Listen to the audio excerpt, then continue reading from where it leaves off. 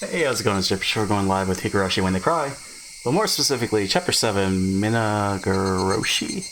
Also, cheers to the lurk, Effie. Sounds good. So yeah, the penultimate chapter.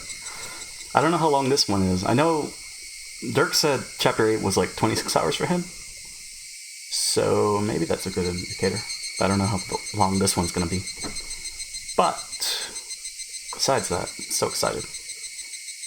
So originally I was going to stream at like 6:30, regular schedule, but Omegalo woke up at midnight. So thus, here we are.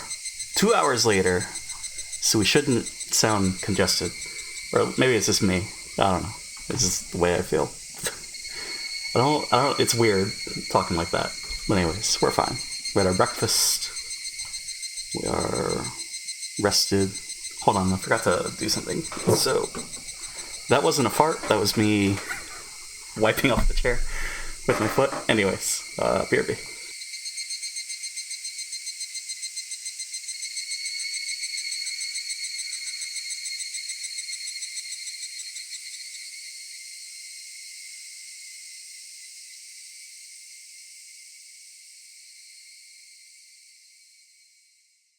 And we're back.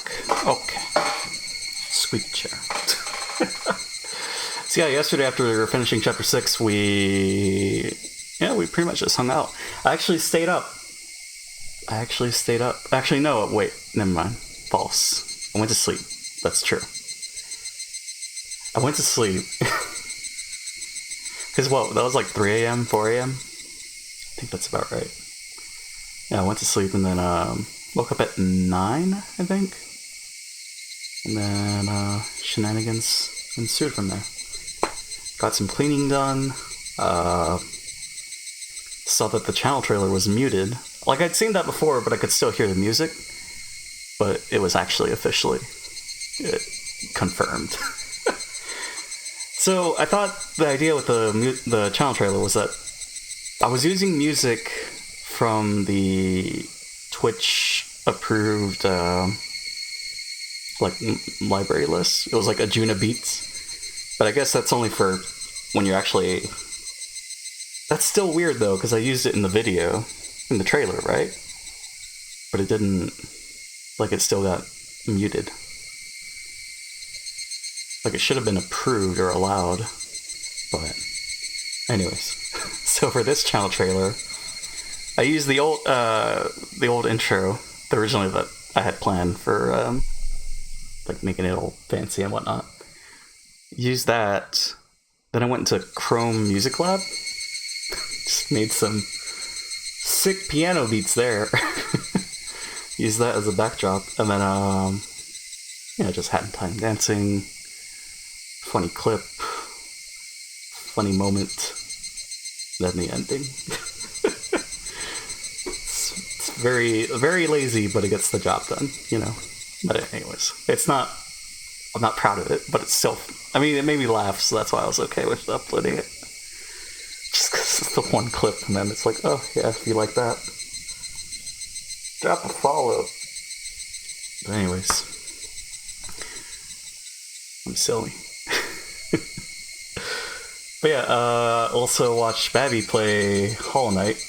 My sleep schedule is total RNG. Hey, me too. How's it going, Gus? Man, I went to sleep on time. Like, I think it was like 8 o'clock, maybe like 7:30. Woke up at midnight. Here we are. Once I wake up, it's very hard for me to go back to sleep. And it has to be like one of those. It was a definite like, oh, now I'm awake. It's not one of those like, oh, I can just roll over and then close my eyes and continue sleeping. No, it's just fully awake. It's just, missed the last stream completely because I was sleeping. It's all good, Gus. You missed the finale, which I thought was going to be longer, but we speed run that shit. I shouldn't say shit. I really enjoyed it. It was good. I don't mean that in an offensive way. It's Higurashi Chapter 6. Also, let's configure. Original. Nope. This one. Yeah, how's it going, Gus? So yeah, we watched Babby play Hollow Knight. Got frustrated. I don't know, I can't watch... I don't know. It's just frustrating. But it's fine. It's okay. But, then I decided to play Hollow Knight myself to prove a point, and died like 50 times on Radiance. Because I haven't played with a controller in it's been close to less than a month. But you know, it's very weird. I mean, I've been playing Terraria. That's like the only other game besides these visual novels. But that's not with the controller. Best part of watching someone play a game you play a lot is watching them fail where you once did. It is, but it's also like you try to help them, and then they're just stubborn. That's AKA Mega Man X for me. Oh man,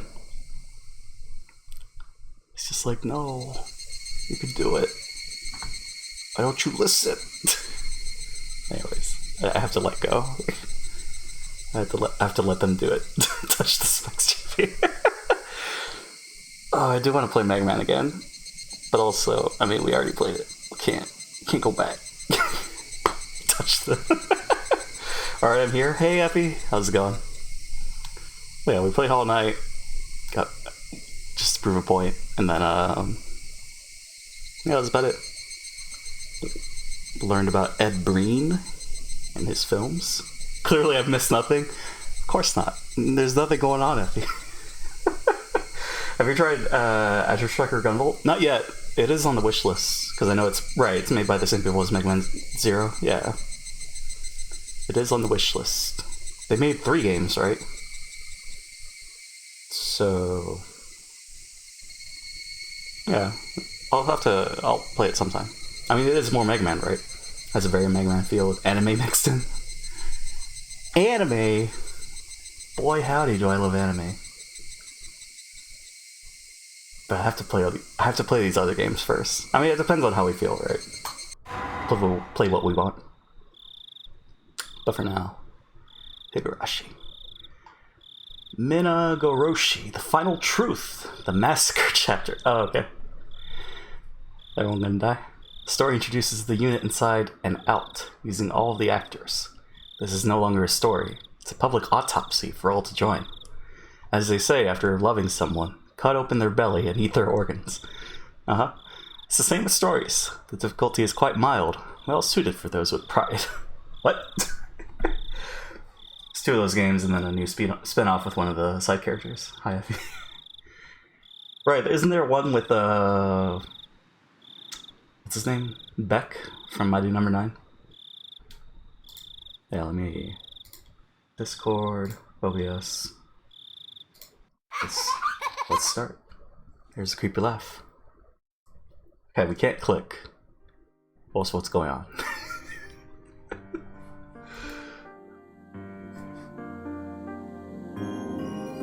What are you doing? Mighty Number 9 dance game, exactly. What was that, 50 minutes? And we were out? I don't see you playing by yourself that often. All you could do before was to nod to my questions. Since when do you have your own will? I'm glad. Finally have a sister, or a brother. Whichever you are. Used to be an existence of nothingness, just like you. But one day, I began to have my own identity, my own thoughts, and eventually, my own body.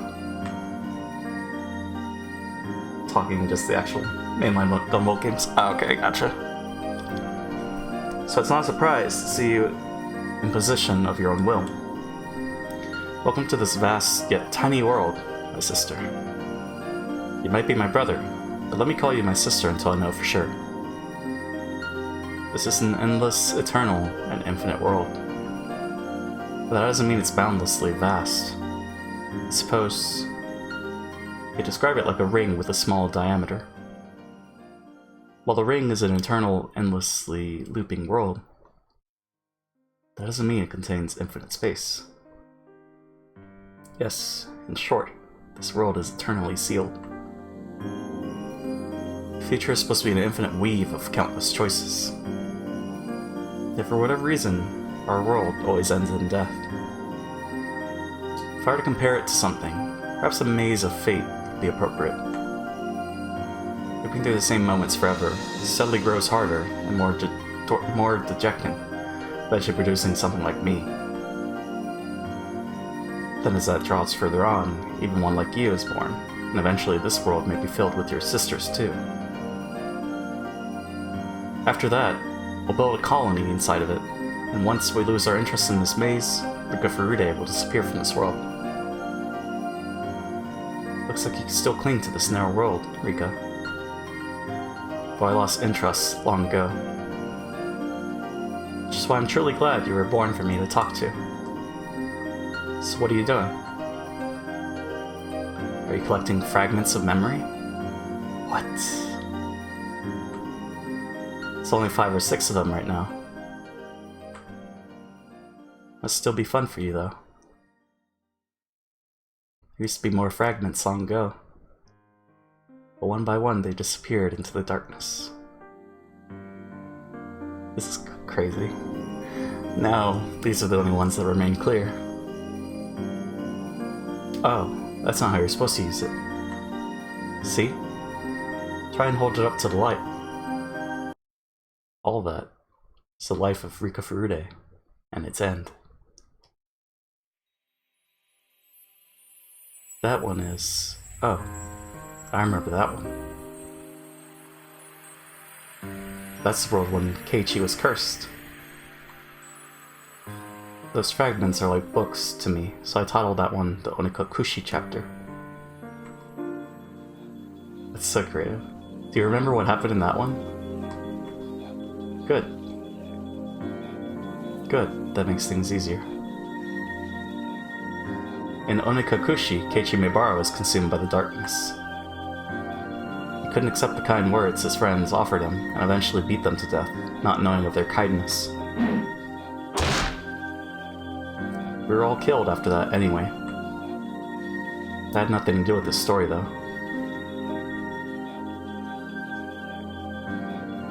That fragment is the Watanagashi chapter. Shion Zanozaki was cursed in that one.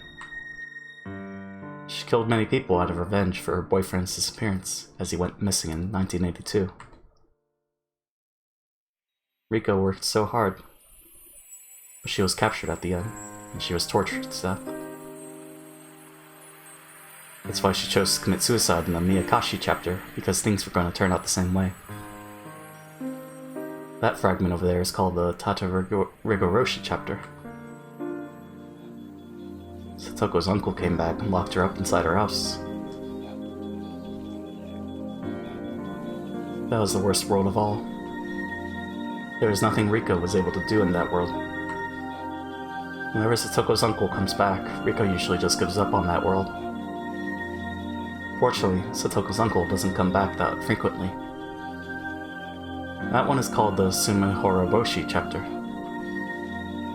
Rika was there until just a moment ago. This is right after.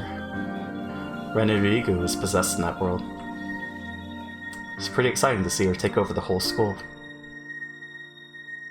It surprised me to learn that Keiichi Mibara had a memory of the other worlds, just like we do. It's pretty amazing, but then again, most of us have some kind of memory like that. We all have an imaginary world within us, some idea of what would have happened if you did things differently. It's like the strange feeling you get when you do something for the first time, but it feels like you've done it before.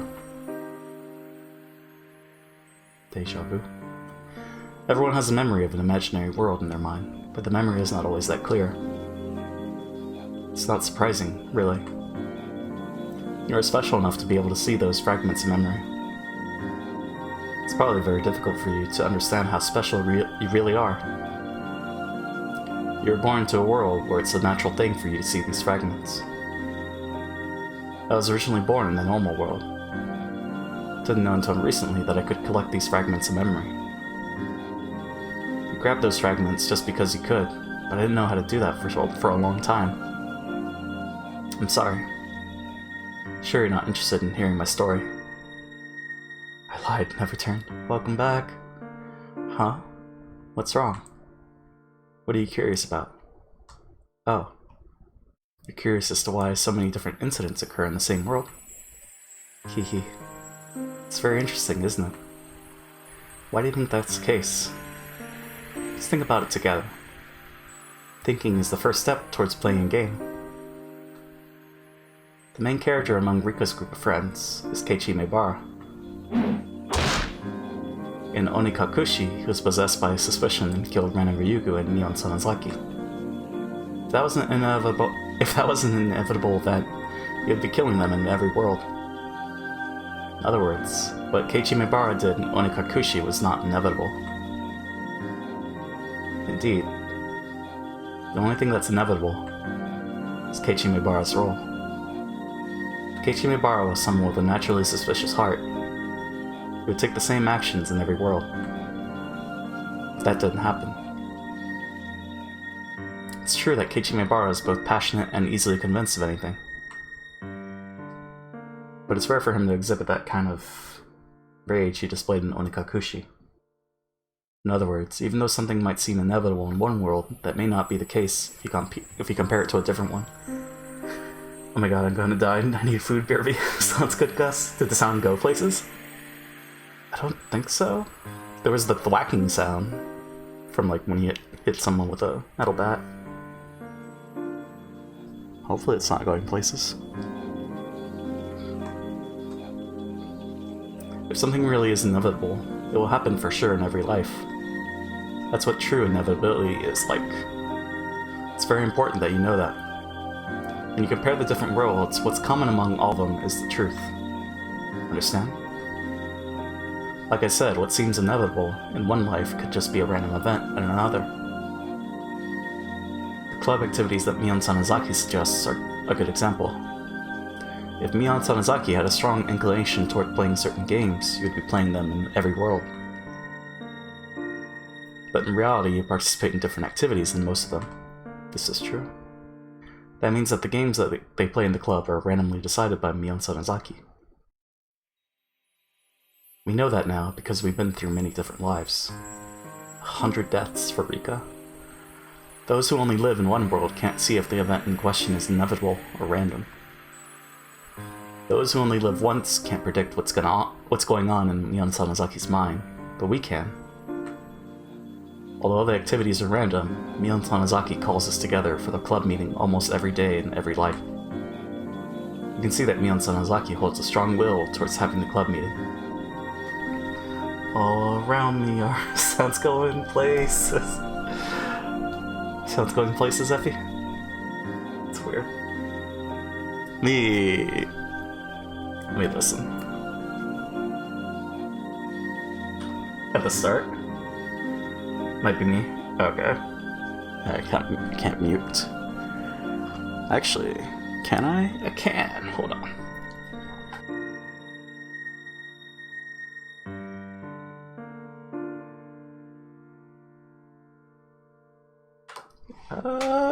Maybe it sounds fine to me?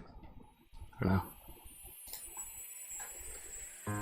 Mion Sanazaki always wants to play with the other club members, but she doesn't know what to play. See? We can read Mion Sanazaki's mind just by simply examining these fragments. With this alone, we can see part of who Mion Sanazaki really is. Let me talk a bit more about Keiichi Maebara. For those who only live once, the world of the Onikakushi chapter is nothing but a story where Keiichi suffered mysterious hallucinations and beat his friends to death.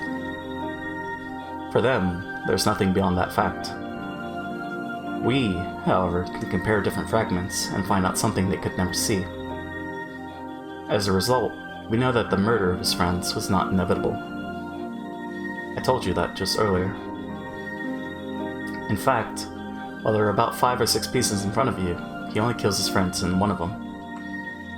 That means we can roughly conclude that the possibility Keiichi Maebara triggers the tragedy is less than 20% and is almost a fluke. This means that amongst the countless worlds Keiichi Maebara causing the tragedy is an unimportant factor. Now, can you find the common thread to be drawn from here? My, you found it already? No wonder you were born in this world. You're quick to learn the knack for playing with building blocks. I didn't figure that out for a while. I was born in the normal world, so I could only see things from a single world's perspective. I was too obsessed with the fact that Ch.7 Minagoroshi caused the tragedy, so I had trouble finding it. Right, that's exactly right. You see it, the Onikakushi, Watanagashi, Miyakashi, and Sumi Higurashi chapters all have something in common. Someone in the group becomes violent because of dark and paranoid thoughts. In each world, the Ch.7 Minagoroshi, Shion Sanazaki, or Ren and Ryugu became violent as their delusions grew stronger. Ch.7 Minagoroshi, Shion Sanazaki, and Ren and Ryugu were all my close friends, but they were all born and raised differently. The only common factor is that they all live in Hinamizawa. I just said it not too long ago, though. When we peer through these fragments of multiple worlds, constant phenomena become our facts. The chance phenomena hold little meaning. In other words, the unrelated individual culprits are not all that important. To go further, the violence of their crimes also bears no meaning. Ch.7 Minagoroshi beat his friends to death. Shion Sanazaki killed the central people of the three families, and Ren and Ryugu took over the school. They were all different. There's nothing in common there. In fact, the very, very important truth is that while the culprit in crimes are decided at random, the process of growing paranoid until they resort to violence is always constant. The suspect changes every time, but the process is not. After comparing the different worlds, this is the truth I found. This is one truth that is common to all the worlds of Hinamizawa. The rule is that a random person becomes violent under the influence of paranoid thoughts. This is Rule X. Ch.7 Minagoroshi, Shion Sanazaki, and Ren and Ryugu, pieces with no particular connection, have the potential to succumb to that rule with random probability. I don't know what the probability is that those pieces will be ensnared by that rule. Perhaps there is some rule to that too. Is it because these three are all close in age? Or is it because they all live in Hinamizawa? Well, we're not detectives or police officers. This is not something that a small girl like us, Rika Furude, can easily figure out. At least, we now know that there's a mysterious rule in the world of Hinamizawa. People who only live in one world have no way of knowing that. I'm proud of myself for figuring that out. I guess for you it's not particularly surprising, though. Huh? What did you say? That's right. If something is common among all worlds, that means it's fated to happen. Hehehe. Some events quickly come to mind, don't they? Right. Jiro Tamatake and Mio Tsukano are always killed in those worlds. On top of that, they are murdered in exactly the same way in every world. In other words, unlike our previous rule with its variability, their murders are thoroughly planned out by someone with a strong will. So that does not fit with the mysterious, vague Rule X that leads a random individual to violence. After all, they are always murdered, regardless of who falls to Rule X. Therefore, there's another rule to these worlds. A rule that says Jiro Tamatake and Mio Tsukano will get killed on the night of a Tamagashi. Let's call it Rule Y. Hehe. Don't you see how funny this is? Jiro Tamatake and Mio Tsukano are killed in every world, right? Every time, the character who gets cursed always thinks that their deaths have something to do with the danger that's awaiting them.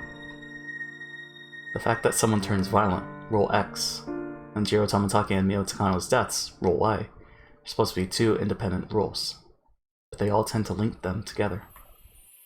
Of course, one could say that's how they become ensnared in the spell of paranoia, leading them to violence to begin with.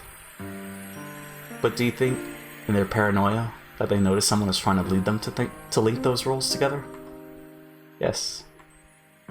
Whoever the piece leading them is, they're the one making the stage called Hinamizawa very complicated. You should have noticed at least two suspicious people. Do you know who I'm talking about? That's right. I'm referring to Kurado Uishi and Miyotokano. When you compare our previous fragments, the role of the piece known as Kurado Uishi becomes clear.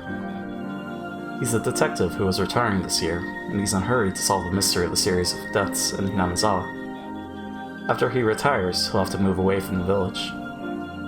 That's why he's desperate to solve this case before he has to leave Hinamizawa. Why is he so obsessed with the serial murders in Hinamizawa? That's right. It's because of the first murder involving the manager of the construction site. The victim was Oishi's close friend. You'll see that if you look at the Himatsubushi chapter. Oishi was there when the dam conflict was at its peak. He saw how the Sonozaki family took control of the Onigafuchi Guardians, and he believed that the Sonozaki family was pulling the strings behind the whole incident. That's why he always suspected that the Sonozaki family was behind the series of mysterious deaths, regardless of the evidence or lack thereof. His personal, biased belief, combined with his credibility as a police detective, affected the pitiable victims of persecution complexes in each world. As a result, the pitiful victims of Rule X come to accept the Sonozaki family as the identity of the unknown force their paranoia seeks. Shion Zonozaki's case was the most conspicuous one in that matter. So yes, if this piece, Oishi, didn't intervene, then perhaps the victims of Rule X wouldn't have resorted to such violence. So the role his piece plays is to indirectly cause the tragedy. I don't know who named him this, but Oishiro-sama's servant is the perfect nickname for Oishi. The other suspicious person is Miyotokano. One would assume the only role of her piece is to amuse herself with research into Onigafuchi's dreadful history, and to take pleasure in scaring others with those tales. However, just like Oishi, she also gives them the idea that the Sonozaki family is behind all the mysterious incidents that happen in the village. She interfered the most with Rena Ryugu. For Miyotokano, Rena Ryugu was the perfect prey, grasping at straws to try and identify the force she suspected. And at 69% memory? Wait, what's going on with your computer? Is there a memory leak? Hold on.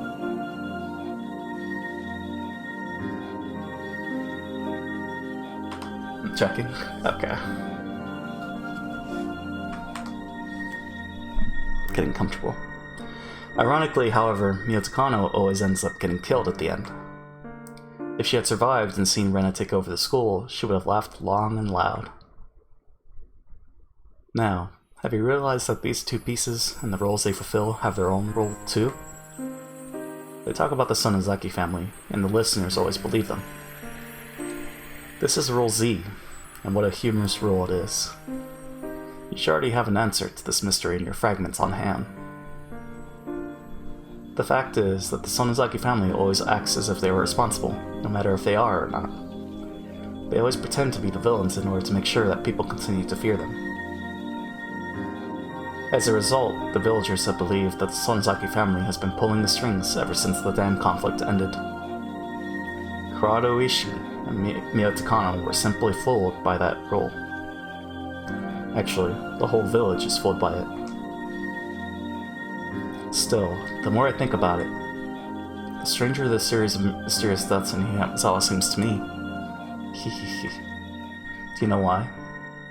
Nearly all of the fragments of memories we have here are from 1983, so I have no idea about the incidents from 1980 to 1982.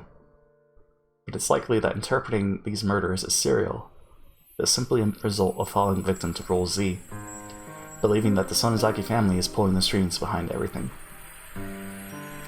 In short, they may be trying to conflate those multiple crimes, which each happened for different reasons, into one big case.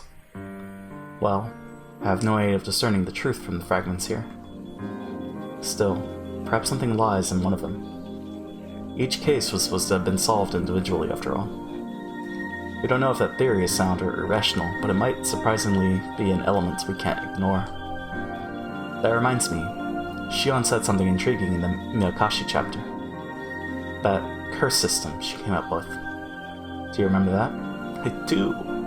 Her theory was that the villagers believe that they are allowed to kill the enemy of the village on the night of the Tanagashi, in the name of Oishiro-sama's curse, and that this foundation of murder is allowed on that night alone is the true identity of the curse. Since most of the fragments here are from 1983, there's nothing to back the validity of Shion's theory, but there are still interesting things about it. In other words, her theory is that the suspect is not the one who's committing the crime. It's the environment that's causing the murder. People in a single world tend to analyze criminals' life to determine the process that led them to crime, but her idea is different. The real crime is committed not by the criminals, but by the environment. In other words, it may only be happenstance that Robert A committed the crime, and the environment of poverty may have created Robert B instead, or perhaps even Robert C. It may not even be a criminal in another world.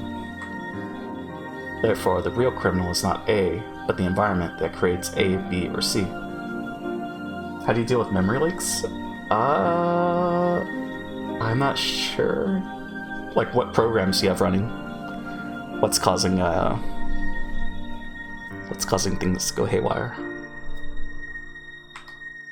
I haven't had it happen to me, but I've heard it happen, so I'm not sure what causes it. And well, while people in a single world may be able to reach such an idea, the widespread desire to place blame commonly causes A to be lynched by society, while the environment that gave rise to A goes ignored. Oh, well, no worries. I'm sorry, I'm unfamiliar. Did I confuse you? I'm sorry. Perhaps that example was actually harder to understand for you. It's easy for me to see it like that because I'm from the normal world. Let me make it simple for you. The culprit behind the tragedy in many worlds isn't individuals like Keiichi Mibara or Shion Samazaki, but the environment. So role X is the true culprit at fault. You're earning good marks if you can grasp that, even if we don't know the identity of role X. No, you're good. Also now, I murdered McAfee, it's RTS, and my PC is quiet for once. McAfee antivirus? Oh man. And if you can grasp the three roles governing this stage called Hinamizawa, roles X, Y, and Z, then you're earning very good marks. So long as you understand those roles, then even if this is your first experienced world, you should easily find the truth without distraction. Yeah, maybe McAfee is not good? I don't know. Let's see something.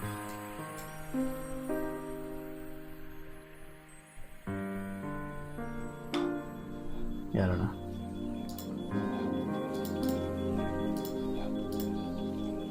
See? Isn't it fun? Merely 3 simple rules are interacting on the stage, creating a kaleidoscope of different worlds. This is probably a very unusual case. In other locations, you shouldn't be able to see such extreme variation, even after looping through several worlds. It keeps me entertained just staying here and watching these worlds revolve. Anyway, there's one more fact we can understand from these fragments of worlds. This is the biggest problem we, Rika Furudes, are facing. The fact that Rika Furude always dies each time. It's as if June 1983 is a dead end for her. Worse, there's no randomness to it. It's guaranteed to happen. In other words, it's the same pattern as the deaths of Jiro Tomitake and Miya Takano. It's following the exact same rule, rule Y. Rika Bebe Hands, yeah. Tomitake Jiro and Takano Mio are always murdered on the night of a Tanagashi. Furude Rika's date of death is not always the same, but she's always dead by the middle of June. June 25th. Jiro Tomitake and Mio Takano are probably attacked on their way home, so that's why it always happens on the same night. But for Rika Furude, it's different. She takes different actions in every world, and her lifestyle is very unpredictable. For that reason, the day of her death is not always the same. However, she always dies in June, because a similar powerful conviction vows to kill her too. So can we assume that the same rule Y killing them is also the rule behind her death? Is the same person killing all 3 of them? I don't know if it's the same person, but it's highly likely the same rule is at work. Is it the same person? Or the same organization? Is it the same views? the same goals. Rika's most important goal is to escape her deadly fate. But it doesn't mean that she just wants to leave the village and survive. She wants to live happily in the village. All of her friends must also be happy too. That's Rika's happy future. The ideal future she hopes for. It's tragic that we can't realize such a simple desire no matter how many times we repeat this. Though, it's a tragedy we're only able to perceive because we're beings capable of comparing the fragments from different worlds. By the way, I have some interesting information. While Rika is almost always killed by Rule Y, have you noticed that she's killed by Rule X in some worlds? Right. It happened in the Watanagashi and the Miyakashi chapters. Rika Furude committed suicide, but you can say she was more or less killed by Rule X via Shia Sonozaki in those worlds. In other words, this is a blunder for Rule Y. Rule Y is trying to kill Rika with a strong desire to achieve some aim, but she was killed before that as a result of the unrelated Rule X. That might have caused him to show some disturbance. If Rule Y's objective is simply to bury Rika, then that's not a problem. But if they have some objective beyond that, then that might show up as some other phenomenon. Perhaps the Watanagashi and Miyakashi chapters have something in common. Something that doesn't happen in the other worlds. Unfortunately, we're Rika Furude, so we don't know what happens after Rika is dead. Or, by any chance, do you know what happened? Since I'm Rika Furude, I only know of events during Rika's life. You, on the other hand, are a special existence who was born in a superior world. Is there anything that didn't happen in the Watanagashi and Miyakashi chapters that happened in all the other worlds after Rika's death? If you know anything, then that must be another truth behind Rule Y. The memories I have here are all mainly about the chaos brought about by Rika's friends, that is, Rule X. But its foundation, Rule Z, and the obvious hostility common among all worlds, Rule Y, are what I believe to be true rules governing this stage. If so, then Rika's path is a thorny one. She needs to fight Rule Y in order to survive. Unless she defeats it, she has no future past June 1983. And to win her own happiness, she must also beat Rule X to win her friend's safety.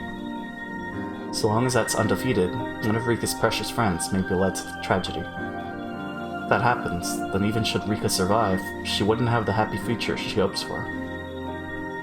She also may have to defeat Rule Z, just as Sonozaki Shion faced it in Miyakashi. So long as Rule Z remains, then even if she escapes 1983, it's possible another tragedy may lie waiting in 1984. It's extremely likely that Rule Z is the breeding ground for Rule X. Inamizawa's fundamental belief that the Sonozaki family is behind everything, and the custom that anything can be misconstrued as the curse, may indirectly be the root of all evil here. People are not surprised to see somebody die on the night of Watanagashi. That type of thinking is keeping the curse alive in Hinamizawa, where it causes even more tragedy. It's Rule Z reinforcing itself. Rules X, Y, and Z. There are 3 rules that hunt Rika down in the eternal June of 1983. They are all tough obstacles. We didn't even figure out these 3 common rules until recently. Were you aware of them? If you were, I'll give you straight A's. Passing grade, PogChamp. I've tried so hard in the past to break these rules, but I was never successful. However, a miracle happened in the Sumihiro Roboshi chapter. Keiichi Maebara was able to recognize a small fragment from another world by chance, and he beat Rule X. In the end, Rika was still killed that night by Rule Y, though. But still, one rule was defeated. That was a huge leap forward. Rika knew there were 3 common rules among the worlds, but she could never break any of them. Eventually, she gave up and lost interest in the worlds. That's how I was born. However, she's different now. She learned something valuable from Keiichi Maebara. That the rules can be broken with a strong enough will to fight. If she can break all 3 rules, Rika Furude will be freed from her eternal prison. She doesn't have much time left, though. Rika has traveled through many worlds. Her physical lifespan is not a problem, but her mental lifespan is getting shorter. Mentally, she is extremely old, and her soul is starting to turn into something different. In the end, she'll probably lose the ability to experience singular worlds. She's already showing those signs, and eventually her memories from the parallel worlds will mix together, ultimately causing her derangement and the loss of Rika Furude's soul. Then she will disappear. That means that you and I are going to be left in this dark world. Fragments of our memories will gradually disappear, and we'll be left alone in the eternal darkness. Eventually, we will die. Rika Furude is aware of that. She knows that her mental lifespan is getting shorter and shorter. Hanyu is also losing her powers. She can't rewind through years of time like she used to. Her power has decreased so much that she can barely rewind 1 month of time. So Hanyu is who she was talking to. Actually, she can only rewind a few weeks. In the next world, she should only have about 2 weeks of time. Rika Furude is going to try and break all 3 rules in just those 2 weeks. I wanted to know what's outside the well, so I tried to claw my way up from there. I wanted to know what's outside the well, so I continued climbing even when I fell and injured myself. I finally realized the higher I climb, the more pain I feel when I fall. When my curiosity toward the world and my physical pain becomes equal, I finally understood the meaning of the frog in the well. Federica Birkenstell. Chapter 7. Minagoroshi.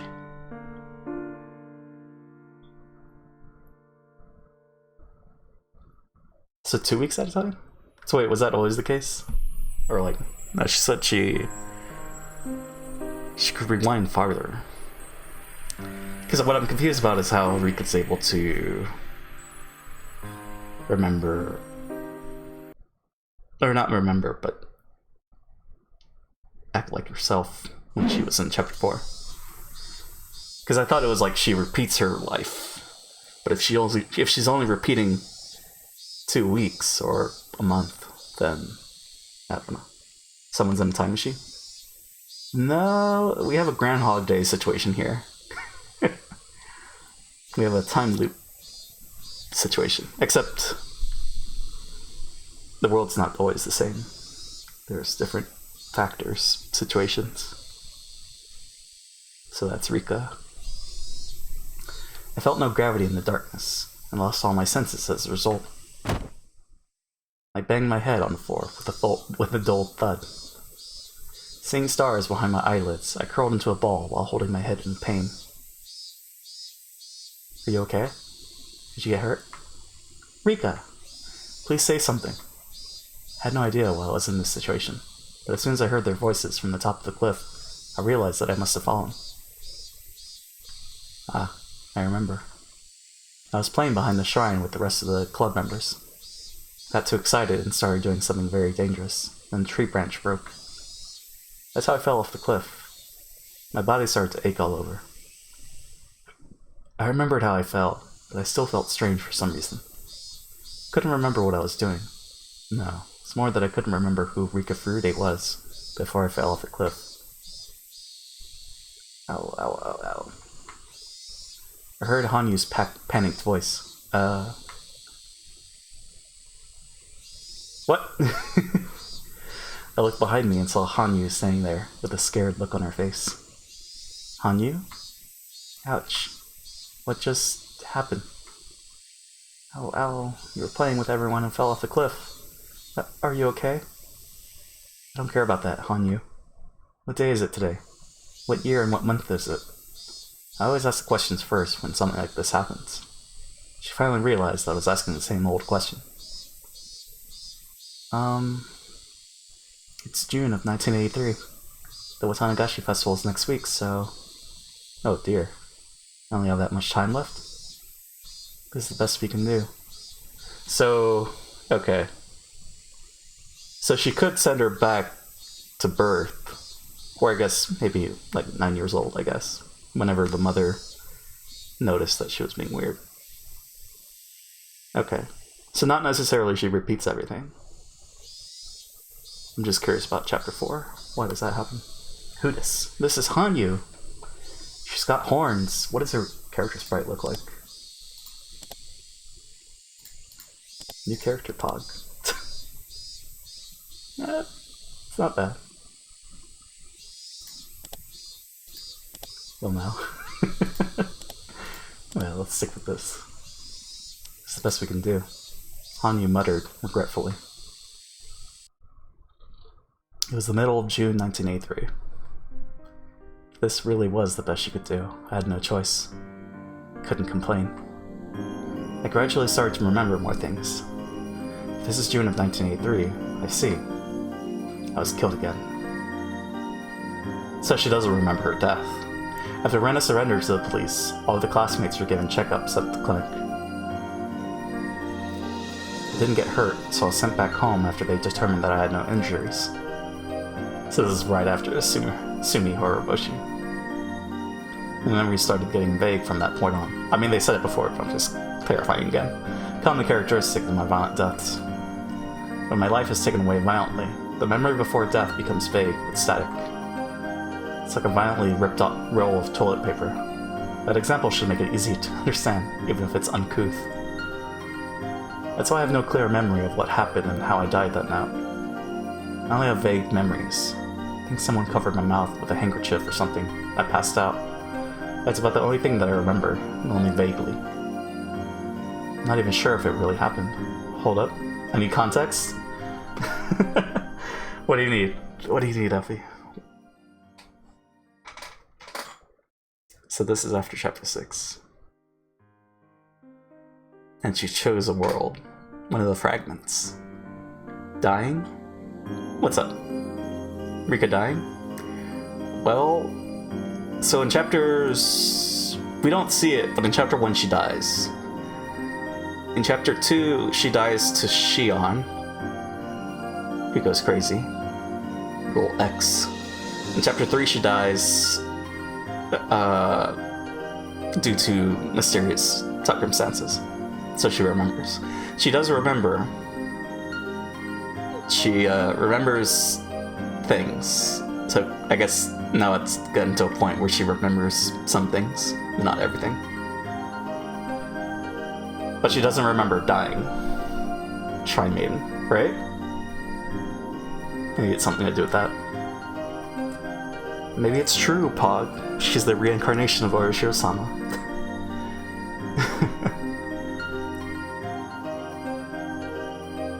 Yeah, there's something supernatural happening. Thonking. So something's happening. Why is she able to rewind time? Why is Keiichi able to remember a past life, a past world? These are all questions that we need answers to. Yeah, I guess she only remembers... right. She doesn't remember actually dying, she just remembers that she dies. This becomes a love story, I'm gonna leave. It's... I don't know. What did Dirk describe it as? It's a story about family, friends, fate.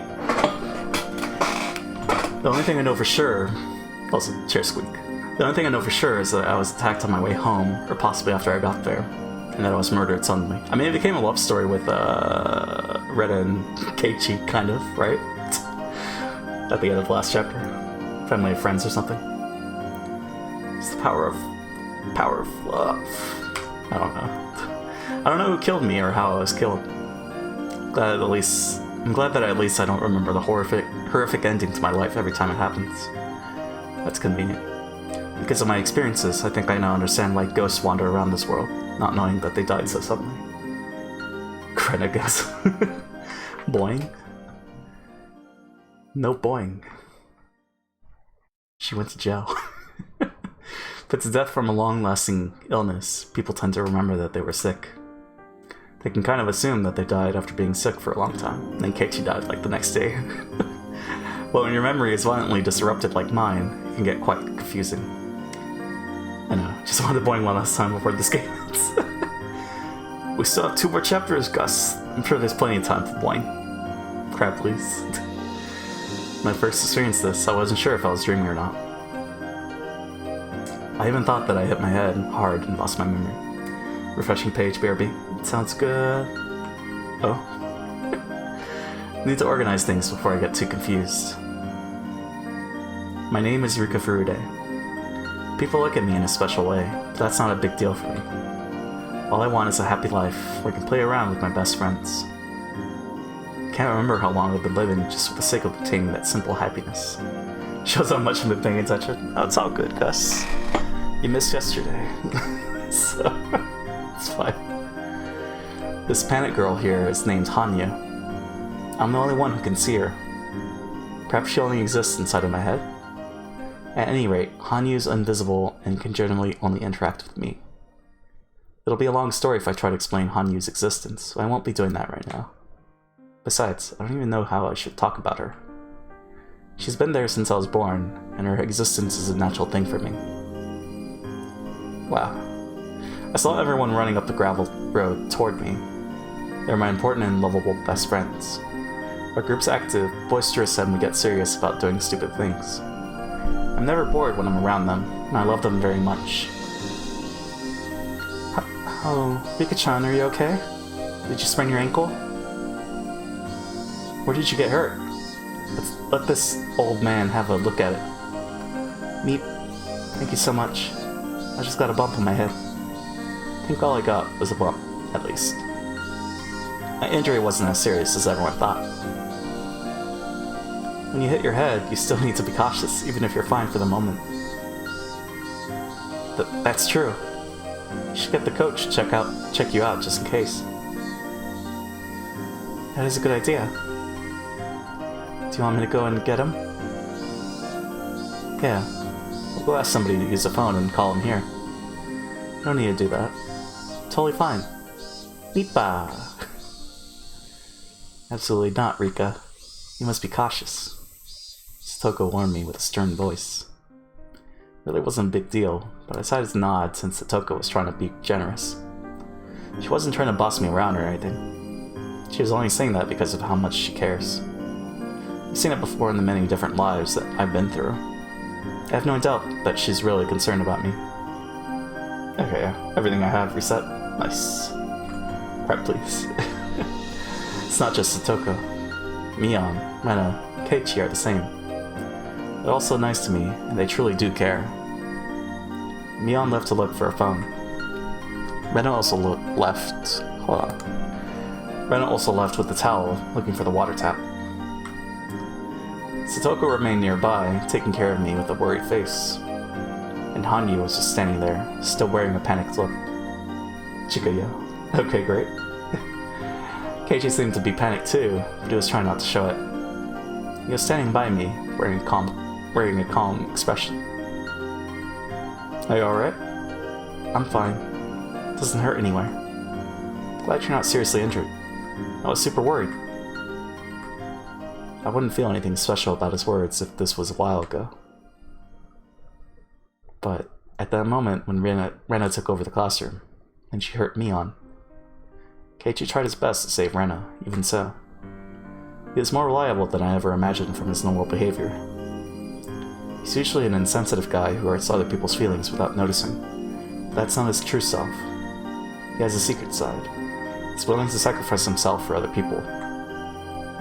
I was just observing that not too long ago. That's why I can honestly feel his generosity now. I'm fine. JP, there might be Mew Mew soon? Mocha's sacrifice? He's willing to fight for his friends. It's nice. But new Mew Mew? Or are you going back to the old channel? Looking forward to it, Gus. Now think about it. Keiichi regained a memory from another world, the previous time around. Is it possible that he carries that memory in this world too? If that's the case, I have some hope. Hanyu and I are totally powerless. Hanyu is only like heir to everyone but me, and I'm just a little girl. There's only so much that we can do ourselves. A new one? Okay. Hype. But Keiichi is different. He changed the fate that I had once resigned myself to. He's somebody who may have the power to take me to my unseen future. If If I can get Keiichi to understand me, he could be my hero. Perhaps I'm actually not expecting that much out of him. I just want someone to understand my struggle of being stuck in this maze. Maze of fate. Keiichi. I spoke to him slowly. It had been a while since I felt so nervous. I hadn't felt this way since I started my endless life in 1983. As a witch, I normally would know what his response would be before even talking to him. I often remained silent because I already know how pitiful the reply would be. This guy but with cat ears? Okay. Mew mew mew.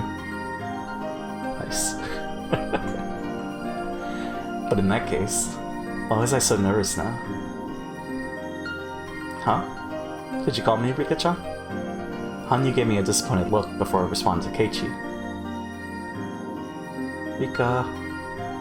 I could tell what Hanyu was thinking too. The miracle wasn't gonna happen. If miracles do happen, one could have happened many times in my other lives. But I've only seen one miracle before. The miracle that Keiichi gave me was a once-in-a-lifetime kind of miracle.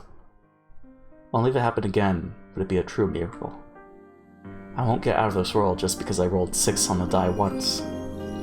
I can't get out unless I get a miracle that's equivalent to getting 6 on the die 10 times in a row.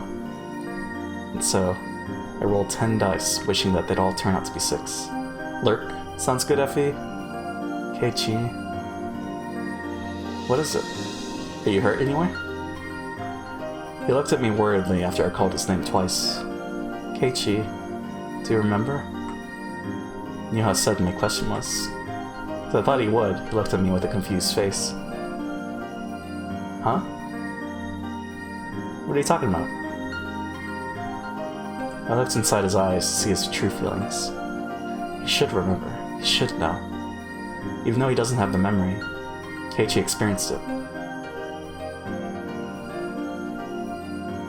What is she referring to, Keiichi-san?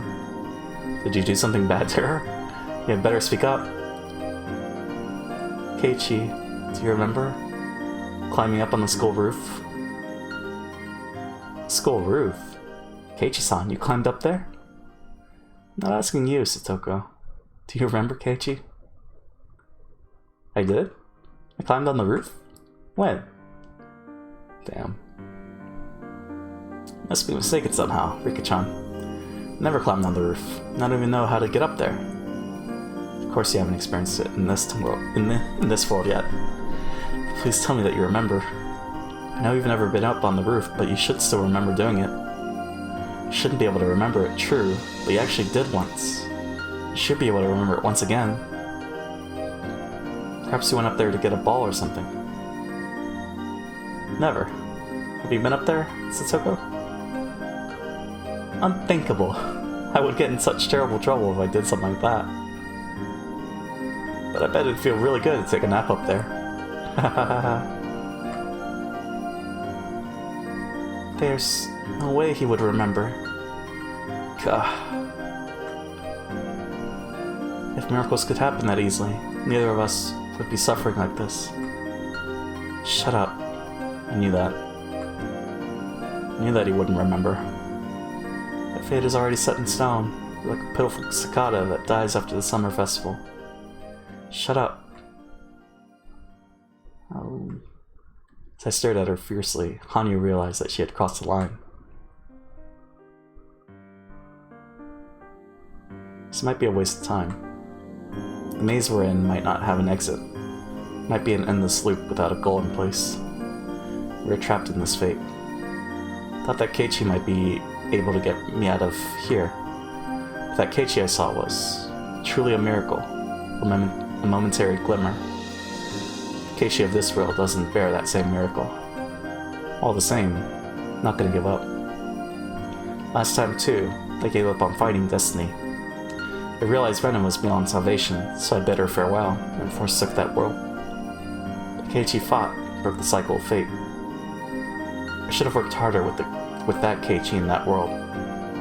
I could have broken this endless cycle together with him. Am I gonna repeat this life, waiting for that miracle to happen again? I can't do that. I don't want to repeat the same life anymore. I'm tired of it. I'm tired of this world, my fate, and everything. I'm tired of getting murdered by destiny. Keiichi showed me a miracle. I should be able to do the same too. I must fight. I must fight with all my remaining power. I was always fighting. I was fighting when I had more power. But I never made it. How can I expect to win this time? Still, I must fight. Keiichi taught me that fate can be shattered. I'm gonna fight one more time. 2. Rika has a tough life.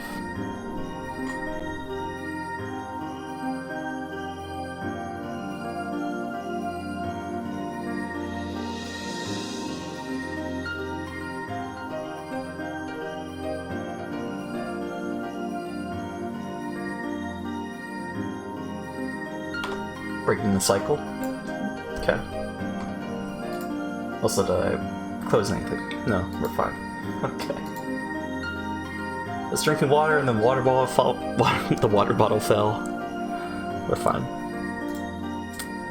Alright. To my granddaughter. This is something Rika wrote. Sorry for leaving you like this. Just need you to understand that I'd rather take my own life than be fearful of how many days I have left to live. That's why I'm writing this letter to you. I can't stand the fear of being unable to leave behind the will while my life is prolonged, even as I lose my consciousness. In the end, there's nothing I can leave behind for you. I was unable to leave any of my achievements to this world. I was forgotten before I was dead. I leave this world a humiliated man, knowing that I had no appreciation from anyone. You must do better than me. You must achieve something that your grandfather wasn't able to achieve, never able to achieve. I don't mind what field you choose. You must leave your mark on this world. You must leave behind your achievements. You will eventually die someday. You will eventually turn to ashes. As a human being, that's your inevitable fate. But if you achieve a great success, you will live forever, even after you depart. Those who live beyond their deaths are called gods. I wish to become one, but I was unable to do so. So in my place, you must become a god someday. That's not Rika. So it's a guy. To his granddaughter. Interesting. I didn't mess up this time. Chapter 1. Continue. So how's an hour for that? Okay. Hold on.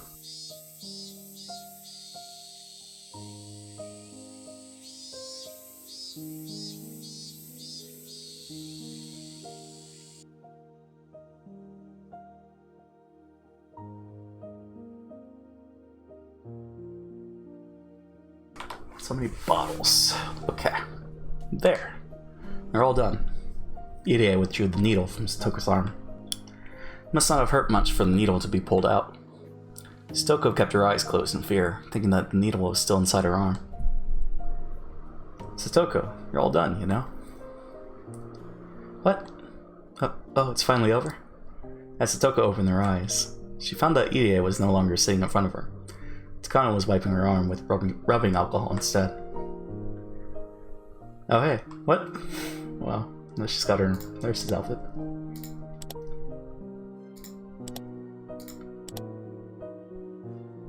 That is way too short. Okay. See this? Yeah, it's better.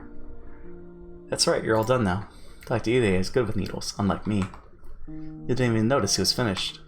Don't touch that part of your arm for a while, okay? Also, try not to carry anything heavy.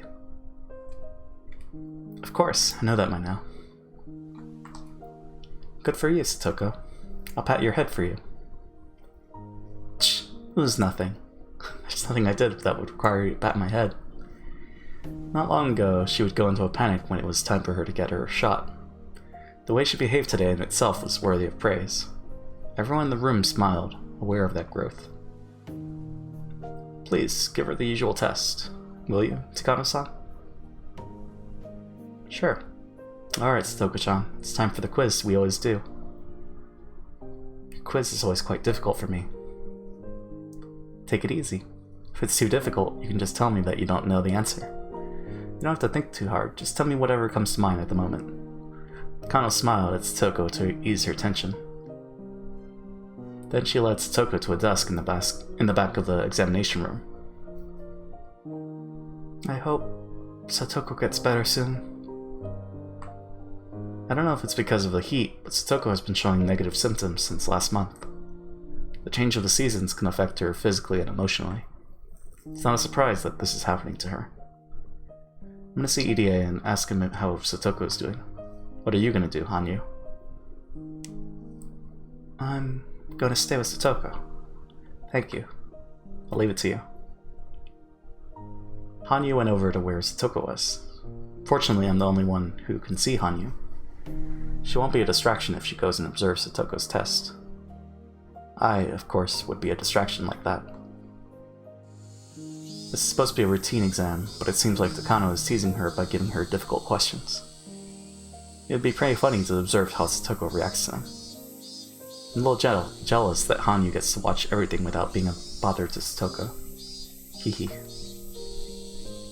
EDA was talking with 2 other staff members about Satoko's exam results. I walked up and joined them. Thank goodness, she seems to be improving. From what EDA was saying, her results must have turned out well. EDA, how is she? Don't worry, results were good. I'll discuss this more with you 2 later. After ordering his staff to continue their work, EDA showed me some difficult paperwork and started explaining it to me. I guess we overreacted to the test results from last week. Her condition shifted dramatically because of the change in climate. Did she have a cold by any chance? There was one night recently that was fairly hot. Satoko was sleeping without her blanket, and her stomach was exposed. She might have caught a cold that night. She was sleeping with her belly exposed. I poked her belly button, but she didn't wake up at all. That sounds like fun. Please call me if that happens again. I would love to poke Satoko-chan's belly button too. Gross. It's so soft. Her belly is chunky too. It's so cute that I don't want to cover it with a blanket. That's why she caught a cold, huh? Rika, I can hear you. You had better put a blanket on me next time. You're in the middle of a quiz, Satoko-chan. You need to concentrate. EDA, Hanyu, and I all laughed. Satoko went back to her test with a bitter look on her face. EDA began speaking to me in a softer voice. She's in remission, but her level is still L3 negative. She was and will continue to be in a critical condition. She's never ever going to get better? Just like with anaphylaxis, her body will be conditioned to react severely even after the foreign chemical is out of her system. In other words, she'll never move below the level 3 stage. Level 3? Yes, that's right. But it's not the end of the world. She can control it by maintaining a proper lifestyle, as well as taking some medication. But it'll never be cured in her whole lifetime. I looked at Satoko as she enjoyed taking her test. She seemed to be having fun, even while being teased by Takano. Can't believe that she's suffering from an incurable disease. If you think of it in a negative way, you're right. But many people in the world are coping with incurable illnesses. Diabetes is a good example. The condition itself can never be cured, but the symptoms can be controlled. I know that very well. There are many worse diseases in the world. Satoko might be in a relatively good situation compared to many other sick people. Of course, not giving up on her. I'll make sure that I'll cure her disease someday. I promise. I trust you. Yes, trust me. Ide spoke to me with a serious look on his face. As Satoko's best friend, I felt relieved to hear his words. I'm sure he'll do his best to save Satoko's life. I have no doubt that he'll do so. I've seen him act like this in every life I've lived. I also know why he's so passionate to save her, but I'm not supposed to know about it in this life. That's why I always pretend not to see a sad smile. By the way, Rika-san, we'll be conducting another big test at the end of the month. Am I going to be the guinea pig this time? It's not like that. You're only helping our studies, which will save many people's lives. EDA's guinea pig is not just Satoko. I'm also one of them. Although guinea pig is probably not the right term. Without EDA's efforts, Satoko would not be here today. For that reason, I should be showing respect to this man. I smiled at him, since my choice of words had hurt his feelings. If Sesame can save Satoko's life, I don't mind being a guinea pig. Thank you for your support. I wouldn't be causing you so much trouble if I had more money and equipment. The next moment, the phone rang. EDA answered it in his usual business-like tone. Hello? This is EDA. You have a call on the line from Tokyo. I'll transfer it to the other phone. I could hear the voice from the phone. Ah, that must be Risa-san then. Is it that time of the year already? Gotta pick it up at the office. Will you transfer it there? Absolutely. Please hang up on this line, in that case. Okay. I'm sorry, Rika-san. Got a call from Tokyo. Don't mind me. As soon as EDA hung up the phone in the other room started ringing. He left the examination room and headed toward the office. Hanyu returned to my side as soon as EDA left. Hanyu doesn't like to be around me when I'm talking with EDA. I don't think she dislikes him. It's just that she doesn't really want to hear what he has to say. EDA doesn't mean any harm, but Hanyu is often hurt by the things that come out of his mouth. How's Satoko doing? She's not good at spot the difference like usual. I was able to find more differences than her. I don't care how well you did. What about Satoko? Oh. I thought she was there to check on Satoko, but she was taking the quiz alongside her instead. It's so typical of Hanyu. She was treating it almost like a game, but Satoko was tired after taking the same quiz every week. She seemed sleepy, especially after waking up so early this morning. The quiz in this case wasn't about a right or wrong answer. It was about timing, in minutes, how long it took her to answer the question, and observing how she acted during the quiz. Not all of the questions would be simple ones, so Satoko often got headaches, more so than even the spelling tests we'd take at school. Is it almost over? Yes, it is. The book Takano has right now is the last one. Takano was showing a book to Satoko with abstract pictures inside. Couldn't even tell if that was supposed to be a picture. Is this a symmetrical ink stain? Like a Rorschach paint? This is the last one. What do you think this is? Both Hanyu and I looked at the picture over Satoko's shoulders. Even I didn't know what to answer when looking at that strange ink stain.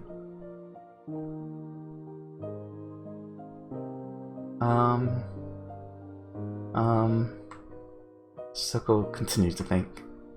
Takano observed her, taking notes while Satoko struggled. She was also timing how long it took her to answer, holding a stopwatch under the table.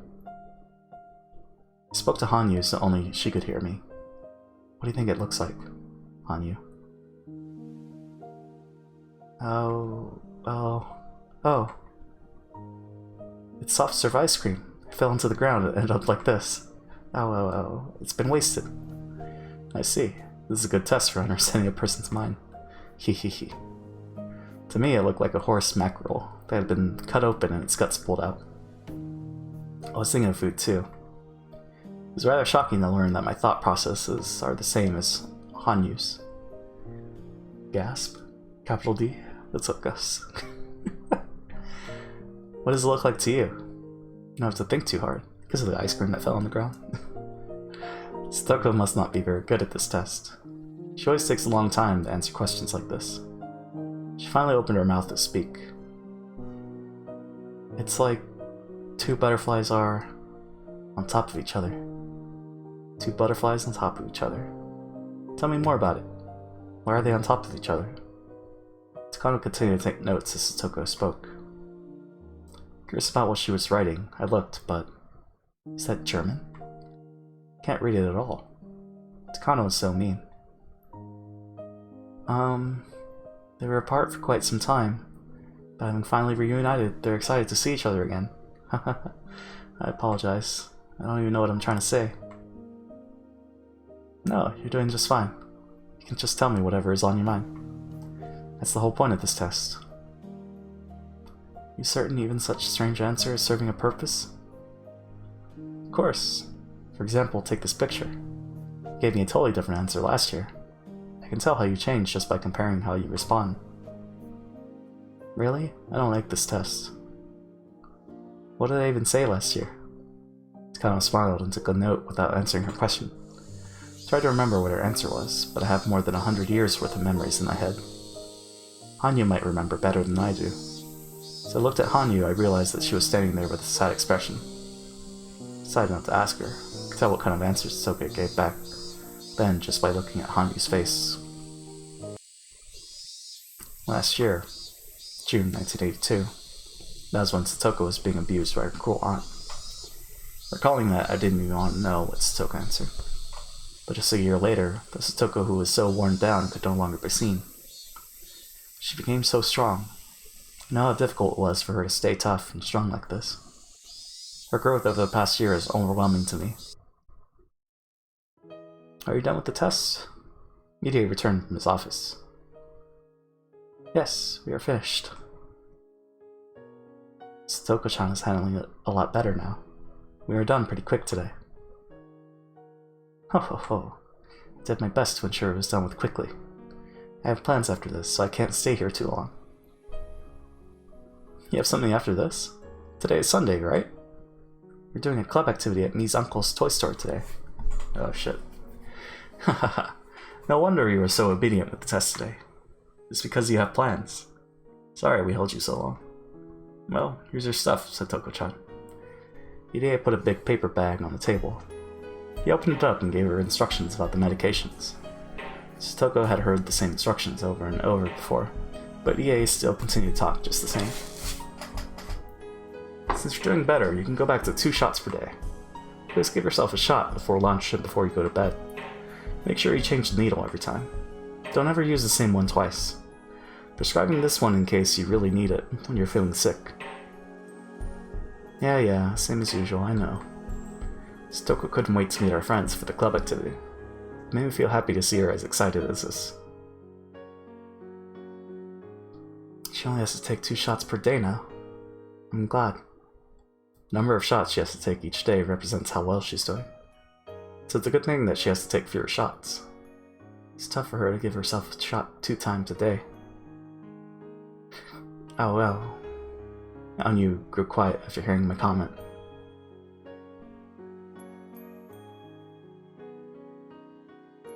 Irie handed her the paper bag after he finished his instructions. Rika, at last, it's over. Good job. You seemed anxious during the test today. Have fun with your friends. I'm sorry I was so intense. You have my thanks for all that you've done for me. Hehe. Are you going to make it on time? I can give you a ride there. Oh, I also bought a new stuffed animal. It's in my car. You can give it a name if you like. Oh my, what sort of creature could it be? I wonder what I should name it. Well, what is it exactly? Hehe, it's a cat again. One with tiger stripes this time. I think you'll like it a lot. Satoko and Takano are good friends. They're both fond of stuffed animals. Every time Takano gets a new one, she brags about it to Satoko.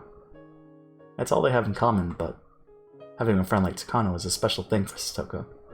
She's a part of the Hojo family who tried to betray the village. People at the clinic are the only adults who even talk to Satoko. Have fun at the club. You should suggest wearing maid uniforms for the punishment game. I have every kind and every size. Either way, I'll see you next week. No, thank you. See you next week. Well, let's be going. Our battle today is not only against the club members.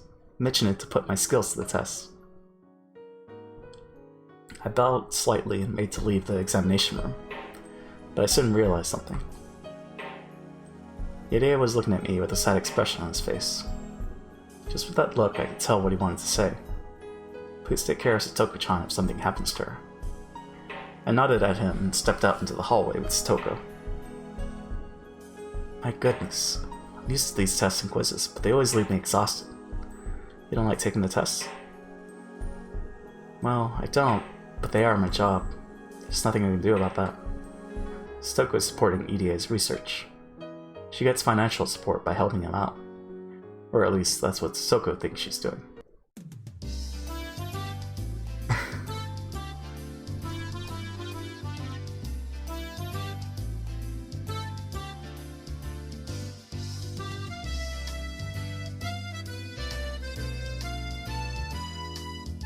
Satoko was bursting with enthusiasm, so we headed to Okonomiya at full speed.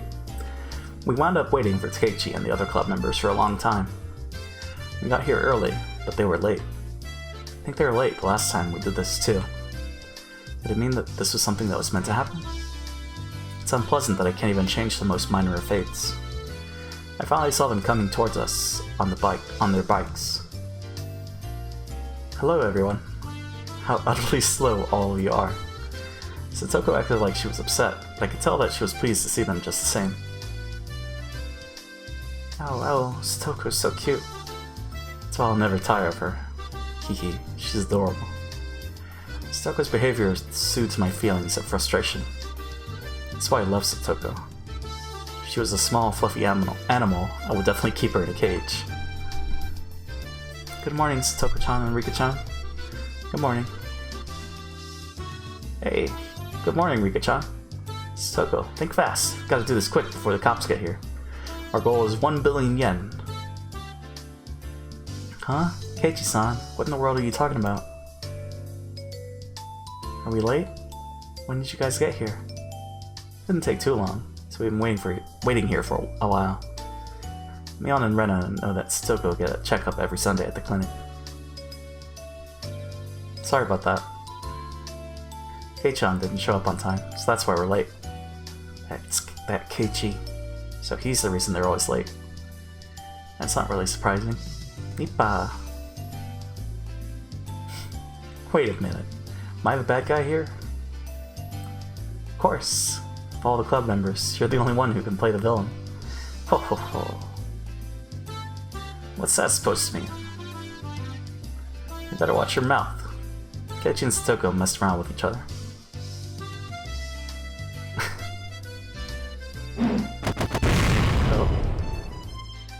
Satoko acted like she was crying and ran up punched Keiichi, knocking him out cold. It's the same old situation that he always got into. I can watch this sort of thing forever. It's like having a glass of cold milk after taking a hot bath. Huh? I can never win against her. She'd get up and move before she cracks her front teeth. We all laughed at him and finished greeting each other. They're as lively as always. Nothing's more precious than one's health. You sound like an old lady, Rika. Shut up. Cares what you think. I'm not gonna eat any sweets if you keep on saying things like that. Oh. Honey seemed to be getting more depressed than usual. I should stop teasing her so much. It was a joke. You get off of me? Oh, I'm sorry. Oh. Hanya loves sweet treats. She especially loves cake and ice cream. Since she can't eat anything, she has to depend on me when it comes to that. In other words, whatever I eat, Hanyu can taste too. Even if Hanyu craves something, it doesn't mean anything if I don't eat it. In other words, I have total control of what she eats. That's why it's fun to tease her with saying what I'll eat and what I won't. It's almost as fun as teasing Satoko. How you seem to be in a good mood today, Rika-chan. I want to take you home. You'll be arrested if you do that, you know? Hey, Mia, the store owner is calling you. Rika, did you hear? There's to be a prize for the club activity today. I remember. Mion was going to be paying 50,000 yen out of her pocket as a prize. I thought we hit the finale? Oh no, not yet. No, we're on the penultimate chapter. What is this? This is the beginning of chapter 7. So we're not even on chapter 8 yet. Couldn't believe she could just afford that. Therefore, have to assume that she has some kind of guarantee that she won't lose. And do you know what it is? It's 50,000 yen. 50,000 yen! Satoko stared at me. Oh no. She was expecting me to be surprised to hear that the prize was 50,000 yen. It's natural to be surprised after hearing that sum, but I didn't react because I already knew it. Perhaps I gave the impression that I've known it for a long time. Keiichi-san, isn't it amazing that the prize is 50,000 yen? 50,000 yen? What the heck is that? That's like 5 years worth of Keiichi GMP. What? Stoko said the same thing to Keiichi. She probably assumed that I wasn't listening to her, so she decided to talk to Keiichi instead. Damn. Poor Rika. Oh well. That was just a small mistake. I'm fine. If I get 50,000 yen, I can get a lifetime supply of soy sauce. Wait, why ever would you buy soy sauce with a prize like that? Because a certain someone always gives me a dirty look when I ask her to go and get soy sauce from the store. Ipa! You're so mean, Rika.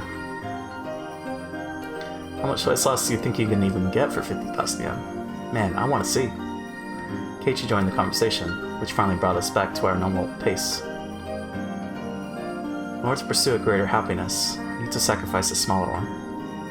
In a perfect world, Rika Furude was supposed to be surprised to hear from her best friend that the prize was 50,000 yen. But I already knew that. I knew it from my previous lives, so all I could do was give her a boring reaction. I can't be surprised at the big prize of 50,000 yen. I can't give her the reaction that she expects from me. As if soy sauce expires anyway. Pretty sure I could mummify someone with that stuff. Could you? And do we have soy sauce? I don't think we do. Do you have soy sauce, Gus? Your refrigerator? I can't give her the reaction that she expects from me. I'm losing the ability to be surprised by life. And after the continual repetition of small incidents like this, there will be nothing left that I can find interesting. I do? From like 7 years ago. Oh man.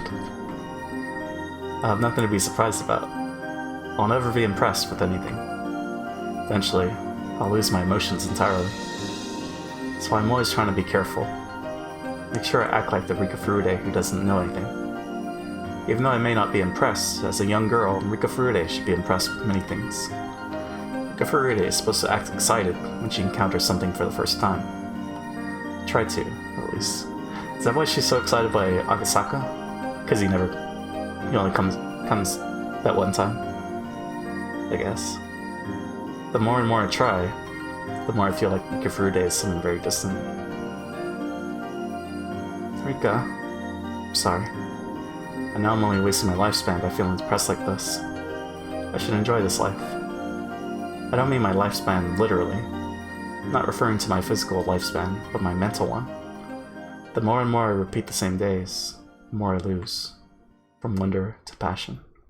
Eventually my life will become like an overplayed videotape. If I'm tired of that tape, I have a choice to close my eyes and sleep. By the time I wake up, the video should be over. But in reality, my life is not a beat-up old videotape. If I close my eyes and sleep, that would be my death. When my mental lifespan is over, Rika Furude would turn to a doll who can't even move a finger by her own will. When that happens, my pursuit of happiness will be over. I don't want that to happen. It's been at least 100 years, if not more. I've been stuck in this living hell for so long. I don't want my life to end here. Sorry, I'm fine now. You must find it funny that I'm complaining about only a century. Hello. I've grown used to this fate by now. Huh? Alright. I'm fine. I'm Rika Furude. If I don't stay focused on being Rika Furude, I'm afraid I might end up showing my true self inside of that shell. Rika Furude is supposed to be a cute and innocent little girl after all. Neat. What would you buy if you got 50,000 yen, Rena? I wonder if I can buy the Kenta-kun doll.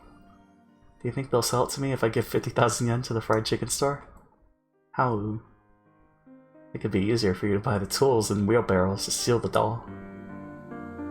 I bet Rena-san could break the chain with her bare hands if she wanted to. I agree on that one. Oh, you're all so mean. Thus, we rejoin the typical flow of conversation naturally. Once I enter that flow, it's not hard for me to continue as Rika Furude. Being Rika Furude is like flying a kite for me. Once it's up in the air, it can stay in the sky for a while. But if something happens and it loses control, it's one heck of a challenge to get it back on track. Every time it tries to get back up in the air, the kite gets dragged on the ground and wears out. And exactly like that. Finally, Mion started clapping her hands to get everyone's attention. I already knew the rules. The members will be broken into 5 different groups, and each group plays a game that they choose together. I was secretly hoping that Mion would change the rules for some reason. It's nothing more boring than to already know what was going to happen. Mion can be very capricious. She really might change the rules. Yeah, but it seems like she's been playing this game for several days already. Strong will can be fated too, huh? Normally when we're doing club activities, Mion decides what to play at the last minute. She opens her locker and randomly decides what game to play. For that reason, our club activities are rarely repeated throughout my lives. That's why I'm never bored with them. But just as Hanyu said, today's event was something that Mion had been planning for a while. I was certain she wouldn't suggest anything spontaneously today. In that case, this won't be up to random chance. Mion had only one idea in her mind. Therefore, it was equivalent to destiny. Although, her idea of having this event in the toy store is actually a spontaneous one. In all the lives I've repeated, there's a very low chance for this event to occur. Shouldn't expect anything to be different. Not expecting it. Of course, I was lying just now. I was hoping that Mion would suggest a new rule for this game. If it was the same rules again, I'd be suffering for a few minutes while listening to her instructions. Nothing is more frustrating than walking the same path over and over again. Please, Mion. Please change my fate. Please. First, we're going to be divided to 5 different groups. The winner from each table. It's the same rules after all. Sorry, I was holding on to a small hope. Small hopes will hurt you, Rika. You're right. You told me so many times, but I never learned. Hanyu has taught me so many times. She taught me the trick to swimming in the flow of destiny. The flow of destiny is just like a river's. By going with the flow, I can swim the direction I want to some extent, but of course trying to swim against the flow requires great effort. Allowing myself to drift causes the least amount of strain. Of course, some strong currents are impossible to resist, even with great effort. If I recklessly try to resist without realizing it's impossible, then I'll only wear myself out needlessly, just as if fighting a river's current. So Hani taught me to read those currents, which is why I should have easily imagined that the rules would be the same the moment I learned Mion had planned today's event in advance. Yet I still wish the rules would be different, a completely wasteful action. In the end, my hopes were betrayed, only leaving my heart worn out. And things like that caused me to separate further from Rika Furude. Eventually I grow tired of everything, lose all interest, and die. A fate which can't be fought must be accepted. I know you can read the flow of destiny, Rika. You're right. My lifespan's already growing short. I should treasure what I have left. I sighed and pretended as though I was listening to what Mion was explaining. What's wrong, Rika-chan? Are you bored? Keiichi surprised me all of a sudden. Are you talking to me? This had never happened before, so I thought he was talking to someone else. But it seemed like Keiichi really was talking to me. Yeah, you look bored ever since this morning.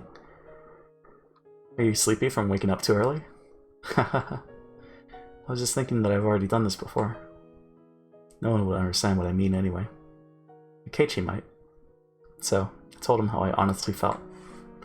Huh? Are you serious? No wonder Mion seems so used to this. Looking forward to it since it's my first time, though. I envied him for feeling that way. I sighed, knowing that I never will. I understand how frustrating it is to hear the same instructions over and over again. I went to cram school once and studied ahead of a lot there.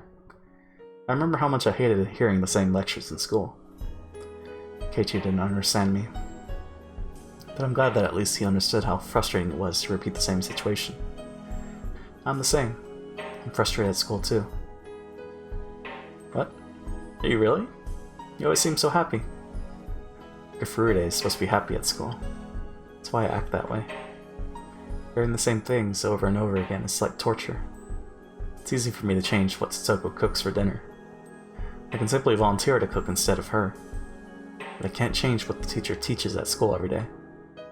I have no choice but to be quiet and listen to her lecture. Yeah, there's nothing you can really do.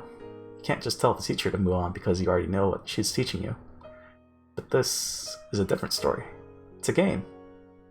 It is a game, but it's already predetermined. You don't know that. After all, we're being split into 5 tables by drawing lots, right? Plus, each group gets to choose what game their table plays. There's no way to predict what games we'll do battle over, or what exciting turnabouts await us today. But I can make a good guess. No, you can't. Keiichi smiled as he contradicted me. That smile seemed so ignorant to me. While the groups will be decided by drawing lots, each club member will be in a different group. Keiichi, you'll be sitting over there. My table will be right there. I'll be playing a fishing game. You'll be playing a game called Billionaire. I don't know how, but last time we were broken into 5 separate groups. Couldn't have been a coincidence. I'm sure Mion did something to ensure it would end up like that. I'm 100% sure. As for the games we play, I'm not totally sure, but if each member in the group follows the same thinking patterns, they'll probably end up making the same choices. If you roll dice many times, you begin to approach the average. One person's spontaneous act can be random. Multiple people's thoughts can be averaged out, for the most part. The more people that are involved, the more difficult it is to alter the path of fate. So I'm pretty sure that we'll end up playing the same games. Keiichi seemed surprised to hear my prediction. What the hell? Is that like a premonition? How can you be so sure? That's what fate is all about. Fate, huh? That makes me want to smash that fate to pieces. He smiled at me again. I knew that he was just smiling without reason, but I felt a small hope from him. After all, Keiichi really did shatter fate before. But that was just a miracle that happened in my previous life. Couldn't expect him to do the same thing in this one. Otherwise, I would be worn down by my high expectations again. Alright, we're going to decide our groups by drawing lots from this box. Club members go first. Mion drew first, then Satoko followed. The results were the same as the last time. I really don't want to fight against a club member at the very start. I'm sorry if we get the same group, Rika-chan. Don't worry. The table's over there. Mine is right there. Whatever you say, you watch. Ugh. Keiichi looked upset. See? My predictions are always right. There was a 20% chance. Anyone can make a random guess. Keiichi told me that it was just a coincidence. Then what if I predicted my seat right too? What's the percentage for that? It's 20 of 20, so 4%. I'll believe if you get it right with a percent that low. Keiichi grinned at me, believing such a chance was impossible. It's your turn now, Rika-chan. Mion handed me the box of slips. No matter what I did, I'd be getting that table. There was a reason behind it. Mion was doing something to make sure that we all get a different table. I thought about why Mion would do that. With the information I've gathered about Mion over many years, I could see her reasoning. She probably thinks that she'll feel bad if a member loses in the first stage. You're right. If the club members are in the same group, some will have to lose. If everyone was in a different group, they'd all have a chance to move on to the second stage. That's why she was controlling this draw. Put my hand inside the box. I could feel several folded pieces of paper inside it. But if you thought for a moment, it was odd. No matter which one I chose, I'd never get any other table. I wonder how she's making it so you sit at that last table. Me too. Only Mion knows. All I know is that no matter which paper I choose, I'll be sitting at that last table. Ah, I got it. All the papers in this box are the same? They must be. I bet Mion set some kind of trap on this box. Probably a box for a magic show or something. There'd be some kind of gimmick inside the box, and she can switch what's inside of it. Depending on who's drawing the paper, she'd change out the lots and control the result. Didn't know exactly how, but I was sure she was doing something. Didn't even need to know how she was doing it. The most important thing was why. Neat. I don't know which one to pick. No matter which one you pick, your fate is already decided. She was admitting it herself. I was certain then. Based on what I felt inside, there were less than 10 pieces of paper inside of this box. In other words, there were hidden pieces of paper that I couldn't touch somewhere inside the box. She smiled at Mion, as if I figured out her trick, but she had no clue. She had no clue while I was smiling. Taking this one. Sure, let me see. Wow, the club members are all divided into separate groups. Mion behaved as if this was news to her. She's such an actress. The other contestants made a dissatisfied noise. I have to face a club member, no matter which table they got. Keiichi was surprised too. Not only because we were divided. See, fate is already decided. I smiled at him in return. Keiichi was in denial for a moment, but then he smiled back at me. The possibility was 1 in 25. I'm impressed. It was not. I predicted that Mion and Satoko would be at a different table, so the possibility was even lower than that. Keiichi understood that. Normal people like him can't understand that meaning of fate. That's why he put it off as a coincidence. But Keiichi, what if my prediction is right about what game you'll be playing? The possibility will be 1 in billions. There are a lot of games in the store. What if that prediction is right too? Will he still believe it's just a coincidence? I stayed quiet in my seat and waited to see what game my group was going to decide on. They were going to choose the fishing game. Can't expect them to choose anything other than that. You can't have high expectations, otherwise I'll be hurt again. One of the boys stood up. He walked towards the shelf full of games and picked up one box. He lifted the box above his head and turned around so he could show it to us. I closed my eyes as he did so. I could still hear what he was saying. Check this out. You guys remember this? We should play this one. Yeah, it's the one with the spinning fish, right? I could taste the bitter chemicals from my brain in my mouth. I clenched my lips and tried to endure the numbing feeling. Well, I'm sorry. Guess I'm not doing well today. For some reason I can't just accept this flow. It wasn't because I wasn't feeling well, of course. It's because of my emotions. My powers are getting weaker. We can only rewind about 2 weeks of our lives. And I was feeling that the end was near for us. In order for me to change my tragic fate, I need more time to prepare. But I can only go back 2 weeks. That means my power to resist my fate has significantly weakened. Even if I become as weak as a small leaf in the river, I should be able to do something in order to change my path. But if I can only go back to the point where I'm getting ready to be swallowed into the whirlpool, there's no chance for me to escape it. I lived for so long believing that I could eventually escape my fate and survive. I believed that I had a chance in every moment of every life I lived. But there are limits to those chances. There's so many limits in my repeated lives, and perhaps this might be my last chance. That may be why I'm feeling so restless. Stop it, Rika. The harder you think about it, the worse it'll be on your mind. I know. Just be quiet already. Oh, My brain was numb. I was surrounded by a grey mist. I was inside the crowded toy store, but felt very far away from everyone else. The tighter I closed my eyes and the harder I clenched my teeth, the emptier my head became. No. Rika, you okay? Huh? As I tried to focus, I became conscious again. Hanyu looked at me with concern. I tend to lose my mind easily right after coming back from death.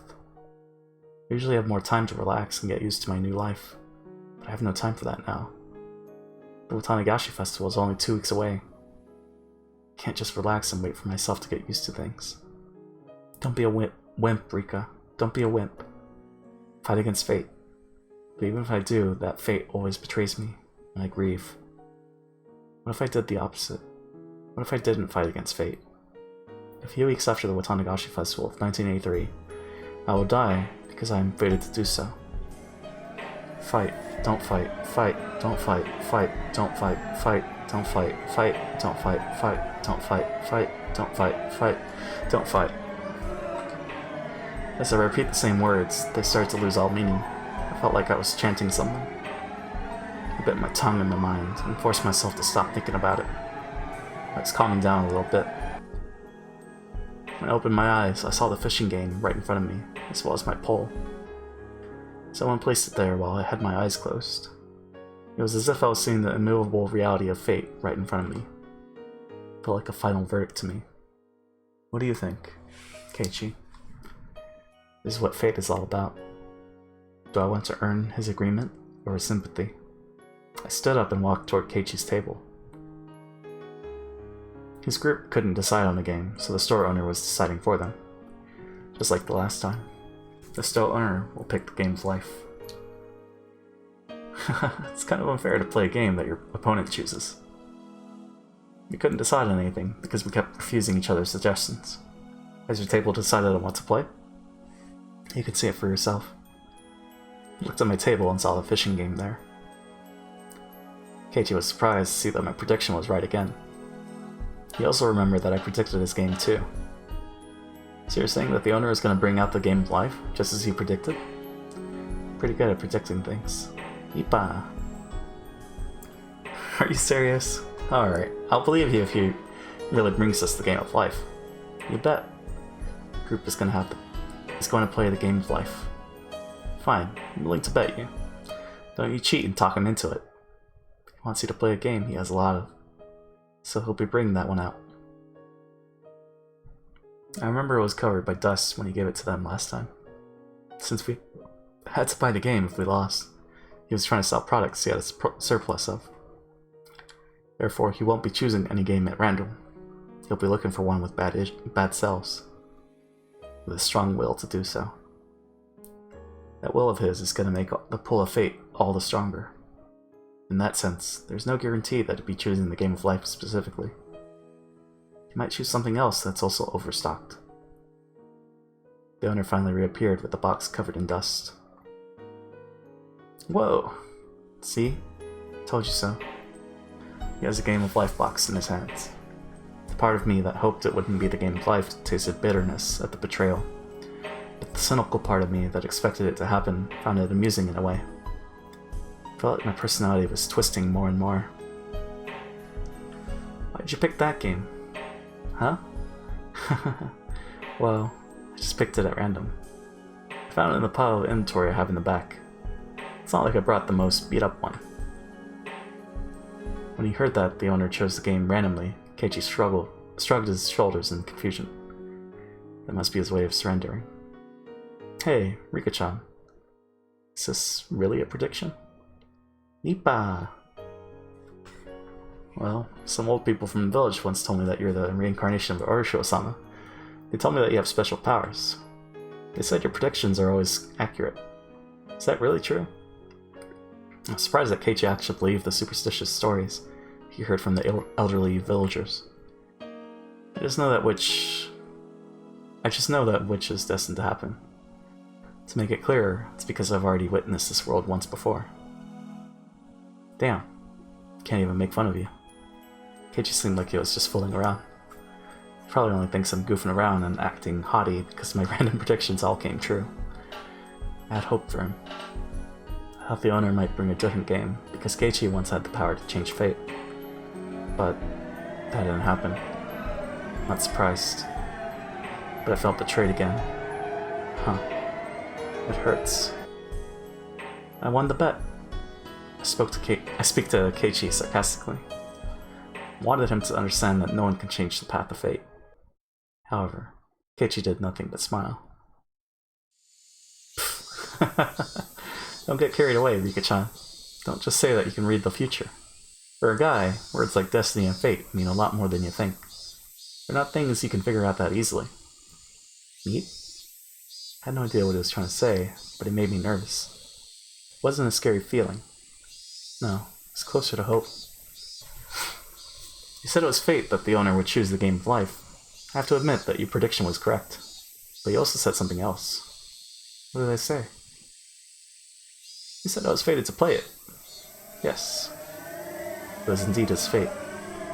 Fate can change sometimes, with uncertainty and time. But the possibility that it would change in this situation is very slight. I doubted that anything would turn out differently. In that case, I'll change that fate. Eh? Keiichi stood up in a hurry. Then he started talking to Tomita and Okamura, his group members. Sorry, but I own that game at home.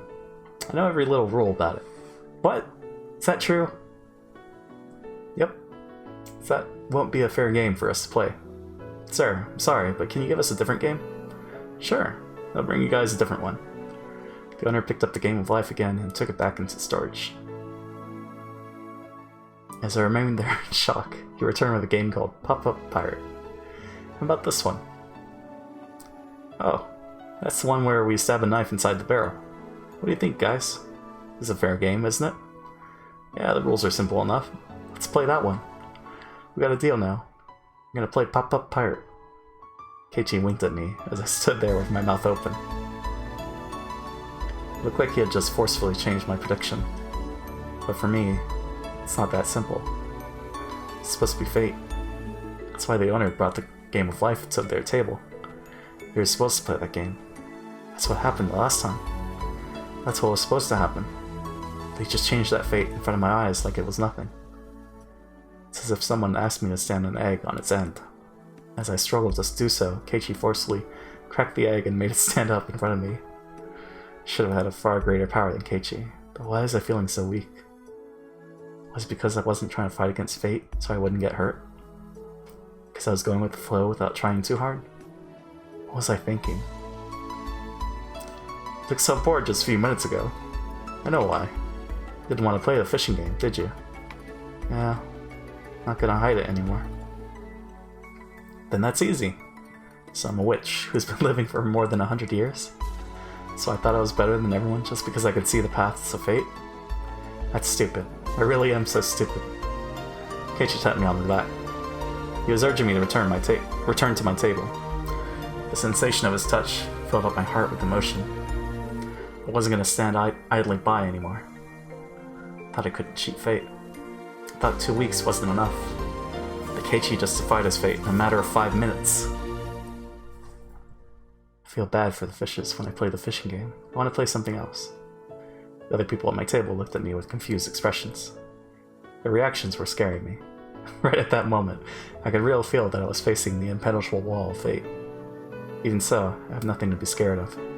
Sure, what game do you want to play? We'll play whatever you want. They accepted my suggestion and gave up on the fishing games so easily. That's right. I used to be much more aggressive before. But I became so tired, and bitter, and mean. I gave in to fate. But I'm not going to yield anymore. Keiichi taught me that.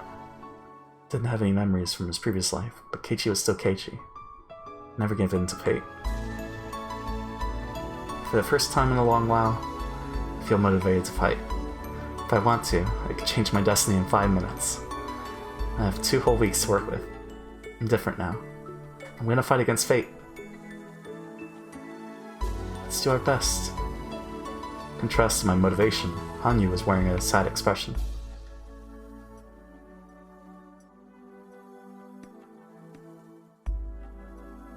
Oh.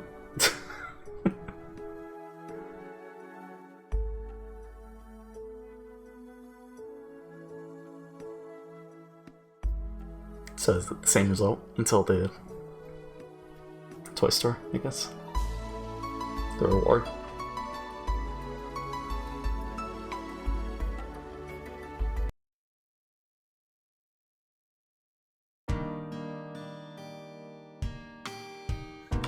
I see. We can't hold you here if you have to go help your uncle. Yeah, it's a pretty small store after all. But you know, Couldn't he have guessed that if he did a bargain sale, his place would be packed? Can't believe he's selling a carton of eggs for only 10 yen. As we were getting ready to move on to the next stage, Mion got a call from work. This is fated to happen too.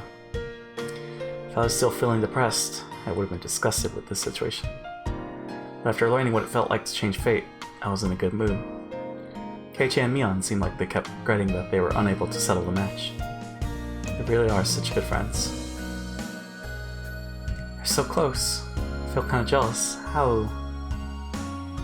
We really do not have any other boys his age in our class, do we? I suppose Mion-san is something like a male friend to Keiichi-san. Haha, but Mi-chan is a girl. She can't be another guy for him. Of course, I know that. But when they were together, they looked like two boys hanging out. Ren and Satoko enjoyed the lingering excitement of the day as they watched Mion and Keiichi happily goof off. The next moment, the owner came out from the store. Thank you for today, everyone. You brought me a lot of customers. He was holding 4 paper bags in his hands. I remember, he gave us gifts as a reward for today. I think there were dolls inside. Here are rewards for today. Hey, Uncle Yoshiro, don't I get one? It was given only to us. Mion didn't get anything because she's a family member. That's what happened last time too. Oh look! Something cute is inside. Satoko let out a cheer of joy as she saw a cute doll inside of her bag. Rena reacted the same way. Wow! This is so cute! I can take it home with me. Really? Did I get one too? Wow, look at this cute doll. Keiichi got a gorgeous, expensive-looking doll. It's by far the best one. It was adorable even to my eyes. Satoko, Rena, and Mion were feeling the same way. Kei-chan got the one that fits him the least. Mion started making fun of him right away. She was only saying that because she was jealous that Keiichi got a doll that she really wanted. This is pretty and cute. I can admit that, but it's not really my type of toy. Yeah, people will think you're a pervert if you carry that thing around. Mion just can't be honest with herself. It was obvious that she was just trying to make him give up the doll so she could have it herself. She should just admit that and ask Keiichi for it. That's the cute side of Mion. Bet Keiichi can never understand that. Hehe. Keiichi can't keep the doll after receiving that much bullying from Mion. He was thinking about who he should give it to. He probably didn't want to give it to Mion. Time froze for a moment. Hanyu whispered something in my ear. Rika, do you remember? Yes. I advised him on who he should give the doll to. I did nothing and watched the events unfold. Oh shit, we can choose?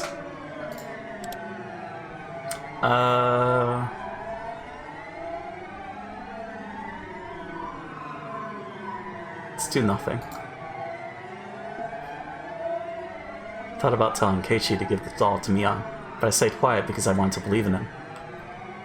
When we were in the same situation in a previous life, Keiichi gave the doll to Rena. Mion was deeply hurt by that, and the tragedy began shortly after that. If I didn't do anything and just watched him now, things were going to end up the same way.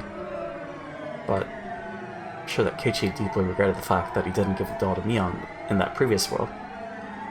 And while I was aware he didn't have any memories from that world, I was hoping that his heart vaguely remembered that strong emotion. I challenged him, without telling him anything.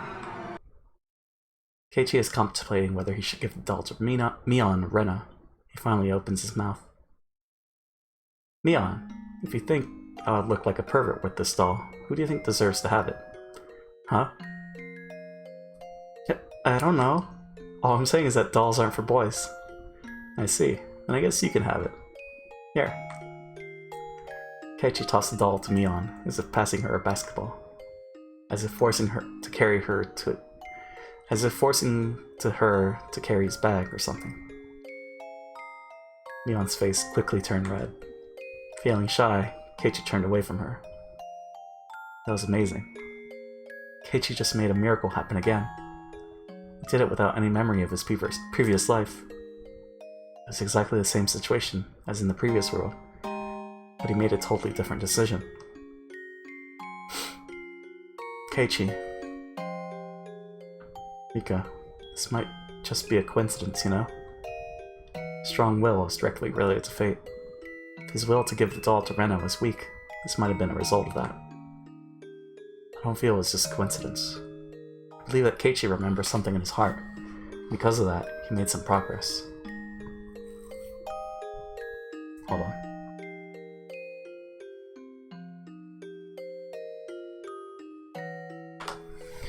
Mion, having turned red, insisted that the cute doll would be a much better fit for Rena. Her attitude made it clear that she really wanted the doll, but couldn't be honest about it. This old man just thinks that cute dolls like this are more for girly girls, you know? This doll doesn't deserve to be owned by a tomboy like me. I know that you want it. It's written all over your face. No, it's not written on my face. You're lying. Stop being mean. Mion shook her head with an embarrassed look, pretending she wasn't interested in the doll. Everyone here knew that she wanted it. We all looked at Mion with big smiles on our faces. Hey, it's not like I can only give this doll to a girl. Just think of it as my gift to you, as a friend. Is that so? So you would give a doll to a boy, too? Well, I would choose something else if I had a choice.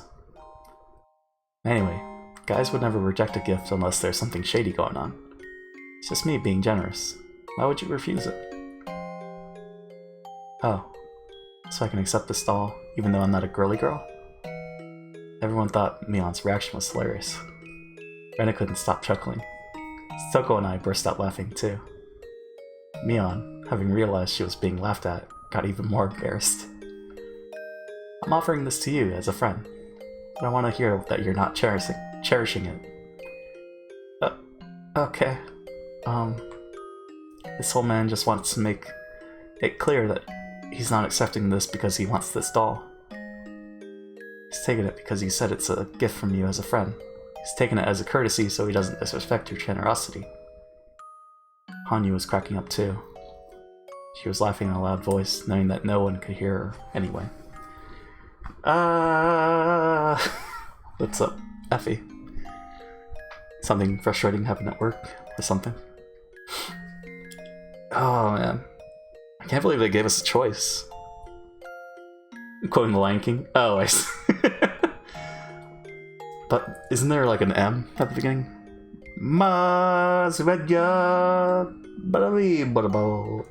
Except it broke. Okay.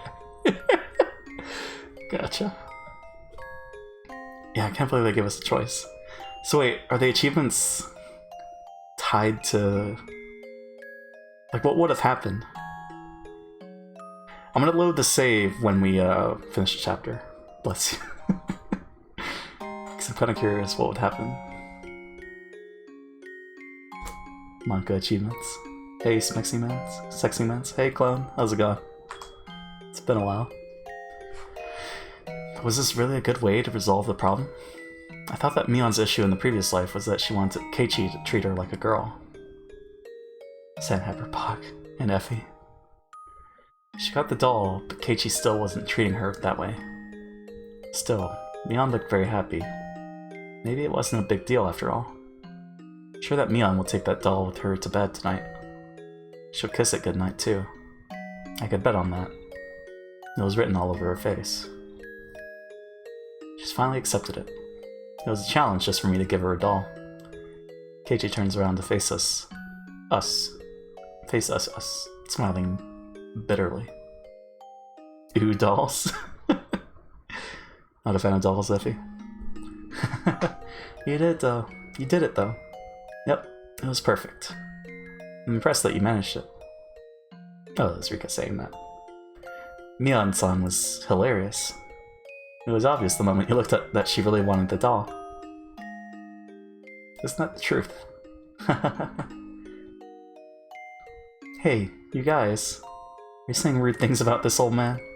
Knock it off already. Don't you have to get to work? You're gonna be late. You guys better watch yourselves. Heard Keiichi's turns around faceless. Heard Keiichi turns around faceless? What? Jesus. It's that game with the weird girl having mental breakdown in school and playing it off as a joke?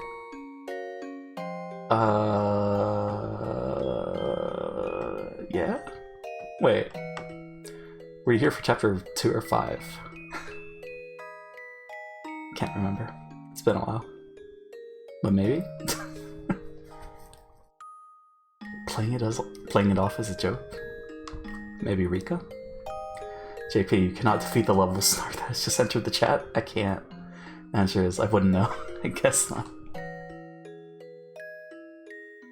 Neon seemed like she wanted to stay longer, but after looking at her watch, she started heading to work. Everyone was wearing smiles on their faces. Today was such a fun day. Everyone had lots of fun, and no one was hurt. I repeated the same day so many times before, but this time, something was different. So I rolled a die and got a 6. And then I rolled it again, got a 6 again. I don't know if this was just a lucky coincidence or if it was meant to be. It's as if the god of fate is celebrating my motivation to fight against him. Behold, Effie, Clone, and Gus unite to form Cleffy Gus. What would that look like? Oh man. Ooh, I do not wish. Oh shit, that's the chapter. Good times with Oshiro-sama. Okay, let's save first and then we'll do the reload. Oh shit, what was the achievement? I also don't want to be sandwiched on binds. Yeah. Gust. You have no choice. What's the achievement? The Game of Life. Okay, that's 2 arrows. Okay. Alright, I advised him on who he should give the doll to. I remembered that Keiichi's insensitive decision eventually caused a fatal ending. That was fate. Keiichi was internally thinking that he should give the doll to Mion. She was the only one who didn't get anything, so it'd be natural for him to give it to her. But the hesitation he was feeling was because Mion was such a close friend to him. He'd been treating Mion as if she was a male friend. But it would be weird to give a doll to another boy. He was afraid that if he gave the doll to Mion, he would start looking at her as a girl from that point onward. He wanted to continue his friendship with Mion without thinking about their difference in gender. He didn't want to ruin the relationship they had at that moment. That's why he couldn't give the doll to Mion. Even though she was the only one without a doll, he felt so hesitant. That friend zone, though. Yeah. Of course, that was only how he felt. Mion didn't agree.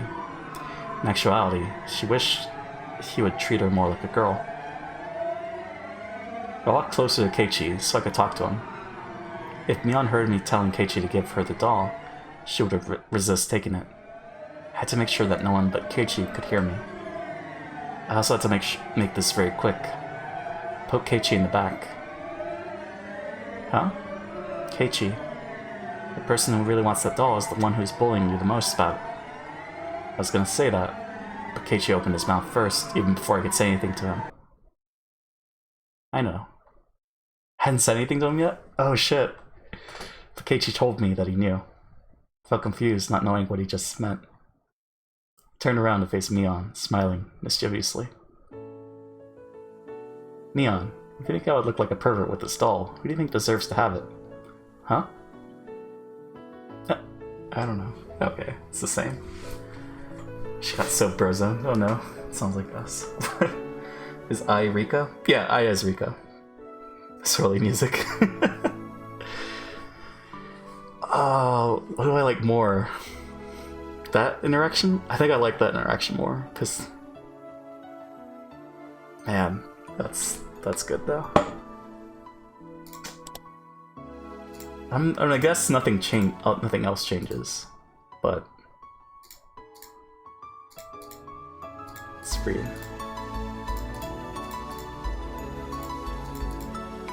Let's say... He got my message just by getting a tap on his back. Was Keiichi always that smart? That was surprising. You know what this needs? What's that? Just one tap is all it took. I don't think he would have done the same in the previous life. This is just a small incident, but this world is definitely different from the previous one. Or could it be, perhaps he would have given that doll to Mion, even if I didn't poke him in the back? Communism? Pro clap, per clap, com clap, mune clap, k clap, tion. Proper communication? Oh, okay. Well, fucking must be. Pretend it's there. Gotcha. That's all it takes. Just being honest. Talking. Proper communication. Oh my god. What? I'm gonna stop typing? Okay. See, I have memories from previous worlds after all? No way. He can't. It can't be happening. I know for a fact that he doesn't have those memories. But there might be something imperceptible somewhere inside his heart. You'd be surprised where honesty gets you? No, I know. Touch is the word right. Like you put hand on something. Right? This music, though? It's very heartwarming. He might remember some of the regrets he felt in the previous worlds. That's why he strongly felt he should be giving the doll to Mion this time. After repeating so many lives, I'm the only one who can even notice the slight growth of his. But I see it. It's clearly visible to me. Does it make your Kokoro go doki doki? A little bit. I'll never say this out loud. Not even once, Effie. So like, Sweet Touchy Touchy is an acceptable nickname? Sweet Touchy Touchy? A nickname? For what? For who? That's probably not. Mion having turned red. The soul man just thinks that. Just looking for more dialogue changes. Just yes, no, grammar wise. Yes or no? I'm gonna say no. It's written all over your face.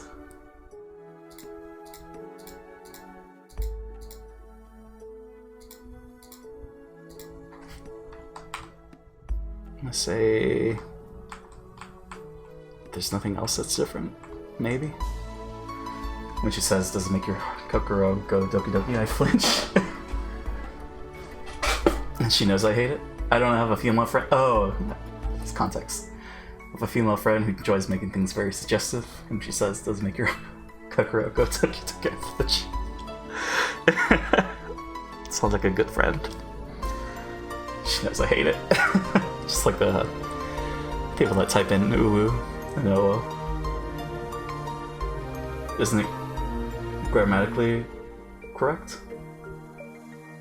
Me trying to type clone. Yes? She's great. Yes.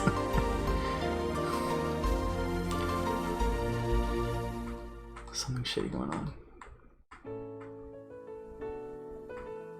I think we can't worry about like looking at the different choices. Maybe we have to like make a save and then kind of come back after we finish the game. But this is like the first time, so I'm kind of curious. So we're gonna reload the quick save, make a separate separate save, and then I guess go from there. See what happens. This is where the 100 saves comes in, Effie. BTMCOO is the only acceptable. Oh, is that the one that Oya has? Try and type Sweet Touchy Touchy. But it's not available. Separate slave. Oh, right. I don't mean that, Effie. I'm sorry. My man. Wait, what? What? She got the doll. Kiss goodnight too. It's a challenge just for me to give her a doll. He says the same. You have to apologize to me. I forget what I apologize about. Separate slave. Is that the truth?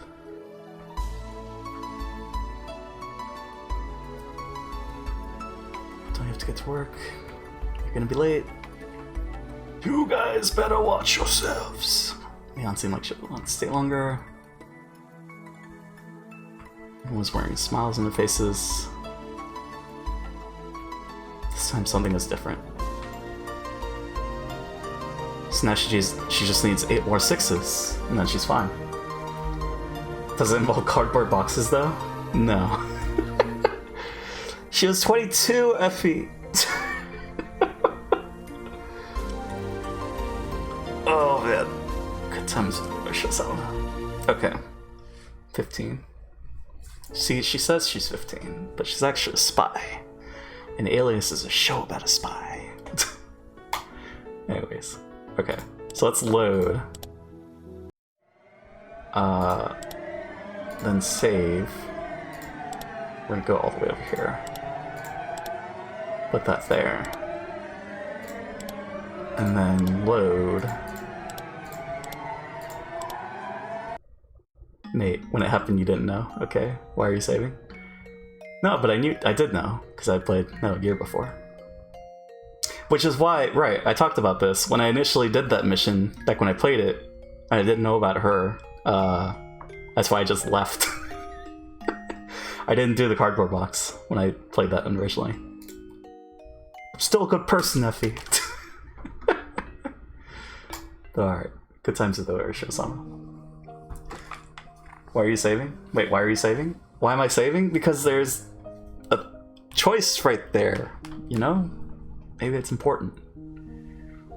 So, we're sticking back to the original choice, which is where we stood by and did nothing. And then Keiichi did the thing. I was watching TV with Satoko and Hanyu after eating dinner. It was a variety show and the performers were making the audience laugh. We were laughing too. Okay, that explains the saves.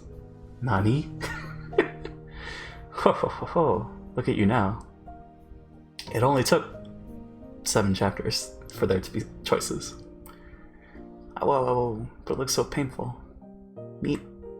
Nipa! While the 3 of us were enjoying ourselves in reality, there was only Satoko and me in the room. I'm the only one who could see Hanyu. Satoko can't see her at all. What thing? Intrigued? Long life, the shogunate? Hanyu? There she is. Hanyu responds every time Satoko says anything. Satoko can't hear her, but Hanyu still responds to her when she's in a good mood. It's like she's answering a question asked on TV. You could even compare it to playing House. She started playing this game with other people because she can't communicate with anyone else but me. Okay, I got my password for Hat in Time figured out. Hanyu it is. Nice. Hanyu always attends our club meetings and has a good time there too. If she could communicate with my other friends, she would have been a good match for us. I don't want to hurt her feelings by thinking about that. Are you playing Hat in Time multiplayer today? If the story of the miracle written in the old scriptures is true, if it's really Hanyu who performed it, she's someone who had tremendous power long ago. But now she doesn't have any spiritual power, and I'm the only one who can even see her. Yeah, nice. Hanyu has never told me how she lost her power. I just have to assume that her spiritual power diminished over time. There's a legend in the Furude family that says that Orishiro-sama will be reborn if a girl is born to the family 7 generations in a row. With my birth, Hanyu was finally able to communicate with a human for the first time in centuries. Does that mean that Orishiro-sama has returned? What's up? The villager's image of Orishiro-sama doesn't quite match up with that of Hanyu. Especially when I see her lying on her belly and watching TV with Satoko. Tell that to the one family who wants a son. Yo, they have like 10 daughters when they ask. Oh, yeah. For sons. Did I ask for daughters? When I asked for sons. Good old Mulan. That was fun. It's a good time. Not joking, by the way. Oh, like that actually happened. To the one family got wants a son. 10 daughters. RNG. Oh wait, should I have taken the 5-minute BRB? I should have. Okay. Let's do the 5-minute BRB. This is pleasant music to BRB too. So let's do that. We're just going to... Wait, are we playing from Keiichi's perspective? I think we are. Okay. Yeah, let's do the BRB. Un momento.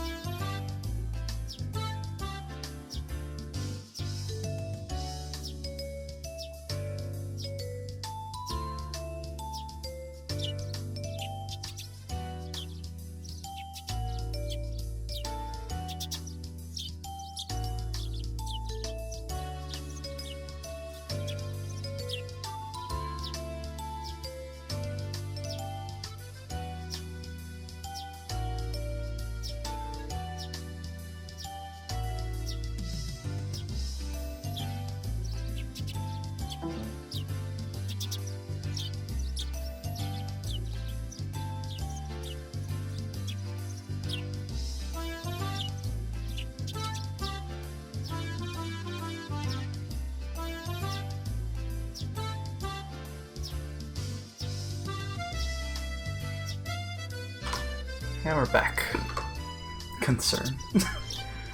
Why are you concerned, Gus? We're back. It's 5-minute BRB. We gotta take the 5-minute BRB. You know?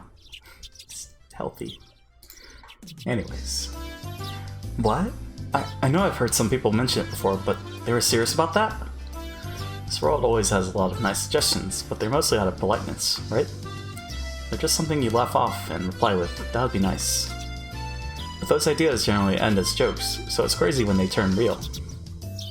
Weak? What? Yeah, I'm serious. Uncle Yushiro was giving you a ton of praise too. He said it was amazing how well that pop-up pirate game went in the toy store yesterday. I had no idea you could play that game like that.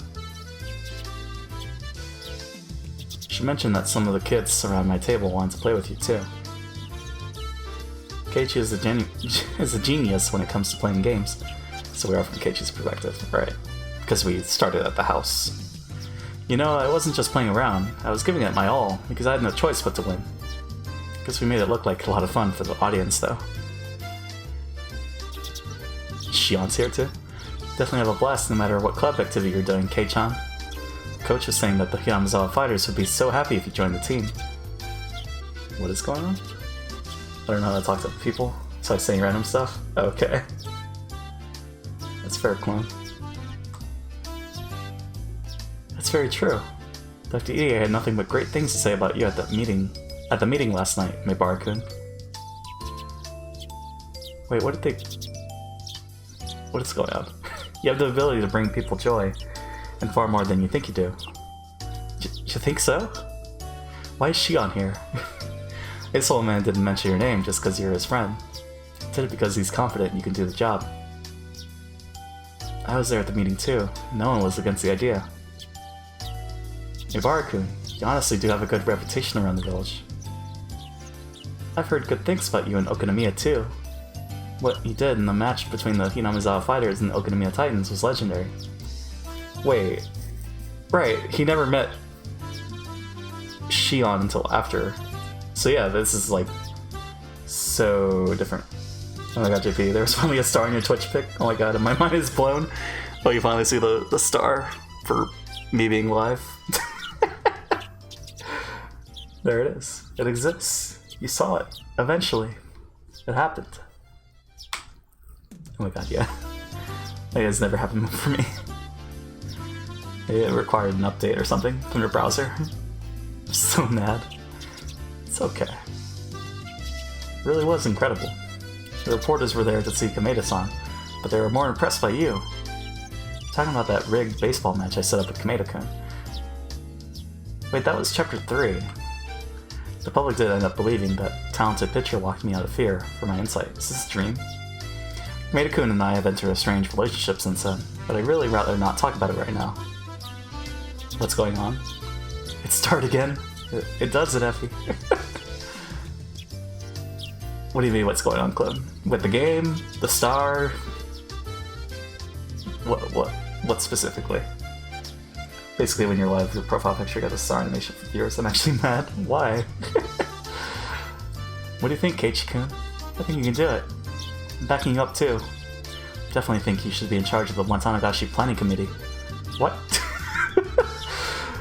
This has to be like a dream or something. Or because future, or ideal, or something. Watanagashi is an annual village festival held in June. It's supposed to be the biggest event in the village. Most of the people living here gathered together for it. Right, she's not saying this. I don't know if it's because my browser updated. Watanagashi. Watanagashi.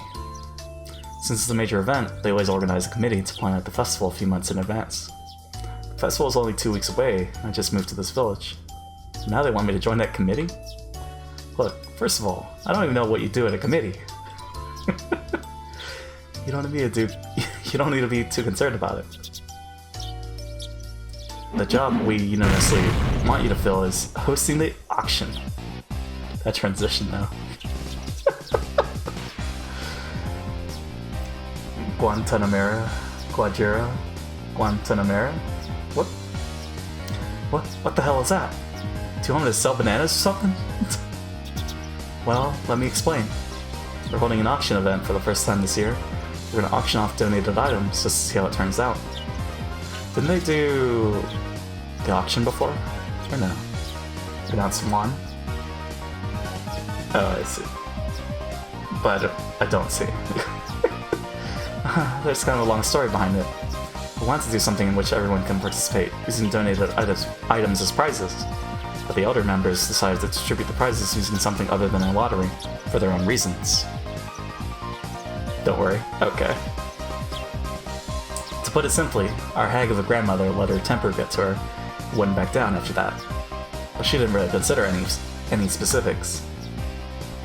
Yep. Anyway, we had to come up with how to utilize those donated items. At that point, we thought of doing an auction. That sounds like fun. We might be able to get something good for a really cheap price. It's fun just to watch the show too. Yeah, didn't they do the auction before? Because then, what do you put up a TV?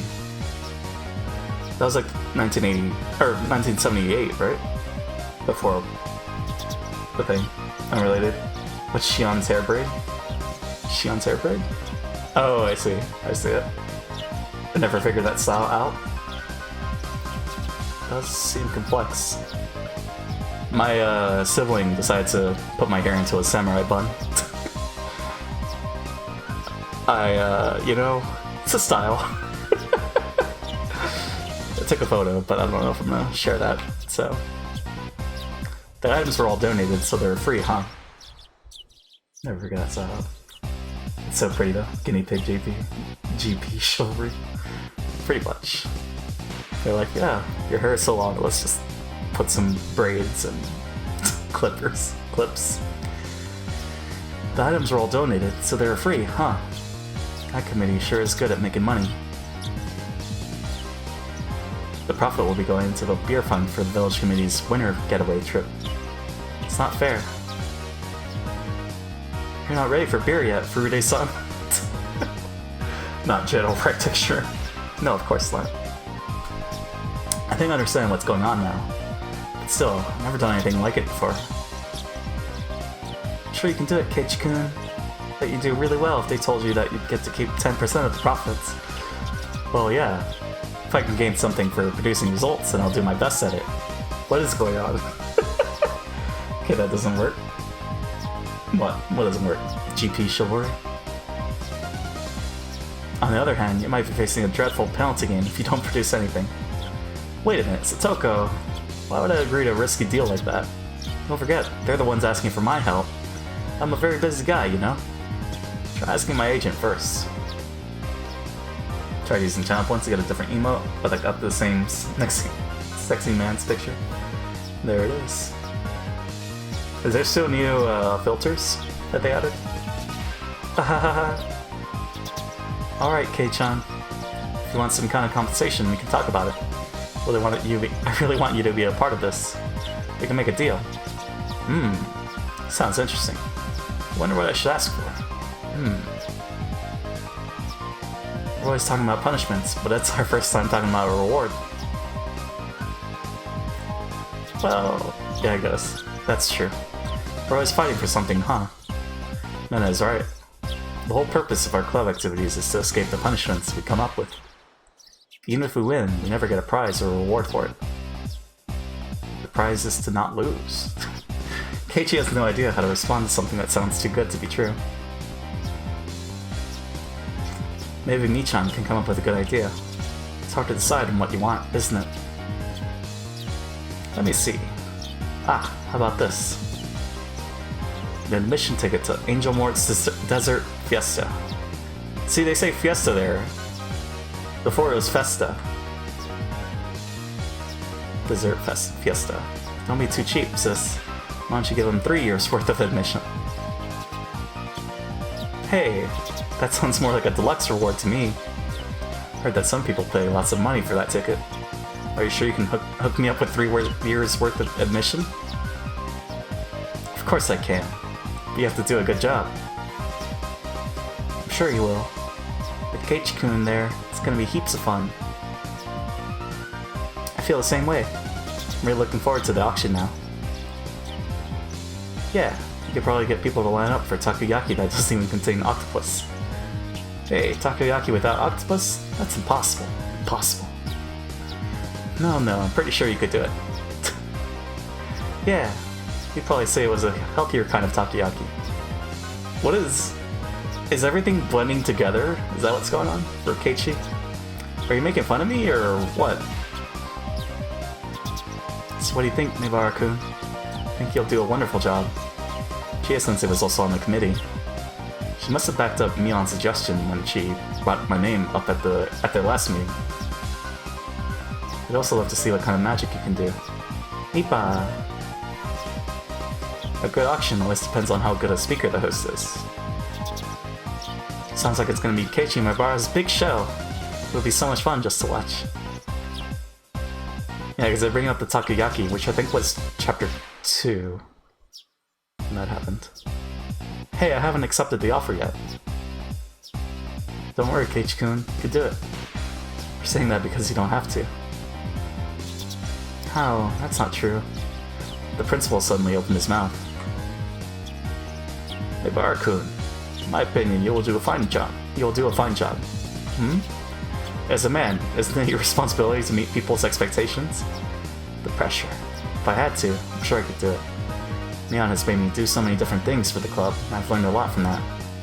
Besides, this would be the first time I could get a reward without having to worry about punishment. It should be fun, too. This is the first time so many people were counting on me like this. To be honest, it made me pretty happy. Still, I was worried about getting dragged into something that required a lot of work. I couldn't erase that thought from my mind. But I was in Hinamizawa. The people in this village would never do anything to betray me. I genuinely believed that it would do a lot to liven up the festival if I became the host of their auction. I've only been here for a short period of time, but I know that the people here are honest and kind. Fine. As a man, I'm gonna do it. I'll take care of it. Wait and see. I'll make it the greatest auction in the world. Don't forget to get me that Angel Mort pass. I'll make sure to do a good enough job that I'll deserve 10 years worth of tickets. Good for you, Kei-chan. Everyone gave me a round of applause. How many times had this happened in my life? Not once. This is the first time I'd ever been applauded. Hooray. By the way, I'm surprised that no one disagreed with this suggestion at the meeting. There are lots of old people in the village committee. I'm a young guy who only just moved here. I've known for a while that Mion has a lot of influence locally, but I couldn't believe that everyone in the committee would accept it just like that. Most of them are that kind of hard-headed old people. But the new generation has gradually taken over, you know? We won the dam conflict. Now we're aiming to build a new era and grow more and more prosperous. That's why we value the involvement of young people, and people from outside the village too. You're young, and you're from the city. You also have a good reputation, so you're the perfect guy for this. I have a good reputation, huh? I have no idea why so many people have heard of me. It has to be a dream. It's something to do with Michan's punishments, I think. I knew it!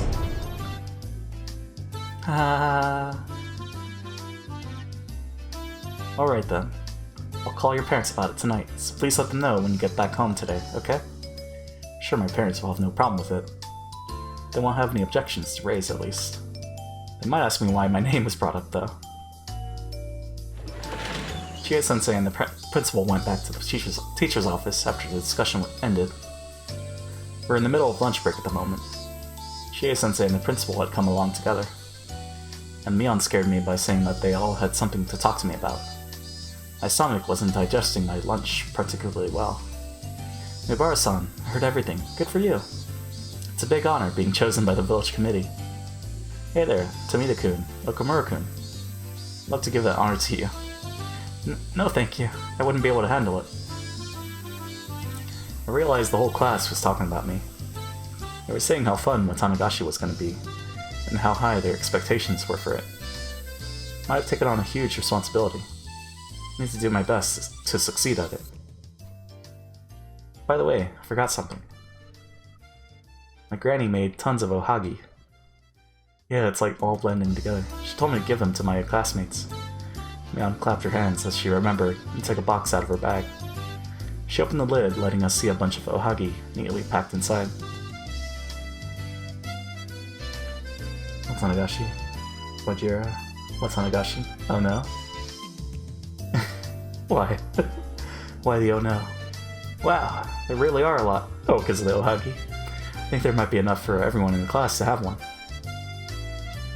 How they look so yummy and cute.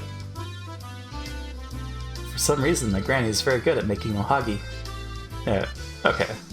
For a second I thought I was considering this is a time jump. Stuff has happened, now we're all...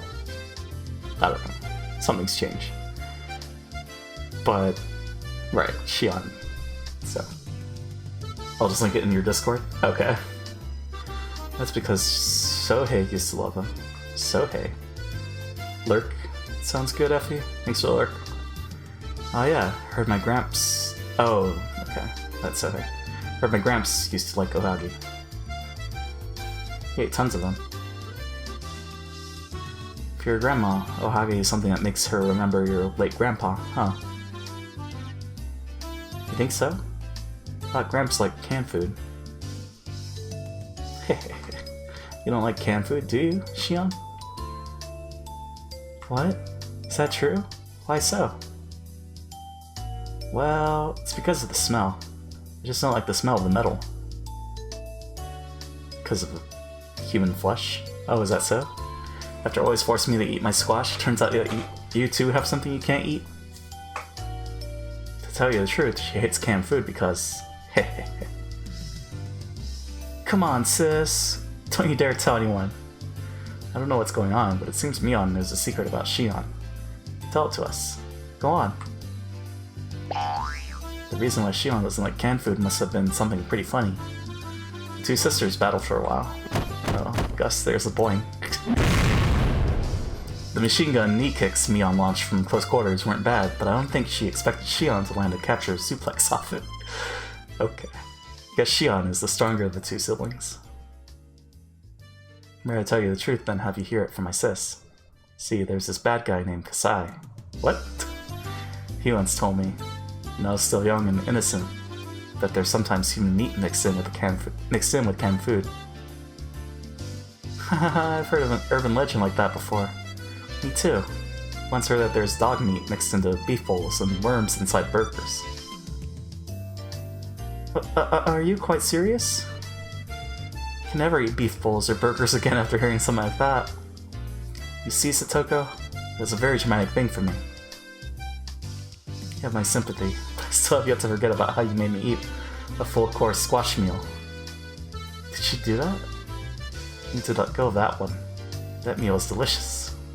Because we're talking about this, I'm starting to get worried there might be something mixed into this ohagi too. Oh? Well, at least with the ohagi that I brought, you can't really be sure that there's nothing else inside. Hehehe.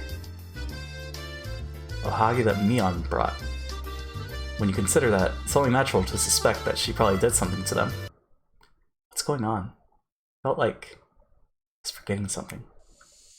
But I don't remember anything that I was forgetting. It's like one of those deja vu moments. I've never been in this situation, but my mind was telling me that I'd been there before. What's wrong, Keiichi? Nothing. Just feel like Mion has given me ohagi before. But this is the first time, right? Is it? Micha? I think this is the first time. You must be mistaking it for something else. According to my memory, this is the first time Mion-san has brought ohagi to school. I know. You're being cautious because these are from this old man, aren't you? That's nothing to brag about. I think you should be reflecting on your regular behavior. Haha, you're right. Wouldn't feel this way if Brenna brought me ohagi. Brenna's really good at cooking. They're small, but very carefully made. Huh? Never made ohagi before. What? What was I saying? Why did I say that Rena had made ohagi before? Why would I know that Rena makes her ohagi small but neatly? I had no idea where that memory was coming from. I could only assume it was an error in my brain. Mion was saying that this was her first time bringing Ohagi to class. As I tilted my head in confusion, everyone started reaching inside the box. Then I took out one for me and put it on the lid. I stared at it closely. What was I so concerned about? Mion said that I was probably concerned that she did something to the Ohagi. But it wasn't quite that. I really didn't know how to explain it. I felt like I was forgetting something important. Forgotten something important. And all I had was the obligation to remember it. In front of me was nothing but a single Ohagi that came from Mion's house. I was frustrated, but I really couldn't think of anything. There's no way I could remember it, because I didn't know anything. Keiichi, you've been staring at your Ohagi for a long time. What's the matter? Oh, it's just, I'm experiencing deja vu. Don't you get it sometimes? It's your first time seeing something, but you feel like you've seen it before. So, you feel like Mion has given you an Ohagi in the past? I'm sure it's just my imagination. Mion just told me that she'd never brought Ohagi to school before. Keiichi, you can't have memories of what didn't happen. If you remember something, I'm sure it really happened before. Rika-chan told me something strange. Didn't usually take her random comments seriously, but ever since I saw her making those predictions in the toy store, I've been curious about her special powers. I felt like she was telling me something deep. It's weird to hear that from you, since you're so great at making predictions. Are you talking about the cycle of reincarnation or something? I don't know much about religion.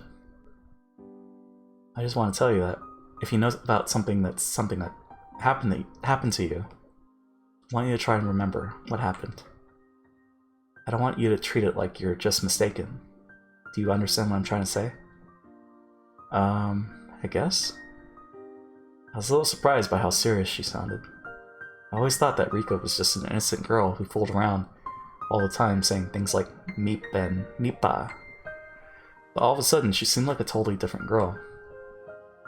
Was I supposed to take it as a joke? The serious look on her face told me it wasn't the time for jokes, though. That's what you're telling me, then I guess I got Ohagi from Mion in a previous life. I won't make fun of you, so please tell me everything. Why did Mi give you that Ohagi? The more I think about it, the more I think it's just my imagination. Maybe it was just a dream. I don't care if it was a dream. You must remember something.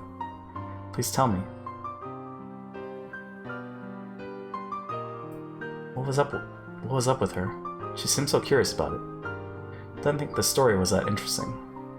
Her asking so much started making me feel uncomfortable. Still, something told me that I needed to talk to Rika-chan about everything I could. Maybe she could predict my future by reading my dreams. I should tell her everything. After all, she's the shrine maiden for Oshiro-sama. Well, I think I skipped school that day. I had a cold or something. My memory was scattered all over my brain, like powder. I could see myself standing in front of the door. Mion was there, and someone else was standing there too. I think it was Rena. Mion brought me Ohagi so I'd get better. I think she told me that her grandma made it, just like today. And then? Well, then I ate that Ohagi. After they went back home, then I found something inside the Ohagi. I'm sure I saw it in a comic book or something. It's mixed up in my memory. I'm sure I read it somewhere in some comic book. Because it can't be true. Keiichi, tell me what happened. What did you find inside the Ohagi? Well, I read this scary comic book when I was little, and there was a sewing needle inside of somebody's burger. You remember what Shion was saying just now? It can be traumatic to hear a story like that when you're young. I didn't remember much about that comic. It was about this girl who had an accident and held a grudge against the person who caused the injury on her face. It was a really cheap plot now that I think about it. But since I was still a little kid, that comic really scared me. In one chapter, the girl casts a curse on the guy's food. He eats a burger with sewing needles inside it, and he goes all, yeah! Something like that. It still freaked me out. The image was so grotesque and shocking to me. That grew into a kind of trauma, and for a while I searched for sewing needles in my food every time I ate something. I couldn't eat burgers for a while for that reason. But my parents got concerned and my hunger overcame the trauma. Eventually, that experience disappeared into the flow of time. Still a little worried about sewing needles every once in a while. I don't think about it all the time, of course. It'd be pretty rude if I poked at my food while eating lunch with you guys, wouldn't it? Of course I know that no one would actually put a sewing needle inside of my food. We were still a little scared. Well, maybe I am somewhere inside my heart. So, you saw a sewing needle inside the ohage that me gave you. You saw a sewing needle inside of one? Yeah, I did. Inside that ohage, there was a needle, just as I feared. Why was I telling her about something that was just my imagination? Mion and Rena came to see me when I took a day off from school while I was sick. That never happened, so obviously my brain was just making it up. But I spoke to Rika-chan, because she said she wouldn't make fun of me. Are you afraid of this ohage now? Do you feel like there might be a needle inside? Is that why you're not eating it? I realized that Mion and Rena were also looking at me. They were wondering why I was staring at the ohage without eating it. Oh, you don't like ohage, Kei-chan? If you don't have to eat it. Mion was assuming that I didn't like ohage. She felt bad for forcing me to eat something I didn't like. In turn, I felt guilty seeing the sad expression on her face. Sis, you must be convinced that you put something in it. I immediately denied Shion's remark. No one else would understand what I'm saying. Even I didn't know. No, I know for sure that there's no sewing needle inside this ohage. A sewing needle? Why would this old man put something like that in there? Of course he wouldn't. Not the type to visit and bring something with you out of pure generosity. You might play a trick with Tabasco sauce or something, but you never put needles inside. Never do something as dangerous as that. I know you would never do such thing. I grabbed the ohage with my hand. As I brought it in front of my mouth, I felt the need to check it just in case. I told myself clearly, "Hey, you wimp. When are you gonna stop being scared of that stupid comic book?" Mion brought these ohage to treat everyone in the class. There's no way she put needles inside of these. Forced that stupid memory out of my brain and munched on the ohage. It's delicious. Of course it is. There wasn't a needle inside, was there? No way. I'm really sorry. I was just caught up in a traumatic experience I once had. My heart had stopped pounding, and I felt relieved. The next moment I got the urge to say something to Mion. It wasn't the right thing to say, but I just felt like I had to say it. Nom nom nom. Hey, Mion. Huh? What is it? The ohage was delicious. Huh? I'm glad I brought them then, even though they were really heavy. Didn't know why I wanted to tell her again that the ohage was delicious. But I was glad I said that to her. I was finally released from that odd feeling. Well then, since Kei-chan overcame his fears and ate the ohage, you should eat this squash, Satoko-chan. It's so soft and sweet. How can that lunchbox always be so full of squash? You're gonna give me a traumatic experience. Ha ha ha ha. Shi-chan is trying so hard to stop Satoko-chan from hating squash. She's so passionate about it. Maybe she sees her as her future little sister. By the time I finished eating my ohage, we had returned to our usual fun lunchtime.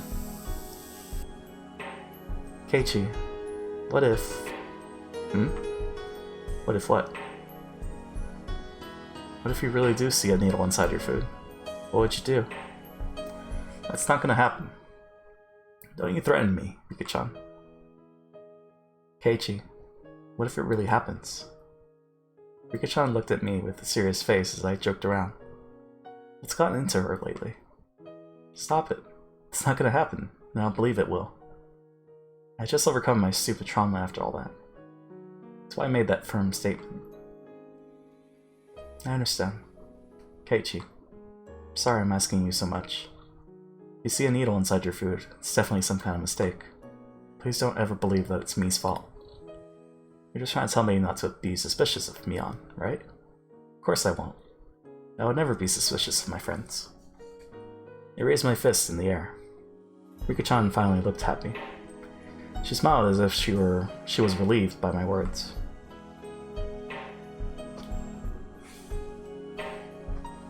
So did that happen? Is that not a dream? This is weird. It's just like all the things, all the references. But, yeah.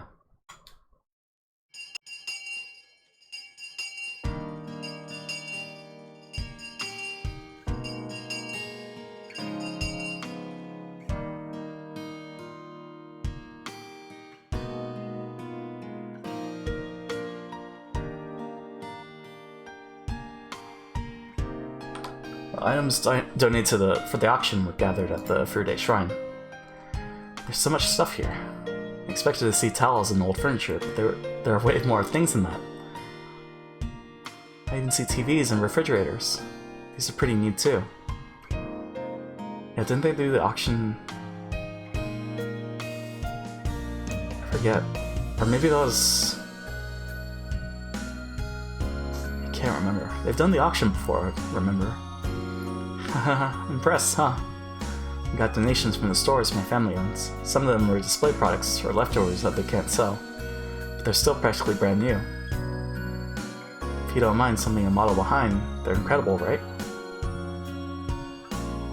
This is Chapter 5. Seeing how Sun bleached the brand new sticker on these appliances makes me feel kind of sorry for them. Yeah, it would have been Chapter 5 because then Shion would have been like, whoa. Because I don't think they talked about it. Chapter 4. No, it's Toga. That's actually a big selling point. Even if it's a little faded, people feel better using brand new tools than they do items someone else used. Neat. Youngsters these days sure are picky. Hahaha. I don't really care whether it's new or not. All I care about is the price. Rena-san, you seem interested in furniture. Are you thinking about living on your own, or something? Oh no.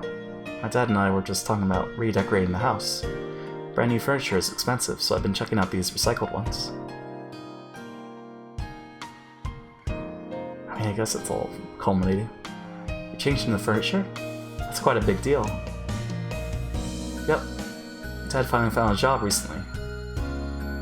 So we kind of want to make a fresh start out of it. What about Rena? Your father found a new job? Rika-chan asked her. I was thinking the same thing. Does that mean Rena's father was unemployed until recently? Yeah. Didn't work for a whole year after he broke up with my mom. I was so upset.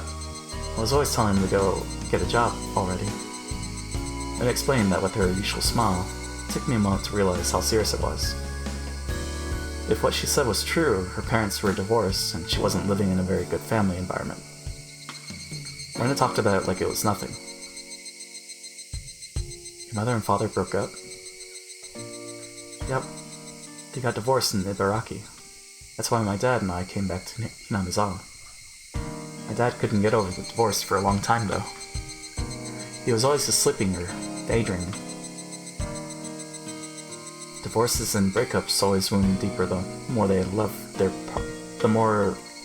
partner. It's not really a bad thing that your father was hurt so much. Hahaha, that's a romantic way to put it. Anyway, I eventually found out that he was spending a lot of money at the bar. I was shocked when I looked at our bank account. Cough, boobies cough. Because of Shion? Or what? Rena's mom is a famous designer. Their family used to make lots of money. So her father got lots of settlement money upon the divorce. That's why he was able to pay for their living expenses for a while. Perhaps that was why it took him so long to get back on track. Please. That's true. Wasn't there a character that you... Oh, right. You want to touch Quiet's boobs, right? It's true. he had no money, he would have had no choice but to work. He would have had no time to be depressed if he kept himself busy. Who? Quiet from Metal Gear Solid 5? Whose boobs? Because he said they're like bouncy or something. I forgot. I thought I remember. Ah yes, those. It's tough living an ordinary pattern of life. It can really mess up people's cycles. I understand, because I was that way for a while after I left the academy. Yeah, this is weird. It's like all mixed in one world, but it shouldn't work like this, I don't think. Staying at home like a hermit is the worst thing you could do. Is it the worst thing you could do? Rika, don't judge me. You're exactly right, Rika-chan. That's why I had a talk with him. He talked about his responsibility as the head of the household and as a parent. I'm straight, by the way. This is known. My other twins, but Shion's is bigger. It's probably the outfit. Something. You always look like you're fooling around, but you're actually the most reliable person in this group. I'm impressed that you even spoke to your father like that. Haha, it wasn't a big deal. I was shocked at first. Found out that my dad was spending his money on some lady. As his daughter, it really hurt to find that out. Okay. So... And then? What did you do? I heard boobs. You heard correctly, Kong. Well, it's no good to think about it on my own. I just kept thinking in a negative way. So I spoke to Michan about it.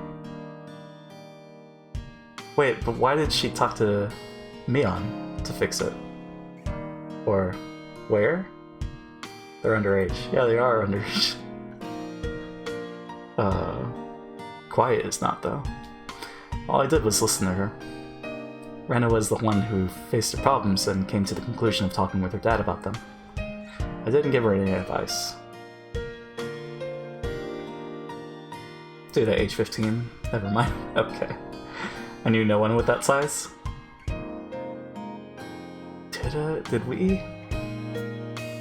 I think there was one girl that was like very well developed back in high school.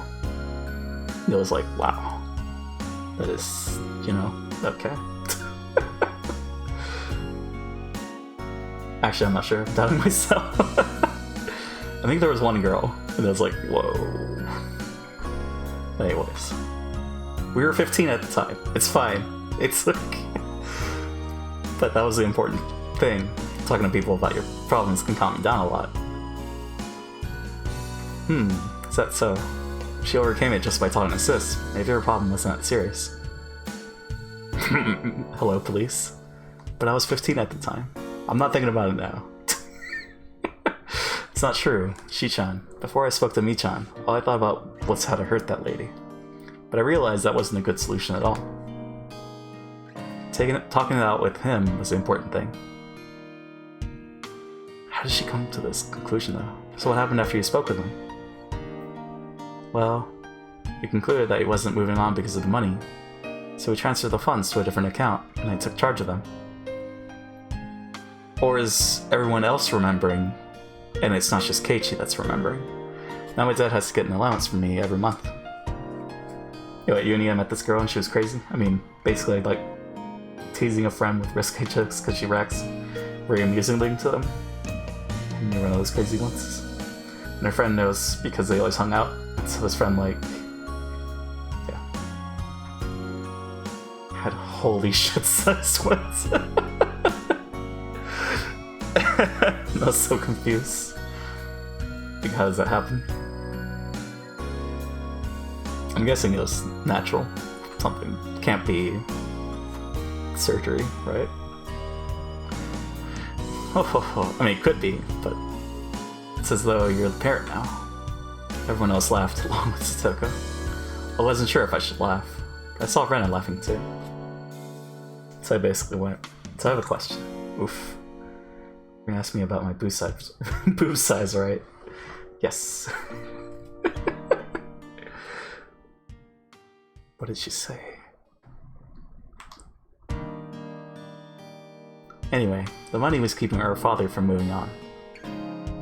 As soon as he remembered the value of money, he stopped going to that shady bar and got a job. Good job. Did they ever say the name of Rena's father? Probably. I just forgot. It was really perfect timing. He was getting ready to pay the down payment for this lady's apartment. That would have been a mess. That definitely would have been a mess. She said F.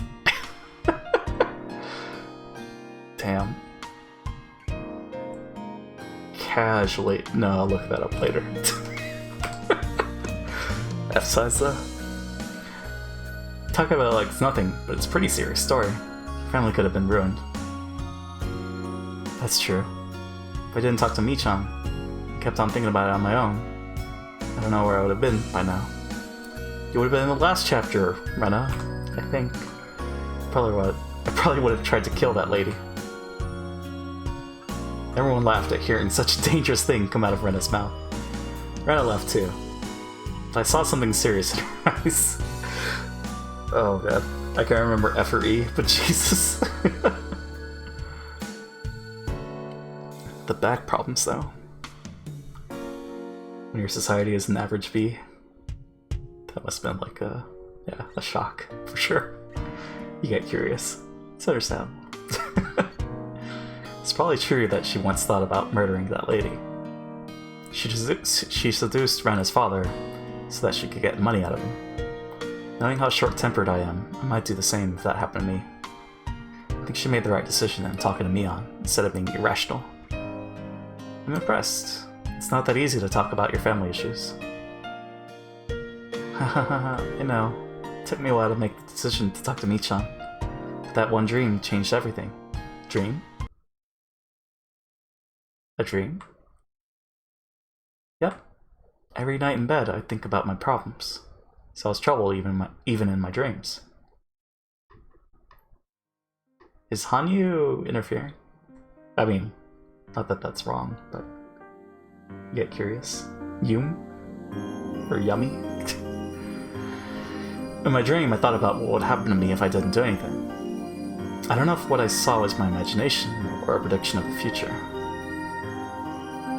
In my dream, I saw a beautiful fairy. What did I dream about?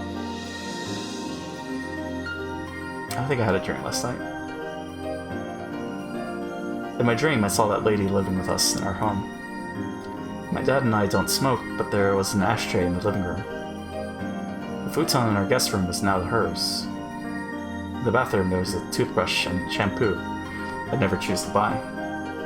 It was an unusual sight. Yume equals dream. Okay. Yume? Or Yumi? It must have been a very difficult and disgusting situation. Stoka never told me, but I heard that she also lost her parents. I heard that she went through tough times when she was taken in by her aunt and uncle. Someone told me about that once. Stoka seemed to understand Rena's pain very well. Yes, it was a really disheartening situation. Eventually, I felt like I didn't belong there anymore. Then, something urged me to kill her. It sounds so realistic for a dream. What happened after that?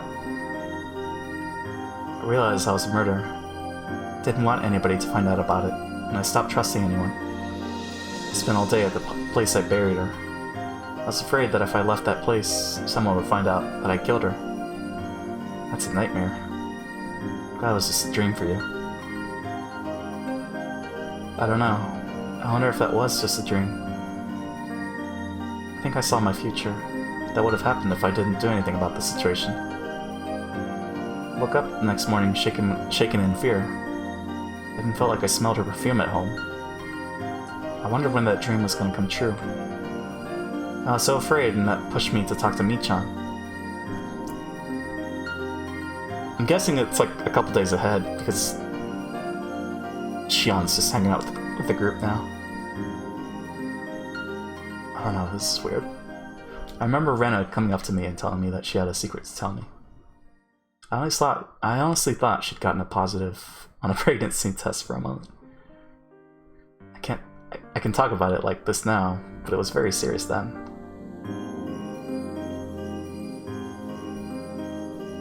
Okay. Mi-chan is a really dependable person. She listened to me and guided me through a solution. Eventually, we decided that I need to talk with him face to face. Perhaps it wasn't just a dream. You're right. I think it was more than that. Without that dream, it's possible that you never would have spoken to me on. That could have changed your life dramatically. A dream, huh? Oh shit. Huh? You've had dreams too, Shion? Shion had said something in a small voice. Only Mion picked up on what it was. I don't know what she said, but based on Mion's reaction, she must have said something serious. By the way, Shion usually went to school in Okonomiya. However, she'd been coming to the school in Hinamizawa lately. I don't know why she chose to come this far, but she seemed to be having fun taking care of Satoko. Oh, wait, okay, hold on, let me shift my chair. Okay, so she's taking care of Satoko now. But when did this happen? I had no idea what brought Shion and Satoko together. Wait, weren't they on bad terms once? Huh? Is that true? Are they always that close, or not? Now I know. It's important to talk to other people. We'll have fun in a normal way. We'll laugh together in a normal way. We'll fall in love in a normal way. We won't doubt each other. We'll trust each other. Friends have greater meaning than I thought. You can talk to them about anything. I finally came to realize that. You're right. You resolve not only your family issue, but you also realize the importance of friendship. Yeah. If anyone's troubled by something, I want to help. I really do. I want everyone to think that they can talk to me about their problems. Neat. Rena is saying something very important right now. Yuki-chan is right. We all nodded at her, without joking around. A moment later, we heard someone locking the door. We were all surprised. The person didn't mean to lock the door. She must have locked it by accident, not knowing that it was already open. She turned the knob, thinking that it was now unlocked. Huh? Is anybody inside? The lady knocked on the door. I could hear several other people outside the door. Oh, sorry. Let me open it. Mion replied in a loud voice and walked toward the door. I heard her greeting the ladies from the town council. Hey, will you guys lend a hand? What is it? I immediately saw why Mion called us over. The people from the village committee had brought another donation. It was an old cupboard. We all helped to carry it inside the room. As I walked through the door, I realized the Higurashi were starting to cry, taking over from the cicadas. Are Higurashi different? I guess, yeah. Heard you're going to host the auction, Neighbor-kun. Everyone thinks you're the best man for that job. We're all looking forward to seeing your showmanship. Oh, I'll do my best, but please don't expect too much from me. Sure, you say. You're here today so you can come up with an idea of how to sell these items. They have every reason to expect great things from you. I'll make sure I met my best then. The other ladies smiled and told me they were looking forward to it. It hadn't been that long since I moved to this village. But even these people offered me a position of huge responsibility during the festival. So you could say that they've accepted me as a member of this village. I caused so much trouble where I lived before that I couldn't even go outside. But they're accepting me as a member of the village. I was so happy. Felt bad that I still hadn't learned all of their names. But I was going to do my best to entertain the villagers who were supporting me. What are you going to do now, Mion-chan? Are you staying here? No, we're going home now. Right, Kei-chan? Yep. Got a good idea of what we have here. Should be fine now. I'm not interested in Watanagashi, but I still want to see his auction. Maybe I'll come to the festival too. You absolutely must be there, Shion-san. It'll be great fun if we all hang out together. I disagree. She lives in Okonomiya, so she should go to the festival there. Hahaha, I think Shi-chan should come. I think Mi-chan will prove entertaining if she does. Since most of us want her to be here, it's decided that she is gonna come. You hear that, sis? You'll be in my shadow on the day of the festival, but let's at least be nice to each other. Ugh, I hate you, Shion. I hate you, Shion. I hate you, Shion. Whatever Mion says, I know that they're actually close. The more Mion tried to refuse her, the more it was obvious how close they really were. Right, let's go. Make sure you get everything. I'm turning off the light now. Make sure that we didn't leave anything inside and left the room. I looked around the shrine grounds while Mion locked the door. This big place will be filled with people on the day of the Tanagashi. These grounds are going to be the site of the festival. Man, can't even imagine the crowd. I'm really looking forward to it. 5,000 people, right? It's going to be a lot of stalls and it'll be packed with people. You'll be surprised, I think. Wish they'd quit being stingy and hold something every season instead of once a year. That reminds me, there's someone who visits every season. Oh, Tomitake? Huh? Who are you talking about? Oh, I know who you mean. It's that photographer I met the other day, isn't it? What was his name? You know Tomitake, Keiichi? That's right, it was Tomitake-san. I met him on my way back home. Rena and Mion told me about him. Despite his burly frame, he's a fairly modest guy. He comes here every year to take pictures, right? That is what he claims, at least. Ho ho ho. Whenever I see him, I feel like Watanagashi is close by. After Watanagashi, it's the beginning of summer. Beginning of summer in June? I guess. That's true. The cicadas are already crying because it's gotten hot early this year. I heard on TV that this year is unusual. Something to do with a thing called global warming. What? I love a hot summer. It's not a proper summer if it's cold. Yeah, I agree. Like different climates of the seasons. Cool summers and warm winters disappoint me. Gotta be as passionate as the hot summer too. How many of us are gonna be there at the festival? It's gonna be a battle of the 6 evils. 6 evils? Global warming. Whoa, random, right? Once again, we'll have a great Watanagashi this year. I mean, I guess this was written in 2006. So Al Gore, that would have been 6 years of public awareness. I agree. Hope we'll have lots of fun.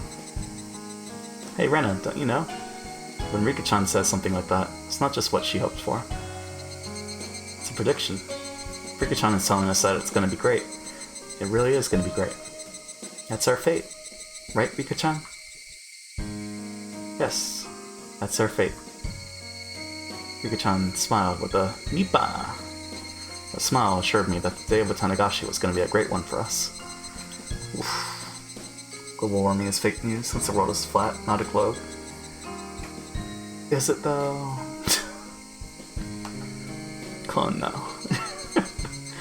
The action won't be starting right away, will it? Nah, it's going to be right before the ritual dance, so we'll have plenty of time to hang out together. Indeed. It's your first festival. You deserve to have fun. After Kei-chan's auction, we get to see Rika-chan's ritual dance. Sounds good to me. That means I don't get to see Keiichi the whole time. I have to stand by for the dance. You're gonna be in the show too, Rika-chan? What is that dance all about? Are you gonna do something traditional because you're the Shrine Maiden? There's a dance and a ceremony for paying respect to the cotton inside the futon. You should root for Rika-chan too, Keiichi-kun. You see? When Rika-chan dances in her Shrine Maiden outfit, it's just so cute.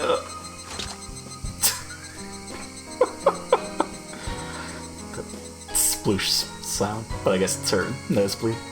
I'm taking her home with me. That's like Minecraft. Lettuce pancake. Oh man. Never seen a real shrine maiden before. I'm sure Rika-chan really will look adorable. I was looking more and more forward to the Watanagashi festival. Rena, Mion, Shion, Satoko, Rika-chan, and I. The 6 of us will definitely have a great time there. How many more days do we have? Never been this excited about a festival in my life. Omachikari. Want to take you home? What? What's going on? Oh, we're back to Rika. Okay. Sidebar, Flat Earthians would have been hilarious if they weren't serious and a force to behold. Yes. It would be funny. But, yeah. It is what it is. Satoko's snoring sounded so subtle while I stood by the window. Satoko? Resident sleeper. I could tell that she was sound asleep. She snores so cutely. Hanyu laughs and tries to poke Satoko's nose. Does she just go through people? I looked up at the sky. Nothing was different about the moon, but the moonlight seemed warmer than usual to me. Rika, you seem to be in a good mood. Yes, I think I am. I realized it only after Hanyu pointed it out. I really was in a very good mood. Otherwise, I wouldn't be enjoying the view of the sky on a humid night like this. I felt like bringing a toast to the moon. As I rooted around the back of the closet, Hanyu spoke to me, sounding noticeably upset. Rika, don't even think about drinking. I deserve it. Just tonight.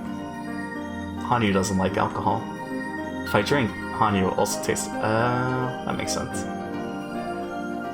But, I mean, no. So she always complains about when I try to drink. That's why I usually drink only when Hanyu is far away from me. Of course, she'll know right away when I do, but it's too late by then. No, you can't. You're too young to be drinking. It's my body. I'm gonna make my own decisions. No, I hate alcohol. You can't drink. I don't want to fight with you tonight. I'll dilute it with orange juice so you can handle the taste. Is that a deal? That's not the point. I hate being drunk. So you can't drink. Hanyu jumped around and complained. She was making a lot of noise right where Satoko was sleeping.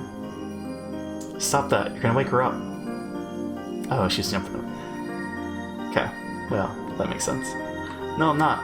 Remember, you're the only one who can hear me. Bleh. Just who do you think you are? So Hanyu is the presence. She's the one that says, I'm sorry. She's the one that... the footsteps behind people. Interesting. I went to the refrigerator and took out a pack of orange juice and the spicy kimchi I typically use for punishment. Oh. Let me ask you a question. Would you prefer if I ate this spicy kimchi to punish you? Or drink a sweet orange juice cocktail while enjoying this beautiful meal instead? Hanyu clenched her lips while jumping up and down, ready to burst into tears. She should be disciplined for being that noisy. But she never has been, since I'm the only one who can hear her. Besides, she's like air, so I can't even give her a spanking. Hanyu loves sweets, but she really hates spicy food. That's not a pleasant experience. Being tied to a person, not being able to eat anything, only tasting what they eat. Feels bad to be Hanyu. Rika, would you stop jumping around? Satoko woke up suddenly and I had to hide my glass in a hurry. Satoko doesn't know about my drinking habit. What time do you think it is? She fell asleep again after speaking. See? She was bothered by you jumping around like that. Nighttime nuisance. Oh. Just like I'm the only one who can see her, I'm usually the only person who can hear the noise she makes. However, that's not the case all the time. Hanyu does exist in this world. Sometimes, people can actually hear and feel her existence. It doesn't happen too often. Most people think that they just heard some random noise. Based on my experience, people who are in a critical condition like Satoko tend to hear her more often. When I say critical condition, I mean who've reached the level 4 stage, and as EDA would describe it. At that stage, there's nothing that can be done anymore. They will feel the existence and hear the noise of someone that they can't see. That'll really mess with their mind. Hanyu stopped jumping up and down and gave up as I started pouring alcohol into my glass. I wasn't drinking because I wanted to be mean to Hanyu. In fact, I always wished she would enjoy it too. I poured only a little bit of wine inside the glass and diluted it with plenty of orange juice. Mimosa? Actually, no, right? Because mimosa's different. In fact, this cocktail is pretty much just juice. I also put some crushed ice inside the glass. Is it mimosa? With that, it looked like a real cocktail they serve at the bar. See, Hanyu? It's very diluted. I licked the edge of the glass to see how it should react. I guess it's not that bad. Good, I'll be drinking this tonight. There's nothing to be afraid of anymore, alright? Hanyu has been scared of that kimchi punishment for a while. As I put it back inside the refrigerator, she seemed relieved. I took the glass and headed back to the window. There was no breeze, but it seemed a little bit cooler. Hey Hanyu, do you feel that something is different this time? Are you talking about Keiichi and Rena? Shion too. Everyone remembers a little bit about their past. They seem to be using those memories to avoid their fatal mistakes. I don't think it would be that surprising if this was happening individually, but I find it very strange that's happening to everyone all at once. Oh god, you're going already that far? You'll definitely finish Chapter 8 before me? No, there's no way. Chapter 8's like, what, 26 hours or something? I just started this. What are we in? Like 3 hours in? Teehee. Yeah, how's it going? Oh yeah. I mean, you already started Chapter 8, right? What? What? What's up, clown? I know. I often use board games as examples of fate. But I feel like this is the same lucky chance as rolling all 6s on 3 dice. That's a good way to describe it in the sense that we're starting closest to your desired future. But I don't think this is the miracle that you've been waiting for. I knew what she was trying to say. She was telling me not to expect too much. The die is designed to have 6 sides. It's not a miracle if I roll and get a 6. A true miracle is when I roll it once to get a 10, just like what happened with Keiichi in my previous life. In other words, a miracle is something that would normally never happen. I'm playing 1 hour a day. No doubt you'll finish first. Oh man. 26 hours?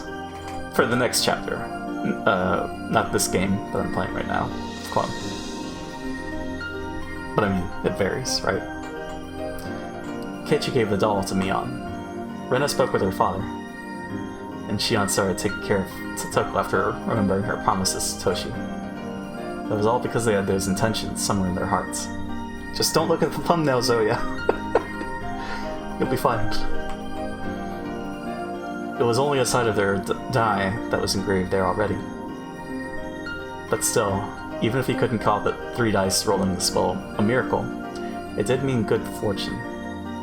I'm sure it was God's way of celebrating you finally feeling motivated to change your fate. Hehe. Thought you were one of the gods. You only treat me like a god when you're trying to tease me. I was just kidding, don't get upset. Anyway, that's why I'm in such a good mood tonight. I lifted up the glass of orange wine and gave a toast to the moon. It tasted like nothing but sweet orange juice. It was funny to see Hanyu making a happy face as I took a sip. I wonder if I can escape the death of 1983 this time.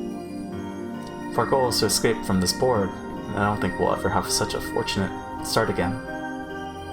No matter how hard I tried to prevent things from happening, there are some things I could never control. It's such a huge letdown when that happens. Even after trying so hard, something renders my efforts infertile. I've probably been wasting my time for so long, because I was trying to escape from that pain. For the first time in my life, then, I've been blessed with a favorable situation. Everything seems perfect in this world. There's no reason for me to be depressed. It's like the weather is perfect, and the wind is blowing in just the right way. If I failed to put my ship out to sea, there was nothing to pin the blame on. I understood what Hanyu was trying to say with a concerned look on her face. If I didn't escape my death under this fortunate situation, I have to accept that my fate wasn't something that could be changed. This is an ideal world where all of my friends overcame their problems. I was always in a depressing world, but this time, all the pieces of the puzzle matched. So is Keiichi doing the auction, hosting the auction because he was nice to Mion? I guess, right? Because he was never asked that before. And then chapter 5 is, I think, when we learned about the auction.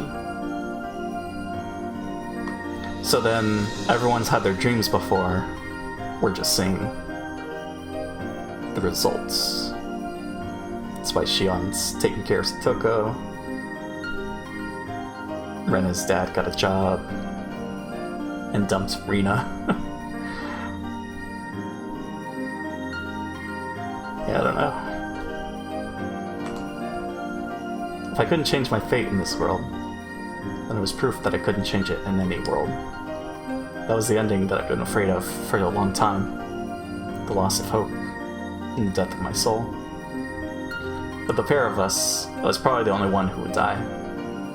Hanyu will most likely remain there, even if my spirit disappears. She must be afraid of being alone after I lose myself. That's why she's telling me not to expect too much. Bit down on an ice chip inside my mouth. It was pleasantly cold. Hanyu, I know we've been over this many times, but I want you to think about me again. Sure. Want to know why you're being murdered in 1983? Yes. Strong will becomes fate. That means that the reason they get murdered this year is because of someone's strong will. I think you're right. Who will benefit from killing Rika Furude? If that person has a strong will, there must be a clear motive for them doing so. Might sound odd coming from me, but I think most people like Rika Furude. I don't think any villagers would have the motive to kill me. The people who live in this village are all fond of you. Thanks to you. Hello. I'm just showing you my appreciation. Anyway, we now know that the Sonozaki family is not the culprit. I have no idea who else would want to kill me. You know, this village is supposed to be the safest place in the world for you. You're right. It's supposed to be. There are plenty of people who would protect me here. It's ironic. For a long time, I've been refusing help from all those people who are trying to keep me safe. Rika, I think we should rely on EDA. People in this village love and cherish me, but no matter what, they never save me when I try to escape the fate of my death. I spoke to several villagers in the past, but they never believed me, and none of them saved me in the end. They probably didn't believe me because I had no idea who was trying to kill me, or what their motive was. We're gonna find out why EDA commits suicide. I explained that people might be more accepting of my story. I'm guessing in this chapter. There's nothing I can do about that. No one would believe a little girl saying that she's gonna be killed without rhyme or reason. All they think of me as is the reincarnation of Oroshio-sama and the leader of the Furude family. They do cherish me, but they won't protect me with their lives. On the other hand, EDA and his people are totally different. They realize how special I am, and they will try to make sure that nothing happens to me. If I confess to them that my life was in danger, I'm sure they would do their best to prevent it. They have all the means to protect me from a violent end. However, none of it really worked in the past. It's not that they're unreliable. It's because Takano, the one responsible for protecting me, also gets killed on the same day every time. In other words, asking her for help is completely useless. She's very reliable, but she also isn't. It's ironic that I'm the only one who knows the reason why they can never save me. I wonder if that's the murderer's plan. Tomitake and Takano get killed because they're my guardians. Then I get killed after that. I think that Kano's death is definitely related to your own. It's the same fate. I mean, if the same suspect is killing them for the same motive. I might be able to alter my own outcome by preventing their deaths. I don't know if you remember, but we've tried that once before. The deaths of Takano and Tomitake mean the loss of my protection. Because the two of them die, the suspect is able to kill me. That's why I've tried to prevent their deaths somehow. They never believed me. I tried so hard to persuade them, but they didn't listen. I eventually gave up and just thought of their deaths as fated to happen. It's the same hopeless feeling I used to have toward my parents when I was able to go farther back in time. When I found out that death was inevitable, I lost interest in them. After all that time had passed, I forgot how hard I used to try to prevent my parents' deaths. Okay, so she does. Right. Well, that makes sense. Besides, I thought you hated Ide and his people. Yeah. They look at us as nothing but their guinea pigs. I support them so I can help Satoko. But it disgusts me to think that they're only using me as a test subject. I've been resenting Ide for that reason. Still, I should try to get closer to him. After all, he's the only person who understands how important I am. He's the main person I should be talking to, and he has the most potential for protecting me. Can't avoid seeking help from him just because I don't like him. I've asked him for help several times before, but Tomitake and Takano get murdered even so, and it ruins everything. After their deaths, Ide panics and becomes useless. That's why I gave up on seeking help from him. But in this world, I've been blessed with a positive situation. I will never have as lucky a start as this again. This is the best chance I'll ever get, so I should give it my best shot.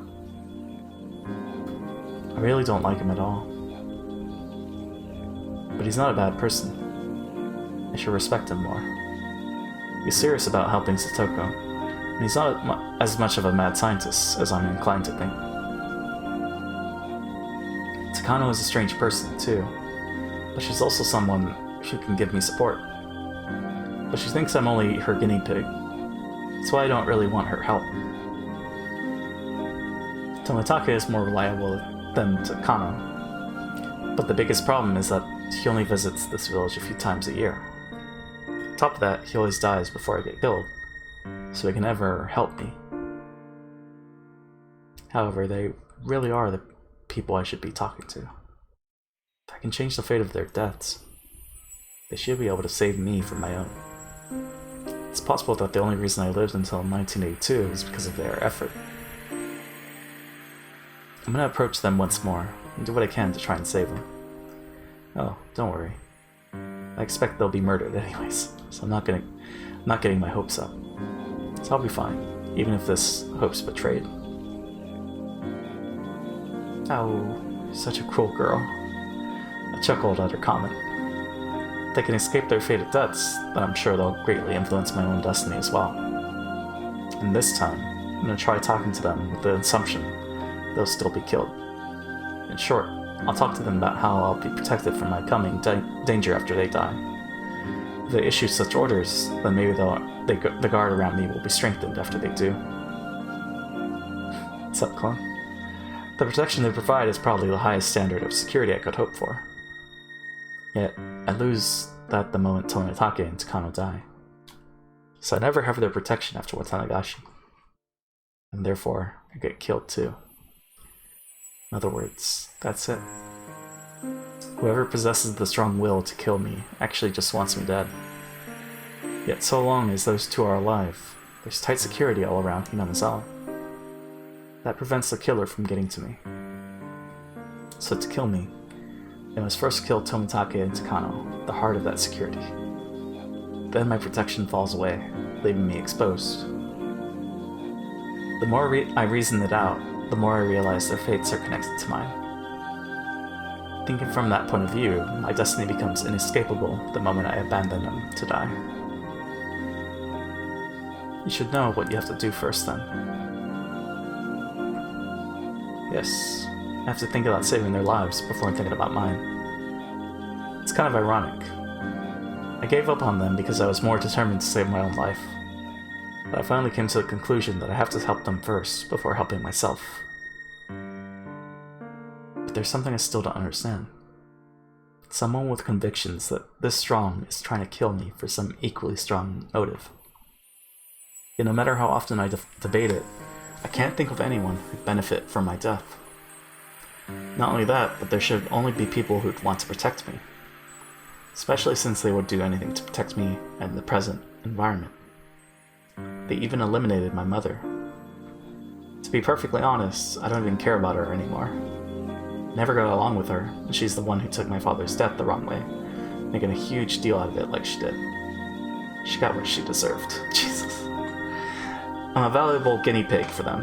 I can be a bomb, too. No one benefits from making me explode. There's only disaster awaiting them if that happens. Literally. Lots of people will be lost. Nobody would gain anything from that. According to Takano, my death would be like the eruption of a volcano in the middle of a village. I'm not interested in what happens after my death, but they're really concerned about it.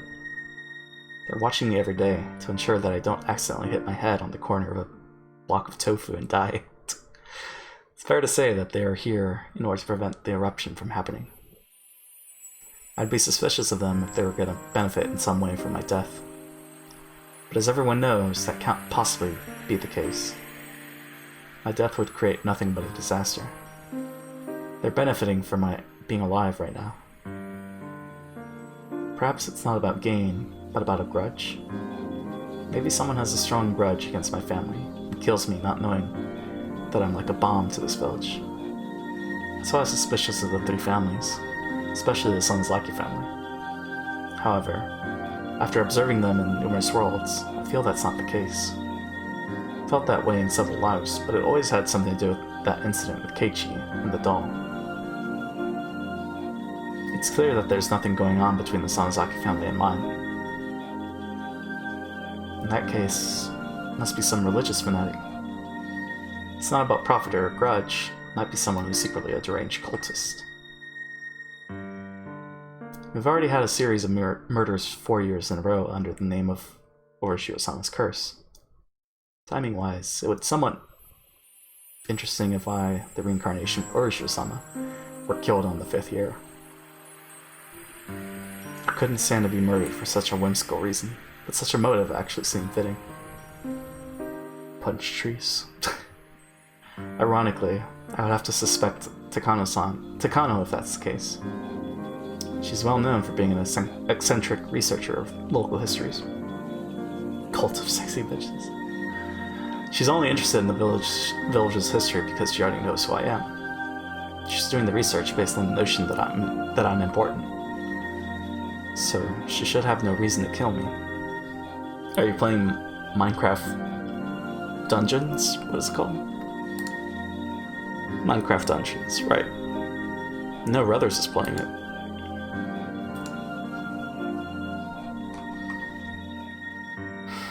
She would desire to keep me close to her as a research sample.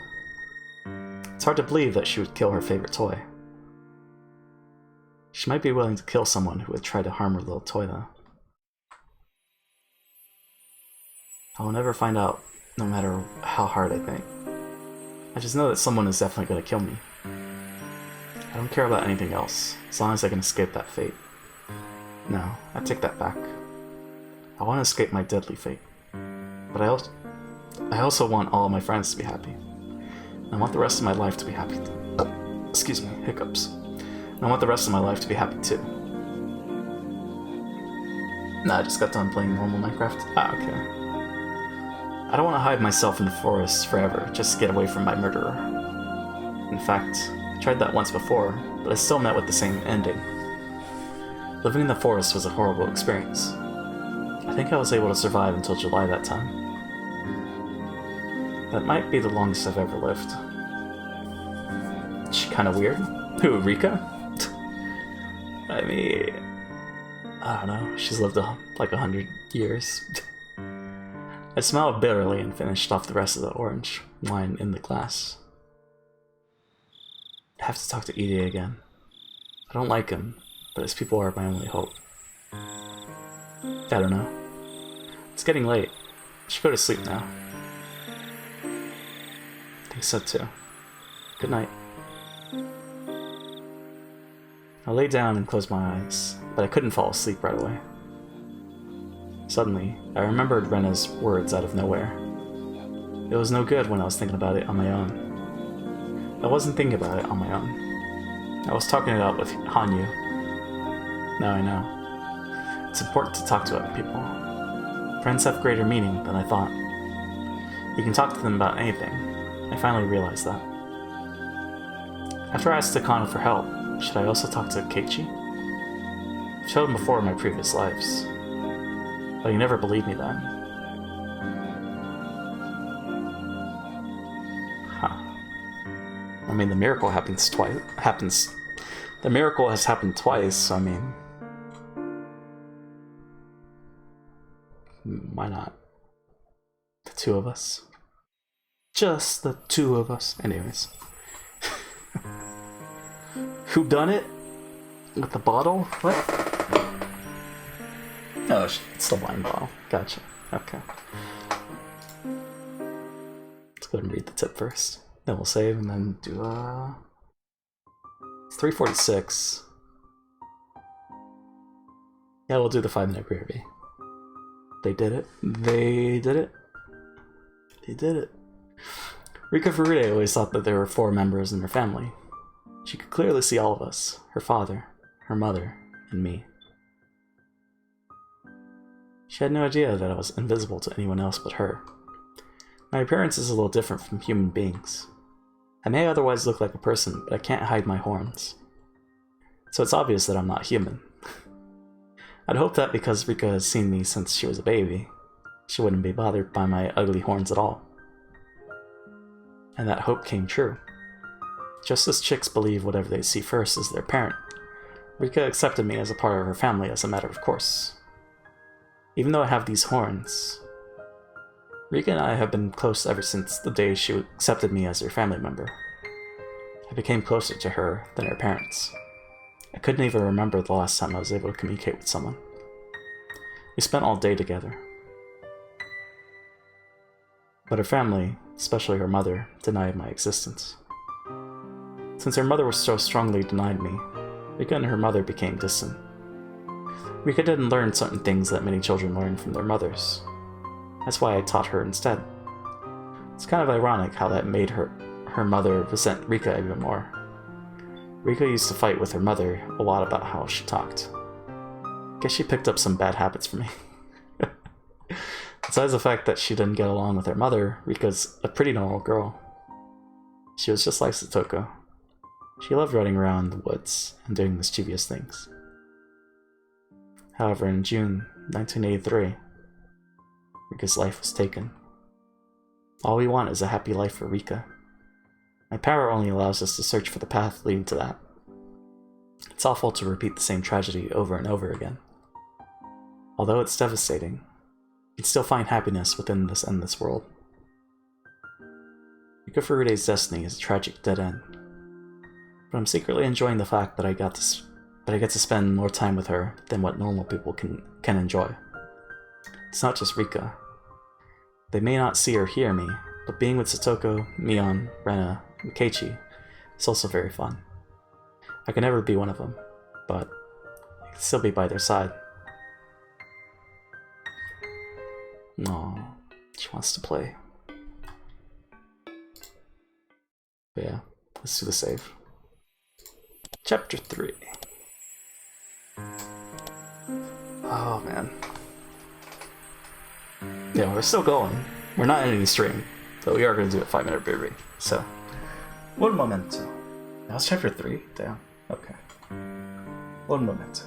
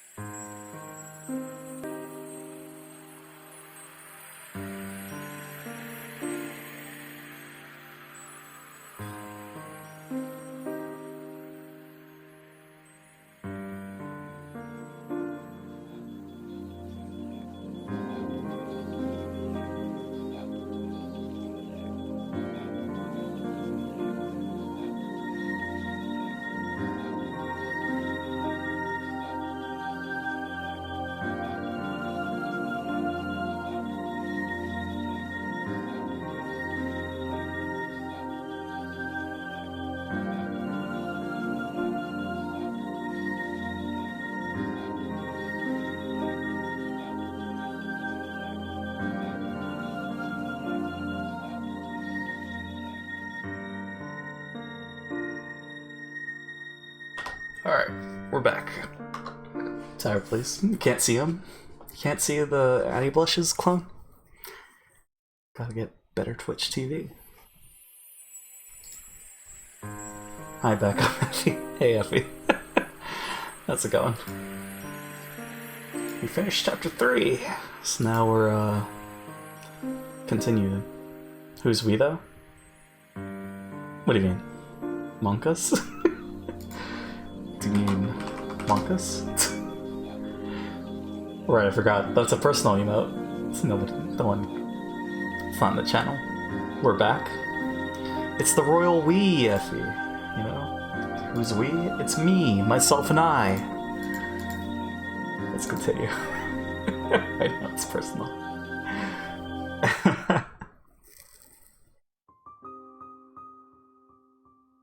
So we just had a confusing third chapter, but I think we're all caught up now. We understand what's going on. Maybe. Hello, I'm surprised to see you here on a day other than Sunday. I have something I want to ask Takano. Is she here today? Royal Wees are friggin' lonely? I guess. We're not alone. We're fine. No, she must be on a date with Risa-san. Ah, I wish I had a date too. Risa-san? Why do you call him Risa? Wait, Tomitake is Risa? What? I don't understand. Fucking weasel. Imagine being the only royal. Cause baby, we're royals! Imagine being the only royal, you're like, we? Is this where you're going to... No, we're just saying we, like, yes, as the French. Need to stop and break down, sobbing. No, I think that's too sad. Why do you call him Risa? I don't understand. You should ask him yourself. It was a small mistake I made when we first met. It was funny how I reacted. I don't get it. That's what nicknames are all about, though. We, indeed. It's not how the French say it, though. They not? I mean, I don't know. We. What did you want to talk to her? Le Cirque de Rêves? Le Cirque de Rêves? They say it in a less hostile way? Oh, okay. You saying I'm hostile, Chloe? I'll show you hostile. No. That's a quote from Dark Knight. Don't take that the wrong way. You say it like we surrender? Wow. Chloe, come on. What did you want to talk to her about? I'll see her at the meeting tonight, so I'll take a message if you want. Le Cirque de Rêves. The Raves. Thank you very much, but I'd rather talk to her directly. I see. Alright. I should get back to my work now, then. Are you not seeing any patients today? I've been busy with paperwork for the meeting tonight. I've been preparing it for a while, but I didn't have enough time. I'll get in trouble if it's not finished in time.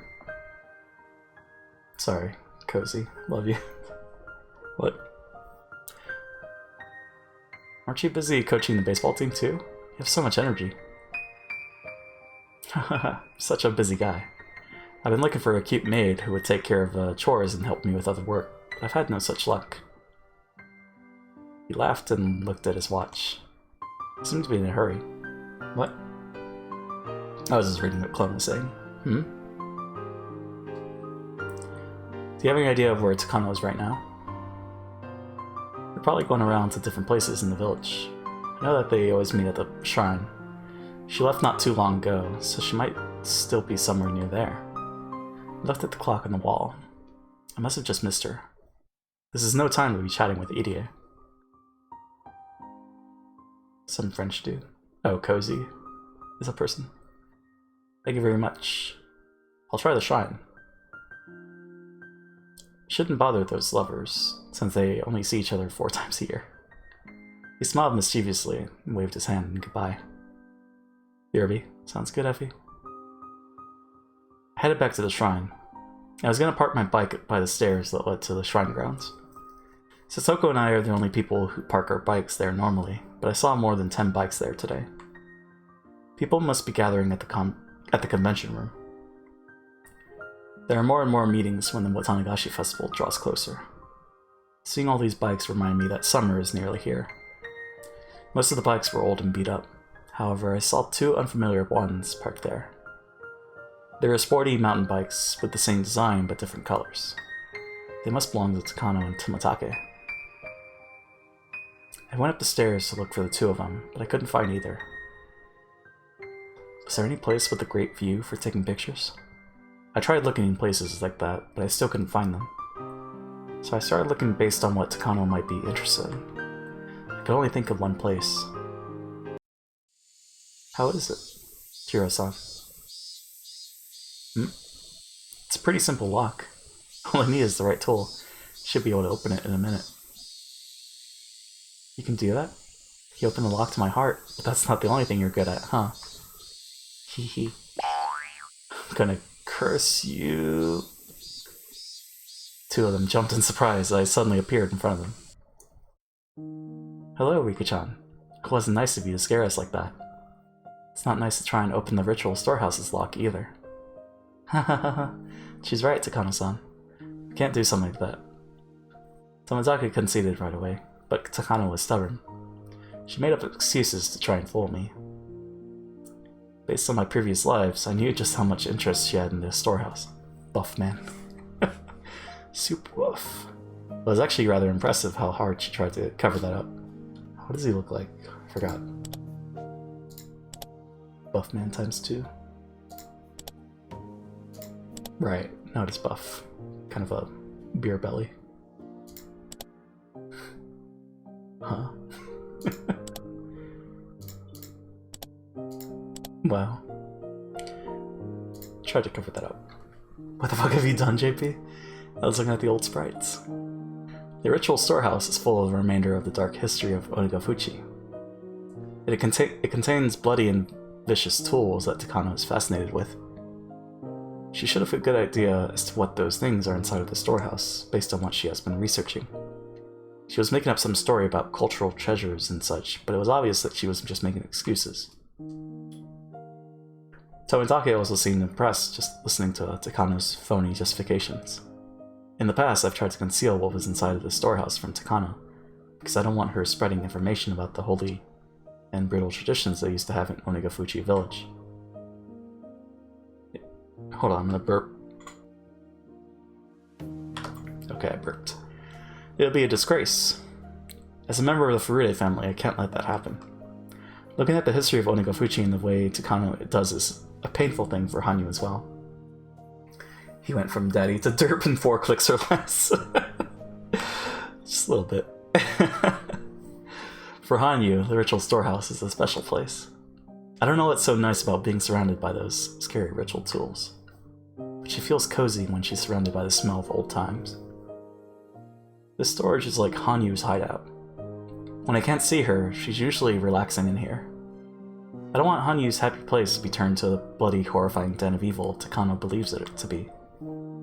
That's why I've been keeping Takano away from the ritual storehouse. Come to think of it, why am I so mean to her? Is it because I hate her? I should stop feeling that way.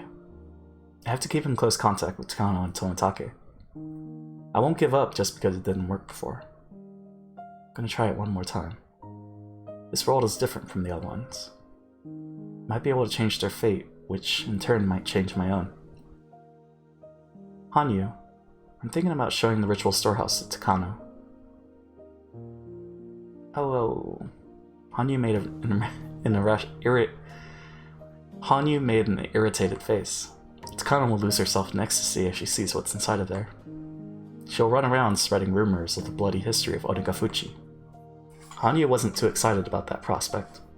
I'm not trying to curry favor with Takano, but I think it might give me a chance to talk to her.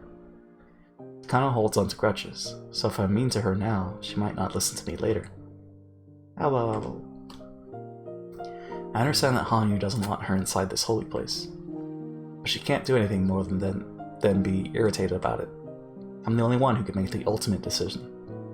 Besides, she'll forgive me if I promise to eat something sweet later.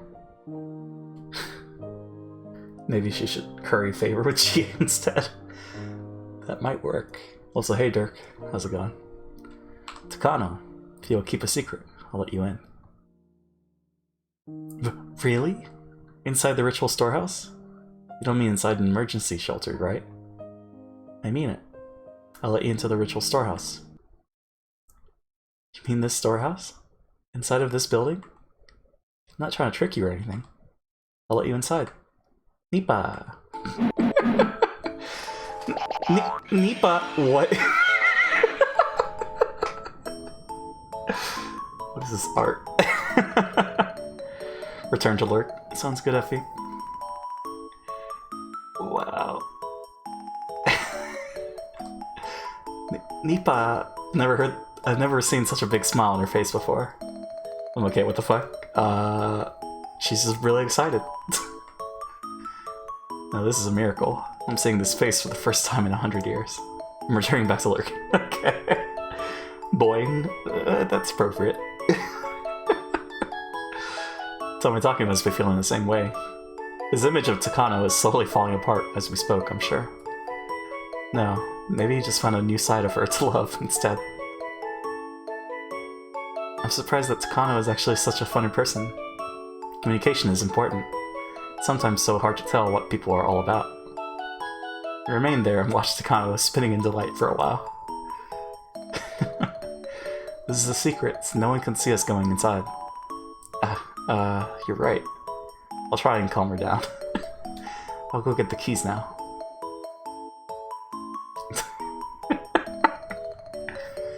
By the time I came back with the key, Takano was totally calm again. She was obviously trying to hide how gleeful she was, though. I thought she was a mature lady, but she still might be a kid at heart. I think they called that something like gap moe. Gap moe? I picked that term up at some point from Keiichi, but I'm still not sure how it's used. Well then, Takano and Tomitake, before we go inside, you must promise me something. Otherwise you can't go in. Of course. You're willing to break the rules to open the forbidden storehouse for us. We'll keep our promises. Hehehehehe. Takano-san, you have to take this seriously. I am taking it seriously. Hehehehehe. My image of Takano is falling to pieces right now. Same here. Her market is crashing all over the world. Rena said it before. It's not a good idea to think about problems all on your own. I always hated the crazy part of Takano, and I didn't want to be close to her. But I never thought she could act this way. She was acting almost like Rena does when in her cute mode. Had I known that she was as funny a person as this, I wouldn't have felt resentment toward her. I realize how important communicating can be. First of all, you have to promise you won't tell anybody that you went inside the storehouse. Do not tell anyone.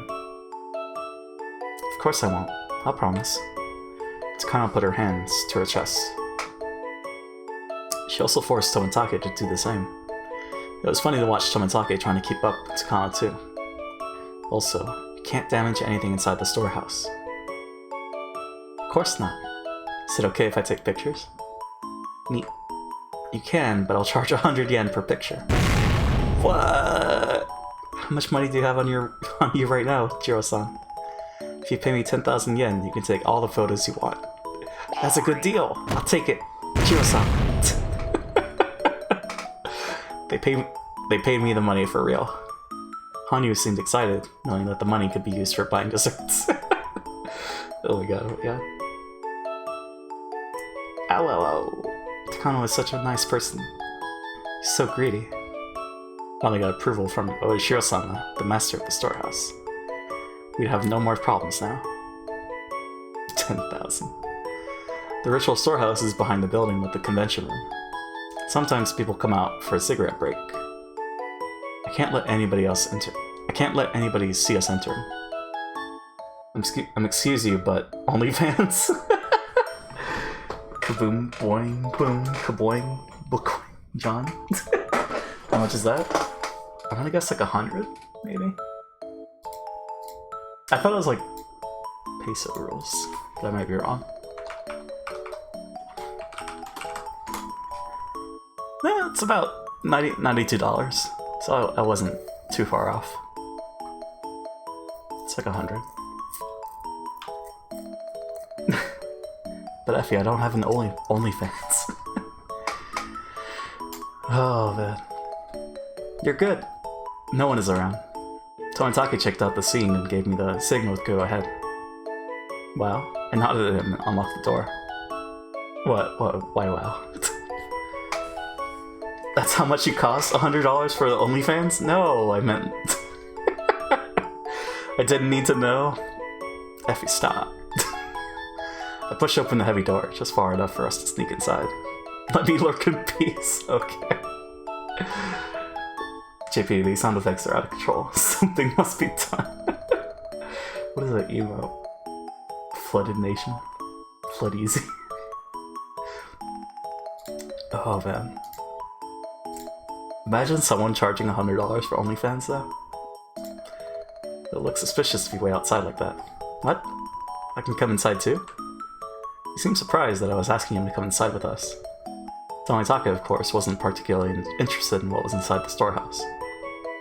I expected a surprised reaction. Jiro-san, Rika-chan is telling you to come inside. Come on now. Alright. Tomitake squeezed inside as Takano urged him. I turned the light on and closed the door. Then I put the chain on from inside. I actually only have an idea of what it is. I don't know what the rates are. It's like 25. I've only seen 25. I've never bought anything. I swear. This is curious. Also Squeaky-chan. You're locking us in? Just so that a bad kitty won't sneak inside, you know? Bad kitty cat. Hee hee, are you talking about me? Takano, the cat is supposed to go all meow meow. Nipa! What do you mean? If you don't act like a cat, I'm not gonna let you see what's in here. I brought cat ears and a collar with a bell for you too. If you don't put them on, get on all fours and meow, then I won't open the next door. What the... Rika, please. You sound guiltier than ever. The squeaky chair won't save you this time, JP. Oh, I swear. I did not pay for it. The Shrine Storehouse has 2 doors so that people can't see inside when the first door is opened. At the moment, we were inside the entry chamber. The real storehouse is in the room beyond. Clip it. What? That's a bad joke, Rika-chan. Wouldn't really. I'm not mobile, so you can't. Huh? The hell? I'll do it if I have to. You're testing me to see how devoted I am to my research, aren't you, Rika-chan? Fine, if that's what you want. And I'll wear cat ears, bloomers, and tail, crawl on all fours before an empty milk bowl, and beg, please let me drink your milk, master. She definitely would have joined our club if she was around our age. I agree. Hey, remember how they said shred stocks fell like snow on Wall Street during the Great Crash? Takano's Valley right now reminds me of that. Bring it on, Rika-chan. Are you sure I only have to wear the ears and the collar? Takano-san. Bloomers. The store isn't even locked. See? Push and it opens. Really? Hee hee hee. My dear, how shameful of me. Hee hee hee hee hee. What's wrong with bloomers? I mean, I think it's like granny clothes, right? Tomitake has no sense of humor. He just turned off a lot of viewers who are looking forward to seeing Takano in the cat outfit. Anyway, he's right. You just have to push it. Nipa! Once we went through the door, we found ourselves inside the storage area. There were no windows in there, so it was completely dark, even during the day. There were several light bulbs hanging from the ceiling, but they were dim, and their light only exaggerated the darkness inside. Oroshio-sama's statue and the altar dominated the center of the room. They were surrounded by tons of ancient torture implements. They were all over the floors, walls, and ceiling. Floor, walls, and ceiling. Like my stomach's about to growl. Looked like a torture room, rather than just storage for tools intended for one. This is amazing. Tomitake was rendered speechless. They were nothing like those fake torture implements that they might have seen in a wax museum or someplace like that. tools in this room are the genuine articles. I never like to think about it, but I'm sure some of them really were used. These authentic tools always have a big impact on the people who see them. Tomitake was the only one who was shocked, since he was the only normal person in the room. Tsukano's eyes were sparkling. She was taking pictures while meowing like a cat. This place isn't special to me. Of course, I know I'm supposed to treat it as a holy place, but I'm so used to seeing all these things after coming here countless times since I was little. To me, it's nothing but a storehouse with a lot of old stuff inside. As for Hanyu, she says the only place the air from times past lingers in this present day, so she actually finds it comforting. I get in a good mood when I come here, because Hanyu gets in a good mood. This is a relaxing place for her. As I watch Tomitake's reaction, I notice how totally off my values are from normal people's. Takano's reaction seemed more natural to me, in a sense. Hanyu seemed to be bothered by Tomitake's reaction too. Maybe it was a bad idea to let him come inside after all. Not like I could kick him out at this point.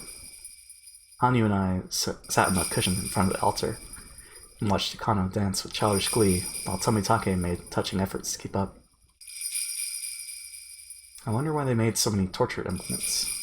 The whole purpose of torture is to make people confess something, right? Why was it necessary for them to have so many? Hiro-san, do you know that there are 2 ways to threaten people with torture implements? The first one is to inflict pain on the victim. The other way is to threaten the victim by just showing him the tools. In that sense, having a countless number of them can give tremendous fear to the victim. I've heard that torture requires skill. I suppose it's hard to really hurt people without killing them. Tomitake acted like he's having a conversation with Takano, but his voice was obviously unsteady. Some Western torture implements were so vicious that if they really used it on the victim, they would have killed him instantly. To be precise, there are 2 types of torture implements. First, there are simple tools that are simply used to make the victim confess. The other type is for entertaining those who are watching the torture. I'm frustrated that some people can't tell the difference between those 2. Hehe. Let me ask you, what were they trying to gain from the victims by using these tools?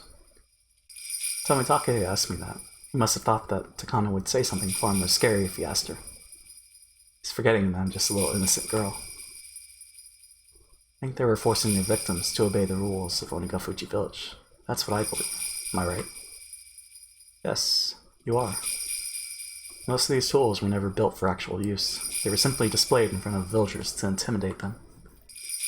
That's why there are records saying that when they actually tried to use them, some of them were the wrong size or simply malfunctioned. So if they really did use some of them, then that's not a pleasant story. Some people were just not obedient, despite the threat of Oshio-sama's curse. Hey, Rika-chan. Are you sure that these tools were mainly used to intimidate people in the village? I've heard that these were used for cooking and dissecting during the real Watanagashi. Back to work, enjoy? Sounds good, Oya. Have a good day at work. Hanyu was making a frustrated face. She didn't want to remember the dark history of Onigafuchi Village. People performed countless torture ceremonies in front of her, claiming that they were doing it in her name, the name of Oshio-sama. She asked them not to do that, but no one was able to hear or see her. No comment. Nipa! She always talks to me about it too. Long ago, the villagers of Onigafuchi would receive a divine message. Go down to the foot of the mountain, kidnap people, meet them, right? Wonder why they did that. Was it a display of force or something? I believe it was a type of ceremony to make them all realize they were higher on the food chain. The greatest outspoken reasons Onigafuchi forbade intermingling with outsiders were that the village was the Holy Land, and they were transcendents, greater beings than humans. I thought it was a school day, but I guess it's after school. These jingle bells are ridiculous. Yeah. Forget when it happened, but yeah, they started looping it. Mingling with tainted humans will bring corruption. That's what they were taught. So they probably needed to reaffirm their idea that they were above humans at regular intervals. In Japan, there is a tradition of displaying severed heads on pikes. While such a warning is inhumane, it's an extremely good deterrent. They're sleigh bells. Is that what they are? The victim was brutally tortured in public, and then they were eaten alive. What would you think if you saw something like that? Anyone would simply think that they wouldn't want to be in that same situation. There's also a history of crucifixion in this country. They hung the victim and stabbed them with spears in front of an audience. You know, people don't really die from being stabbed once or twice. They might have a chance to die if they were stabbed in the stomach or chest, but it's not instant, like a guillotine. They bled from their wounds, their guts were pulled out, and they eventually died by drowning in their own blood. Hehe, in that sense, guillotine is such a merciful tool. Did you know? The guillotine was invented for the nobility. It was invented because they were able to die instantly, which wasn't the case with shooting or hanging. The nobles got special treatment, all the way up to death. There's an old black and white movie that I know of. It's a love story set during the French Revolution.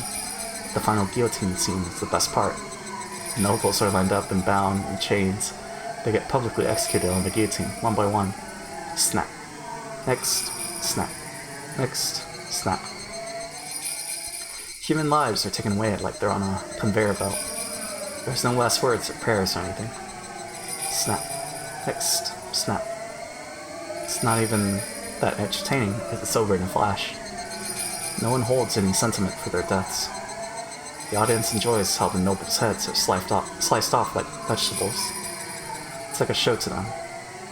It's more respectful to kill someone slowly and brutally.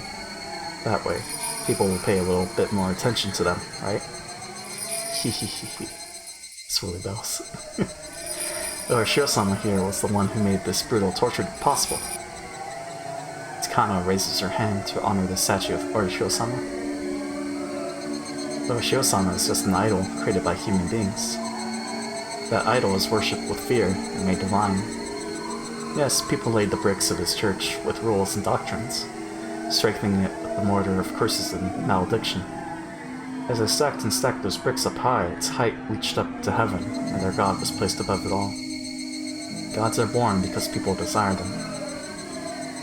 So when people seek to rule others with fear, they become the collection of blood, torture, and pure terror. And here, they call that god Ch.7. In other words, this proves that the stairs to godhood are built not by gods, but by human hands, and show the way for us humans to attain further heights and... Did someone say revolution? It came... That was weird. That was like an echo. Like I thought I heard my voice. I don't know. It came up in the dialogue. Her passionate lecture was interrupted by a loud noise. As I looked back, Hanyu was jumping up and down with her eyes full of tears. Thud. Yeah, there's the confirmation. Repeat after me. I am free. You are free, Effie? She was stomping the floor as hard as she could, making a loud noise instead of screaming out with her unheard voice. However, it all amounted to the same thing. Hanyu cannot be heard by people. It's not right. Dabi is a free elf. It's not right. I'm not like that. Hanyu. I hate seeing people getting tortured or killed. I want people to be happy together. Of course, not everything is perfect, but I never ask people to do such horrible things. Hanyu. You are who you are. Ch.7 has nothing to do with you. I think it's from V for Vendetta, but I watched it. Repeat after me, I am free. Remember the 5th of November? It's also in one of the songs by Crown the Empire. Have you played Crown the Empire? The Revolutions? Well, yeah, I mean... oh, you mean like Revolutions the song? Or Revolutions in general? Because of V for Vendetta. Anyways. That's not right. That's not right. Whoa. I hate Takano. I hate her. She always says horrible things about me. She's a bully. Is it a bad idea for me to bring Takano in here? I knew that Takano would get overstimulated and say something like this. Fortunately, Hanyu's rejection indirectly reached Takano, and she stopped lecturing. Somehow, Tomitake had heard the noise that Hanyu made. He pressed his finger in front of his lips and told Takano to be quiet. What is it? Well, it just sort of sounded like a child was jumping around. There might be a child somewhere near this building. Really? I didn't hear anything. I'm sure I heard it. Takano-san, we're in here in secret. I think you should look around without making a noise. Takano seemed disappointed, but Tomitake was right. She had no choice but to be quiet. Tomitake, there are no children around this place. Are you sure? You didn't hear it either? I'm sure I heard a noise. I heard it too, but it wasn't coming from outside the building. It was just jumping right behind me. Guess you heard it from far away, but it was very loud to me. I was standing in front of the altar, and the statue of Oshiro-sama was right behind me. Tomitake seemed freaked out after hearing what I just told him. Although he was trying to fake a smile, his face was turning pale. However, Takano didn't seem scared at all. Okay, basically, the quote is from a song called Glass Elevators by Bound, Crown the Empire. But it's also a quote from the movie V for Vendetta. They're separate things, my bad. No, I gotcha. It's also one of the songs. Right. But you haven't watched V for Vendetta. Gotcha. Repeat after me. I am free. I can't recall when that was said in the movie, but I'm guessing it was to Natalie Portman. Takano. You can't say things that would upset Oshiro-sama in front of him. Oshiro-sama is very angry now. Can't you hear his voice? It's fortunate that she can't, to be honest. Even if she heard it, it would be nothing but tears. My job as a shrine maiden, to begin with, is to tell humans what Oshiro-sama is feeling. I'm responsible for speaking on Hanyu's behalf. Takano must realize that I was very serious about what I just said. She apologized to me right away. I'm sorry. I took it too far. I'm sorry, Oshiro-sama. You are a god, as long as people worship you. Even though I may not worship you, you are still holy. I'm sorry for disrespecting you. Oshiro-sama loves sweet food. You'll get cursed unless you offer something sweet through me. Tomitake couldn't help but smile. Takano also smiled. She bowed to me, promising to bring over some cream puffs soon. Takano finally stopped saying bad things about Oshiro-sama. She also promised to bring me something sweet. Hanyu was still upset, but she was probably satisfied for the moment. But I didn't know what she meant by the 3 fingers she was showing to me. Was she telling me to ask Takano for that too? Being her shrine maiden is not an easy thing. It's highly possible I may have fucked up on the V for Vendetta front, but once I watch it, I'll tell you. Okay. Cream puffs? Apparently. That's what she's gonna bring. Have I had cream puffs? I don't know. Oshiro-sama is saying that he wants at least 3 cream puffs. I just want to make it clear that it's not me asking for that. They took it as a joke, made to reduce the tension. Tomitake and Takano cracked up, holding their stomachs. Hanyu was looking at them with surprise, not knowing why they were laughing. My face, meanwhile, was turning red with embarrassment. Fine. I'll get 3 delicious cream puffs for Oshiro-sama. Should I get some for you and Toko-chan too? No, I don't need any. But there is something that I want to tell you. What is it? Since you let me inside the storehouse today, I'm willing to do anything for you now. Then, I want you to believe what I'm about to tell you now. Please don't ask me why, or make fun of me. Please believe me, and change fate to save me. Both of them are surprised to see such a serious look on my face. I was sure they'd be surprised. After all, I was about to explain to them that they were going to die in 2 days. I'm sure they want to deny that. But I knew a fair bit about their deaths. If I explained it to them in detail, they wouldn't be able to laugh it off. I talked to them about it several times in previous lives, but they never took it seriously. Anything? Kappa? What? I only had that slight possibility that they might believe me. Hopefully, the possibility is as small as a miracle.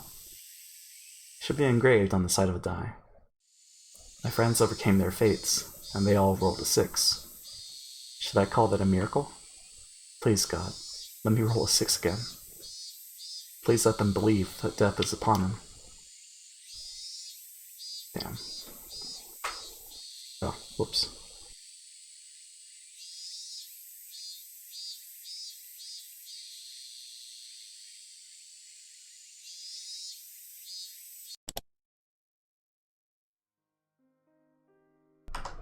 I think we're all down here in the deep blue sea. Is that SpongeBob?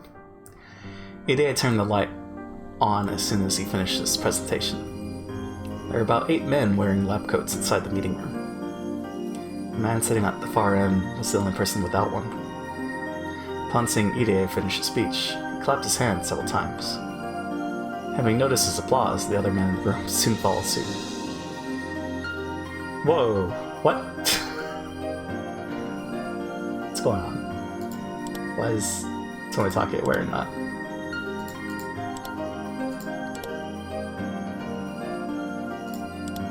Huh.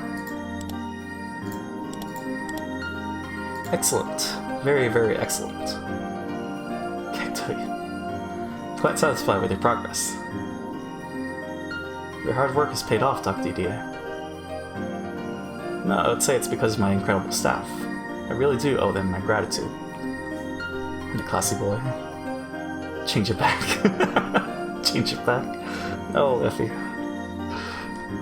Gotta change it back. Okay. Just one time. I mean, look at that.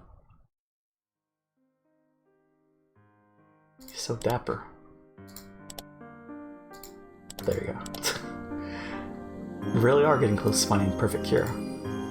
There are a few more sticking points left, but they can all be resolved with time and financing. I meant, like, not the old one? Oh, you mean, oh, okay. I'm counting on your support on that front. With sufficient funding and labor, I estimate we'll be done within 3 years. By 1986, we should be able to establish a complete treatment for it. From here on out, our challenges are establishing a treatment package that other unspecialized medical facilities can easily administer, and developing an easier, cheaper test for it.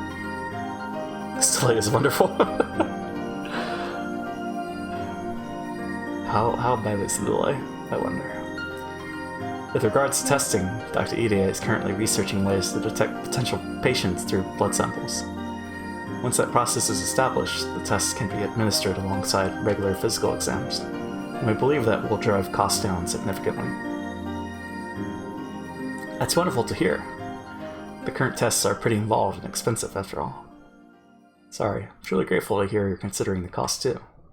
Healthy citizens are supposed to be our nation's assets, so it really is shameful to bring up the budget, but from our position, we'd like to shave every yen we can off the costs. Of course, we understand. If we established a treatment that was impossible due to the costs, it'd just be a pie in the sky. It's our job to develop a practical treatment, not a theoretical one. Tomitake started clapping again, and everyone followed him. You're truly a respectable man, as well as a talented doctor. I'm honored to have met you. No, I can't sincerely accept your applause until every person has been treated, and this so-called curse of Oishio-sama has been exterminated. We hope for your continued cooperation until that time. Likewise, I'll do everything I can to make sure you receive almost every yen in the budget you've outlined. Please, keep up the good work. Tomitake and Ide shook hands, and the meeting room was filled with applause yet again. So he's from Tokyo, or something. That's it for tonight's meeting. Tomorrow's the main event we're all waiting for, the budget hearing. Let's all push hard. Takano was being sarcastic, of course. The staff members in lab coats were smiling bitterly. Well, I'll give my greatest efforts for the budget. You all need too. To be honest, I want to be on your side myself, but I'm the one who has to explain things to the brass, the one they and the one they come down on directly. Yet my deepest apologies, but regretfully I'll be rigorously examining the budget. Please continue lending me your cooperation. It's your job, so we can't blame you. We'll see you tomorrow. In any case, that's it for today. Once EDA declared that the meeting was over, his white coat staff gathered up their documents and left after glancing at the clock. It was almost midnight. The staff who were off tomorrow might be alright, but those scheduled to work needed to sleep soon, or would hinder them the next day. Hanyu. Takano gathered up the butts from the ashtrays, as well as the empty coffee cans. My, some people didn't drink their coffee. We managed to get a coffee budget for meetings approved, but I wonder if they'll cut that budget if people don't drink it. Hehe. Don't be so mean. I'm not doing this because I enjoy it, you know? Oh, Takano-san. I'll take that leftover coffee. I'll take one too. That way the budget won't go to waste. Two of them seemed more relaxed with the other staff members gone. Tamatake and Irie loosened their collars in a sign of relief. How are Rika-chan and Satoko-chan? Are they doing fine? I heard last week that Satoko-chan's test results weren't that good recently. No, but it actually wasn't that big of a deal. She was a bit out of sorts because of the heat wave. Her new results came out very stable. Coffee. Go for a cup of coffee right now. Hehe, Dr. Irie is very passionate about Satoko-chan. But that's not true. As a physician, I treat all of my patients equally, to the best of my ability. But if she feels grateful and decides to become my maid, that would be wonderful. Though that's proving quite difficult. See, this guy's even more pervert than Keiichi. It would be wonderful if there was a way to completely cure Satoko-chan, but I guess that's what's difficult. Anime classes. Just a little bit. Davina shock. Once a patient reaches the level 5 state, like Satoko-chan has, it's easy for them to re-experience hallucinations, similar to a patient suffering from flashbacks. Those technically aren't caused by the disease, but by the normal defense mechanisms cultivated in the brain. Level 5? Like the idiom, a scalded dog fears cold water, suggests the brain naturally uses past experiences proactively for our survival. In simpler terms, emotional trauma. Worse yet, we suspect she may have suffered damage directly to her frontal lobe, so she needs more delicate counseling and long-term medication than the usual trauma patient. So I don't think I was supposed to know about the whole Satoko backstory. That was definitely a spoiler. You may be able to treat her illness, but you can't treat her mental health. Is that what you were saying? Because I don't think they explicitly say it. Till, you know, they haven't explicitly said it. There's just been hints. There are plenty of people functioning in society with emotional trauma. Even if she's just one more to the mix, there's still a miraculous recovery considering the state she used to be in. Think about diabetic patients. There's no cure, but many of them live happily by managing their condition. She still needs 3 shots a day. No, she's recovered quite a bit, so she's down to twice a day now. I think that puts a lot less strain on her too. She was so afraid in the beginning, but Rika-chan talked her into it. Into getting the shots, you mean? Satoko-chan was told that she's receiving financial support from us by supporting our research. So she thinks that she's getting 2 shots a day not because she's sick, but as a test subject for your research. Jiro-san, it would be a horrible thing for us to explain to her what kind of illness she's suffering from. Didn't I tell you this before? Well, I remember. Sorry for being insensitive. If you happen to see Satoko-chan somewhere, please be kind to her. Alright, I will. By the way, Rika-chan is such a strong girl. Her background is similar to Satoko-chan's, yet she's leading such a steady life. We have Rika-chan and her deceased parents to thank for all this. Without their understanding and support, we would never have discovered even a hint at a cure so soon. She even endured our inhumane experiments very well. We wouldn't have the results we do today without her support after overcoming her parents' death. I'd like to repay the debt we owe her somehow. I agree. Tokyo also recognizes that Rika-chan and Stoka-chan have rendered us a distinguished service. They will be compensated for their work someday. Hey, you guys don't even want to pay for our coffee filters. Hehe. Again, don't be mean. Keep bringing that story up.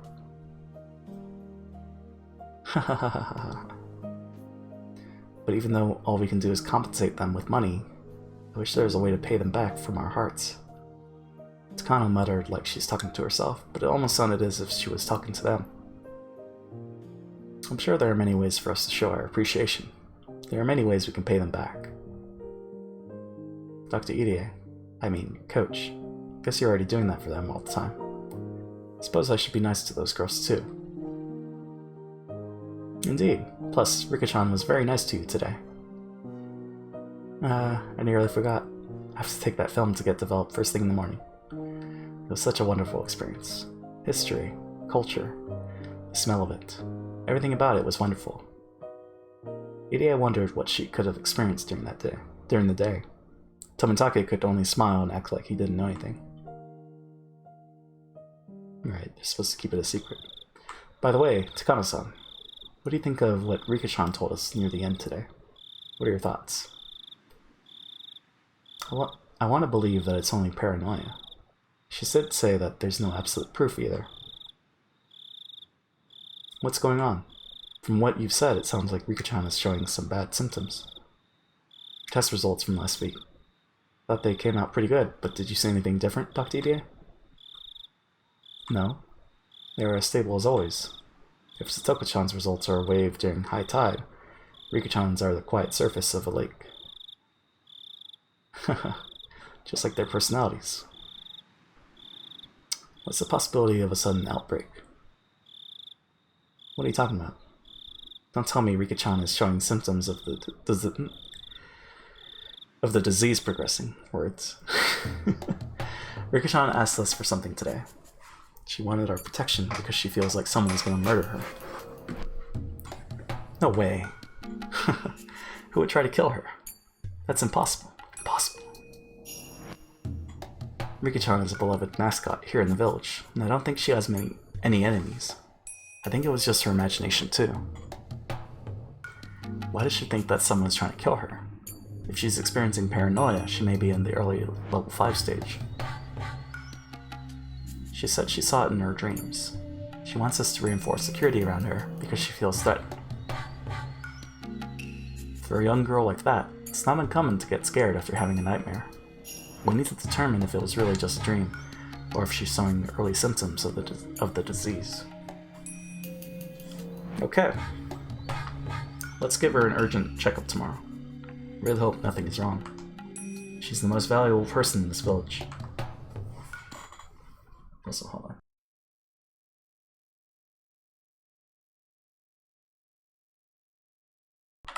It's so hard to get comfortable. I hope she's okay. But what should we do if she is? Jiro-san, if that's what she wants in return for what she showed us today, it's not even a big deal. If she's worried about her safety and wants to rely on us, I think we should support her. That's what paying her back with our hearts is all about. You're right. Even if she was just dreaming, we'll lose her trust if we don't support her. This is our chance. We found a way to show her our appreciation. Yeah, I agree. Besides, she has the right to seek that support from us. Yes, we have to make sure to protect her at all times. And that's true. No, that's your job, not mine. So please, give her your best. Understood. Takano-san, please do what you can to keep her safe. It's probably not so serious that we need to bring in the bloodhounds from Tokyo. Bloodhounds? Hehe. True, you can't ask them to come over just because Rika Furude had a nightmare. Alright. I'll order at least 4 members of the Mountain Dogs to watch her 24 hours a day. Mountain Dogs? That's impressive. That's tighter security than when I went to Tokyo. Hehehe. She deserves special treatment. I'll make sure she gets the best security in the country. No one would dare plot an assassination on her. I'll get the best bodyguards out there. Not even a super spy could lay a finger on her. Meow meow. Onigofuchi bonsai. It's Kana-san. Did something good happen? Well, I mean...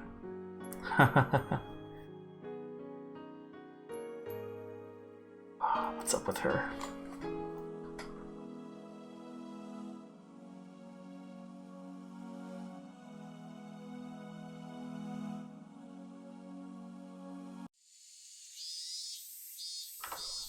Someone who meows? Yeah? This is something? Hearing me meow?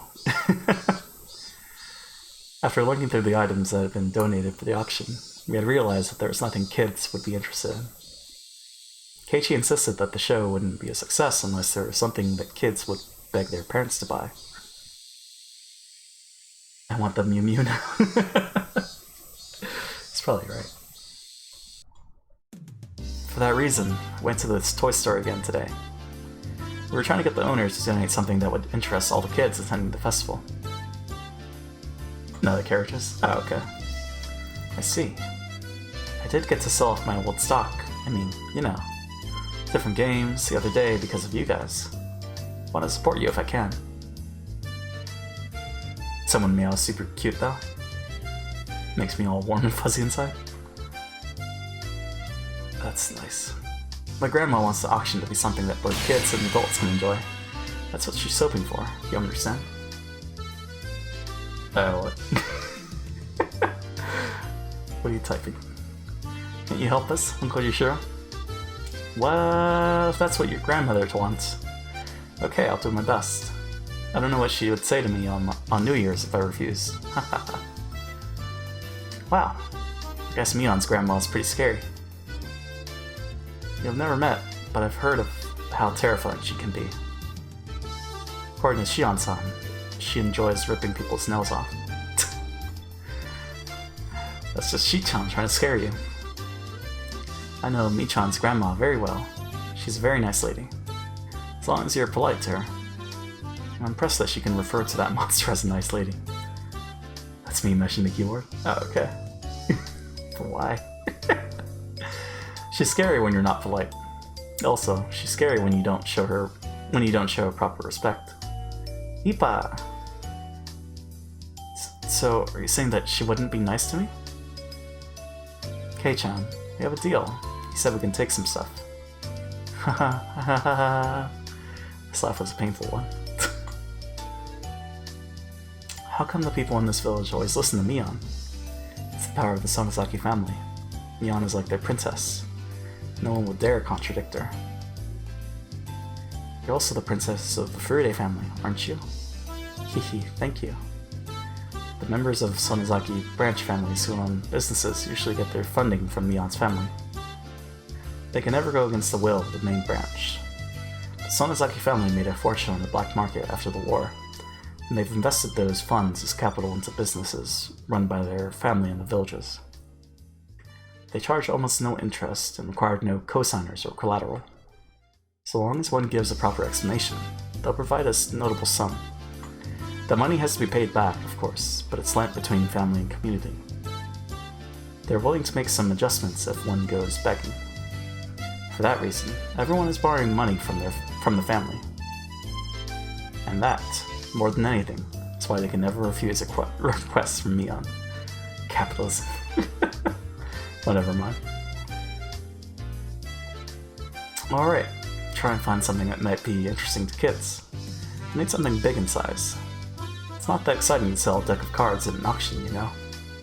Big things will attract more attention. Like when did Super Nintendo come out? Well, not 1986 was the NES, right? I think.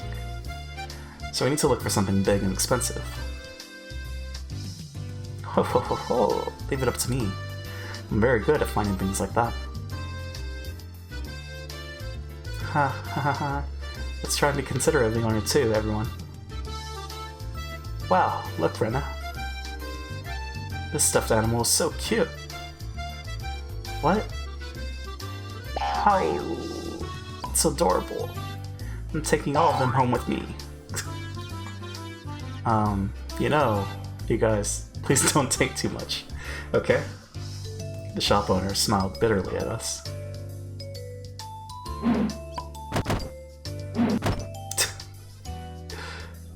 What are they taking? What do you think this is, Keiichi-kun? It says swing on it. Is it like a playground kind of swing? Wow, it's so heavy. Must be a build-it-yourself swing. You can build it inside the house or outside in the yard. It's not as big as the swings you see on playgrounds, but it's big enough for little kids to play on. It's fun in the beginning, but they'll eventually get bored with it, and it'll be used to hang the laundry on instead. That sounds like it's coming from experience.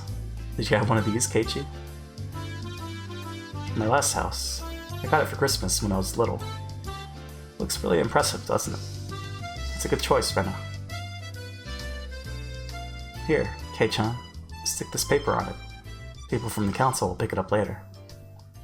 Mion handed Keiichi a piece of paper that said Town Council on it. She was carrying around a whole stack of them.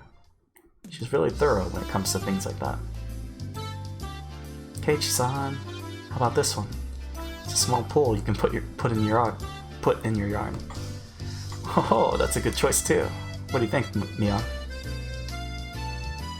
Well, in Hinamizawa you can always go to the river if you want to play in the water. I don't know about that one. But this goldfish pattern is adorable. I think this pool is a good one, I think. I think so as well. Doesn't it just look perfect for setting up all kinds of traps?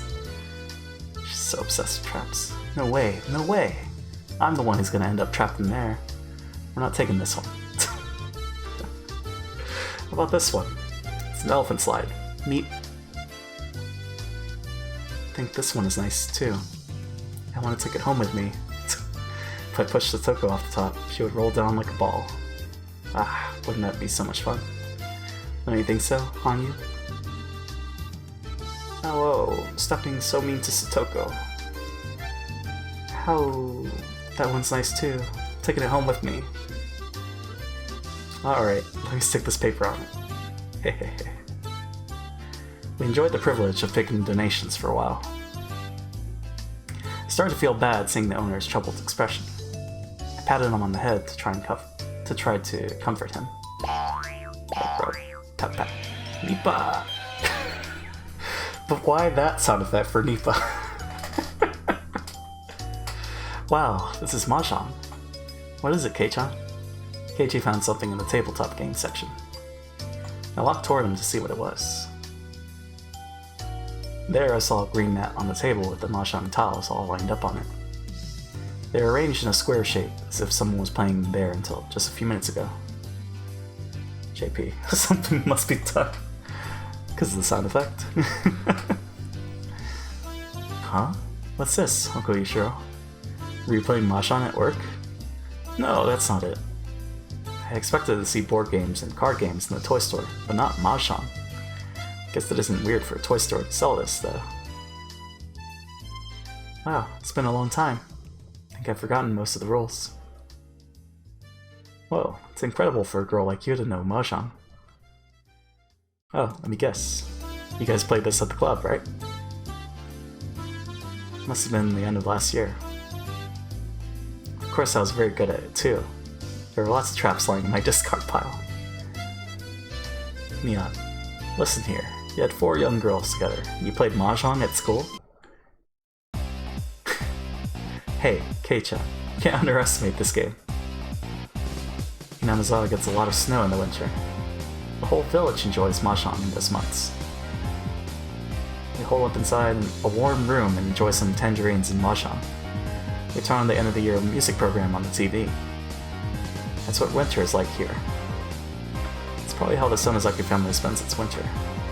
It doesn't mean the whole village does that. Sounds comfy. I forgot that Hinamizawa gets lots of snow in the winter. I see. I guess Mahjong would be the standard games a standard game adults play around the kotatsu. Kotatsu? Is that like the table, but that's like the blanket or something? Hey-chan, Mahjong is a serious game. It's a necessity in every man's social life. When they sit around the square jungle, they become Seiryu in the east, Ryako in the west, Suzaku in the south, and Genbu in the north. Abandoning their hierarchy and squabbles, they fight on equal terms. It's the same spirit as in the ancient Olympic Games. See? Isn't it amazing? I'm less concerned with that. I'm more afraid of what kind of punishment you'll set when you bring it out at club again. Do you know how to play, Keiichi-kun? My dad loves it. He always forces me to play when he doesn't have enough people to play with. I don't know if I'm good, but I know the rules. I don't know how to calculate anything though. Anyway, why is there a mahjong table here? Everyone looked at the owner. Well, I was talking with the customer this afternoon. He said he could show me how to do the Tsubame Gaishi. What did you say? The Tsubame Gaishi? Gaishi? That's the greatest scam in the history of mahjong. It's the ultimate technique, developed in ancient China. Its power was so great that the emperor of that time banned its use. Didn't know that there were people who could use it in this era. Oh, I got this info from the history of ancient mahjong. Tsubame Gaishi? Isn't that a technique of Musashi Miyamoto's? How does that involve mahjong? It's a bold technique where you switch your hand with the wall in a flash. Ipa! What? Hey, Mion. Why would you teach something that bad to an innocent girl like this? Well, yeah. Switch your hand with the wall of flash. That's what it said, right? Or did I say that wrong? Switch your hand with the wall and the flash. Flesh. All flesh? Okay. How? I want to see it. Can anybody do it? See, that's what I was thinking you were going with, but you typed in flash. I guess that's on purpose. Anybody do it? Can you, Rika-chan? I only know about it. I can't do it myself. My typos. Satoko, weren't you practicing it a while ago? Wait a minute. Satoko, don't practice something like that at your age. But she's a trap master. It sounds like something that she would do. Ho ho ho ho. The best time to set a trap is when the opponent is sure of his victory. So, did you ever get to master it? You were practicing, right? Well, I could never use it in a real game. Even in practice, I only succeeded once or twice. Wow. I want to see it. Do it for us. Neat. I want to see it too. Very well. You all. Don't laugh if I can't pull it off, alright? Satoko sat in front of the table and started piling up the tiles. Do you really think Satoko can do it? Well, I don't know. It'll be amazing if she can do it, and cute if she can't. I don't care if she makes it or not, because I enjoy seeing her act shy like this. Hehe. Well, first of all, you start by planting the tiles you want to the wall ahead of time. I see. Then you later swap them for your hand. But how? Sleight of hand? Well, you instantly swap all the tiles from your hand with planted tiles. This is a scene I'd love to show you all by running a video through Enscriptor, but hey. What? Enscriptor? Unfortunately, I can't time that to the text in a sound novel. So, meta. I have no idea who me could be talking to. Fourth wall. You say looking at the camera. Are you ready? Everyone gulped and looked closely at the table. Satoko moved her hands like a swan on a lake. She had 13 tiles in front of her. Then she silently flipped them all face down. Then she lifted them up by holding both ends and silently placed them against the back edge of the wall, keeping them hidden. The sound. This is it, Satoko. I don't know if I can do it, but I'll try. the weird... We all went quiet. Satoko reached up toward the Yamahai. Then she grabbed the whole thing with her small little hands. Let me explain how hard it is to pick up the wall for those unfamiliar with Mahjong. Your hand is usually made of 13 tiles. If you push into them from either side hard enough with both hands, you can lift them up in the air. You might drop and scatter them if you're not experienced, but it's still not that difficult. However, it's not that easy for the wall. The Yamahai usually consists of 17 tiles. Plus, there are 2 rows on top of each other. This is the important part. It's not as simple as lifting up 2 rows of 17 tiles on top of each other. You must lift up the 17 tiles from the top row, and only the 4 tiles on the edges of the bottom row. By setting them on the 13 tiles from your hand placed behind the wall, you can bury your hand in the wall, and the lower 13 tiles that remain from moving the wall become your new hand. For fuck's sake, JP. This is the ultimate technique, the Tsubame Geishi. It's a technique that lets you switch all 13 tiles in a split second. Swirly bomb, crashes, crunches, and kabooms. All the sound effects. You can do it, Satoko. You can see Satoko trying to concentrate. She was supposed to be doing this more naturally, since it's a technique for teaching. By the way, with that explanation, I still have no idea. I have to, see it myself. But since for the moment it's just performance, I suppose it's fine. Someone audibly swallowed, and at that exact moment, she made her move. Oh. There. Crash. She had put too much strength into it. Her tiles fell apart. Oh no! I can't do it. It's not that easy, you know? I see. But I think I understood the gist of it from Mion's explanation. Let me try it. I'm gonna try it too. Guess I have to master this one now, or else it'll be troublesome later on. I'm trying it too, then. All of us except Mion took a seat and started piling up the tiles. At a glance, you look like small children who are just playing with the tiles. But they're actually practicing the Tsubame Geishi. I'm proud of how my club members are growing up to be decent kids. My hands and Satoko's hands are about the same size. That's small? Oh, right, because Eureka. If she can... That were from Keiichi's perspective. If she can do it, I know I could too. Of course, I can't really use this trick during a real game. We were just playing around, but I was having a good time. I've never done this before in my 100 years of life. I'm listening to this and trying to draw Kei Shirogane. Why? I don't know. You have to show me how Shirogane looks. Kaicho. I think my hands are slowing down. Oh wait, Kei. Right, the sister. Never mind. I thought you were drawing... Right, his name is Miyuki. I think my hands are slowing down. I'm so frustrated.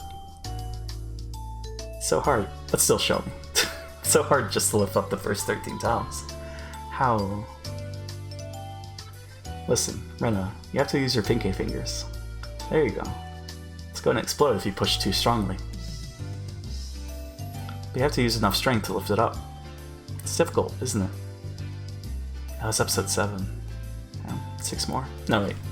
8, 9, 10, 11, 12. 5 more. Damn. Also, let me move my chair.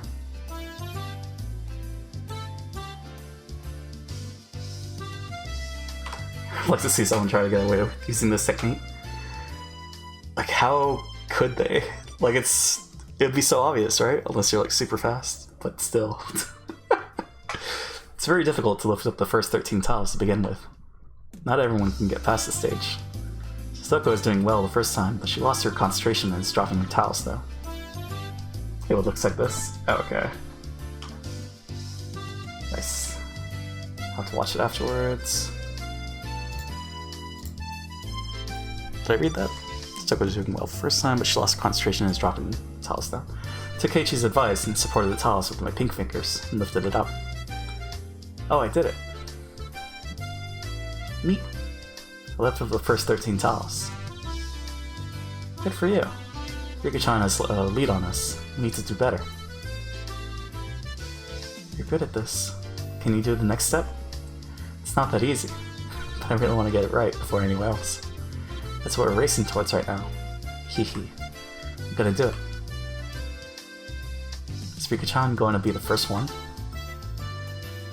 You're done if you pull off the next move. But one is so difficult. But that one is so difficult. Go, Rika! This is the hard part. I had to lift up the whole top row and only 4 tiles from the bottom row. I probably didn't need to use too much force. I can do this. Crash. How too bad. With the number of tiles increased to 17, it got more difficult, didn't it? There's a smug face. I'm gonna do this before everyone else. There'll probably be a punishment for those who can't make it. What? Is that true, Mion? I wonder what I should do. There are only 4 seats, so Mion wasn't even in the game. Did that mean that she could set up a punishment with no risk to herself? How... It's not fair. You're not even playing, Mi-chan.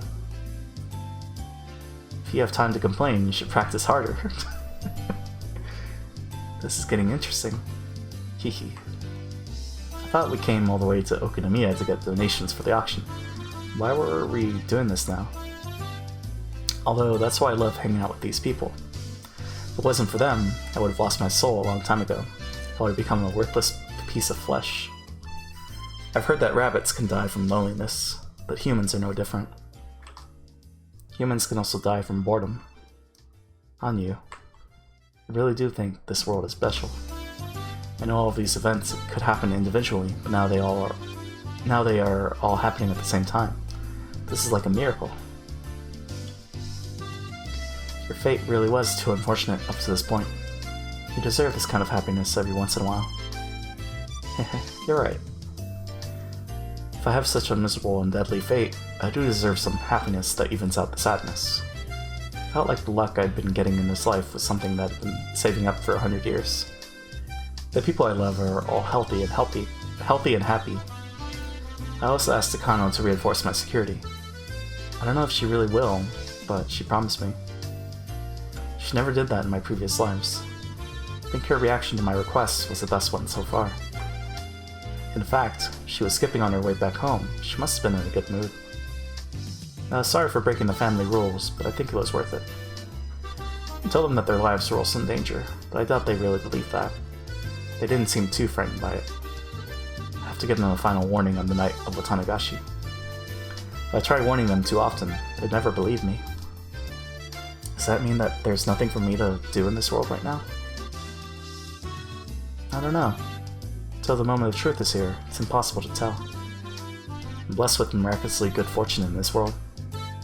I gave it my best effort, using all my previous experience. But did I do enough? I wish I could have my fortune told. I just wanted something to tell me that I did everything right. Please tell me what my fortune is. As soon as I made the wish, God granted it to me. Oh, what's going on in here?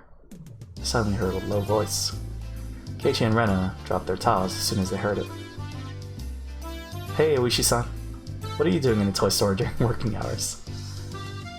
Hello there. Don't worry, I'm off duty today. Foo. You mean bad luck today? What are you all doing here? Eh? Looked like Oishi was ordering something from the owner. I wonder what this old guy wanted from a toy store of all places. Neon was wondering the same, and she asked him instead of me. Nahahaha. My mahjong mat is warped because I kept it rolled up in storage for a long time. The green cloth is peeling off the underside of my kotatsu board too, so I couldn't use that one either. Play mahjong at home? That's a nice way to spend your day off. Perhaps you got in trouble at the mahjong bar and they banned you from going in there or something. Watched my family do that as a child. Oh man. No way. I'm a gentleman in any public establishment. Never caused any trouble like that. Anyway, you kids like mahjong? Figured that young people didn't even know about the game. Put it on the PC. Please don't underestimate my club. We'll play anything that has a winner and a loser. We never turn our backs to a battle. Hmm? What? I played Mahjong on the PC. If that's what that's in reference to. We play Mahjong. Wait. Play anything that has a winner and loser. We'll never turn our backs to a battle. We play Mahjong slot machines, horse racing, bike racing, boat racing, calligraphy, flower arrangement, and croquet. Gotcha. I think she'll make us fight in the middle of a lava pit someday. It's okay, Rika-chan. Even if you die on that battlefield, you'll come back out of nowhere 2 or 3 chapters later. I have no idea what Ch.7 and Rika are talking about. The tiles are nice though. Yeah, I don't think I've seen a physical Mahjong set. What are you guys doing? Are you piling up the tiles? No, not that. We're practicing the Tsubame Gaishi. We're practicing the Tsubame Gaishi? Oh dear. He's the one who showed me how to do the Tsubame Gaishi earlier today. What did you say? Foo-foo. It's not like I can use it in a real game, but it's one of the tricks I can do. Oishi-san, will you please show it to us? I really want to master that technique. If I don't, I'm gonna get in real trouble this winter.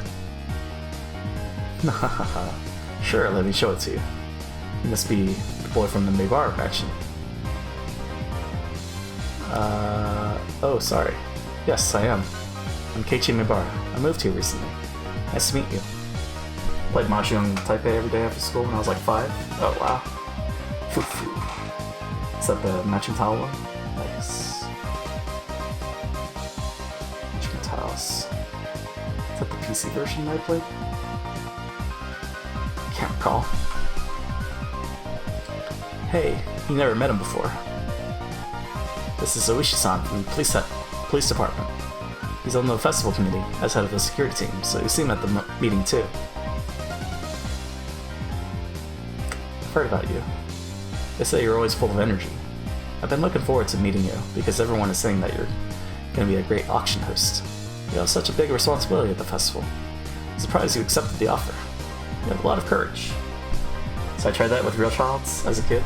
Sounds unwise. Let me tell you, it's shit to set up. Oh. Takes a while. It's a crash all over. But I'll do my best since I took on the job, so I hope things go well. I'm Keiichi Mibara. It'll be a pleasure working with you. Just play regular Mahjong. You're also a very polite young man. I'm impressed. Oh, you mean the other one. Gotcha. I'm Oishi from the Okadamiya PD. You can call me Kura-chan if you want. It couldn't be as bad as playing freestyle with real cards. Shit to set up and shit while we're playing. I was a child with no friends. Let me have my fun. Who's suppressing you, Effie? You can sit in my seat, Oishi. I think I tried solitaire with a physical deck. Oh man. Sit in my seat, Oishi. Oh, thank you. Let me show you the trick then. Definitely did solitaire with real cards. Did not. What did I... Yeah, just basic card games. My internet access was press JP. Oh no. I was cheating whenever I was stuck. I did not do that, no cheating. He rapidly gathered up the tiles. You can tell that he'd been doing it for a long time. I heard that judo fighters can tell their opponent's rank just by looking at how he ties his belt. It's just like that. Thank you for complimenting me already. Alright, are you ready? I'm gonna do it now. There, you go! Thud, swoosh, clack, clack. All done. I'm all done now.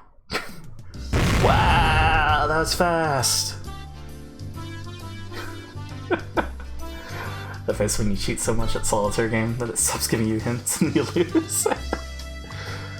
Could you do that?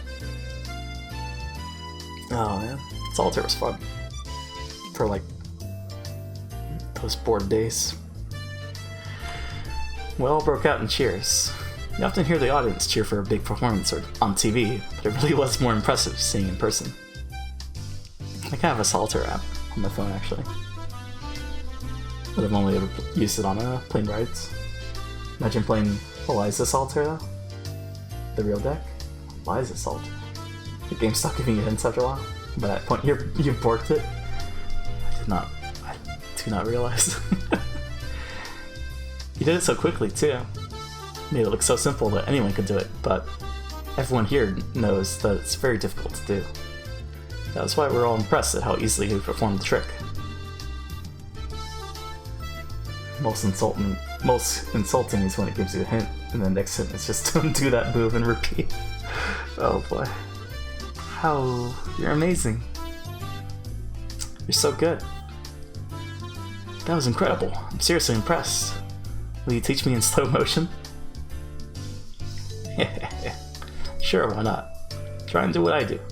It's more difficult in slow motion, but pay attention to how I use my fingers. Especially my pinkies. The pinkies. I think I never used hints, because I only found out about difficult settings when I stopped playing. That's when you know you borked. Oh. First of all, okay, I got that one. Then what do I do? He even gets one. Then you do it like this. No, don't lift it up. Try and think of it as sliding it forward. But don't push it. Just slightly lift it up, like a hovercraft. Slightly lift it up, like a hovercraft? There! Damn it. You don't need any strength. You can't make any noise, you know? You have to do it silently, like a ninja. Silently like a ninja. Let me try one more time. Mahjong is fun though. I don't doubt that. I just haven't played it. I'm pretty sure I played the matching tiles one version. No physical tiles, nice touch. Yeah, I just don't think we've ever played it. Creepy hands. Creepy hands? Oh, man. Silently like a ninja. Let me try it one more time. It was strange. I'd never seen Keiichi and Ueshi play Mahjong together. Keiichi-kun and Ueshi-san looked like they could become good friends. Guess that's like male bonding or something. Ueshi usually appears only after Takano and Tomitake get murdered on the night of a Tanagashi. He has only ever appeared on the scene as a detective. He always approached Keiichi as a detective, so he never thought of him as someone he could trust. He only thought of Keiichi as a decoy to expose the culprits among the villagers, or some nonsense like that. So even when you see it, it's hard to believe that Keiichi and Ueshi are having a good time together like friends. Devious. Hang on, how many people are playing? Playing what? Playing Mahjong right now? Or where? Mahjong?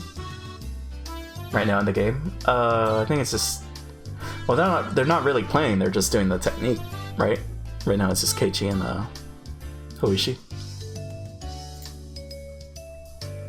I've never seen Keiichi and Ueshi getting along with each other.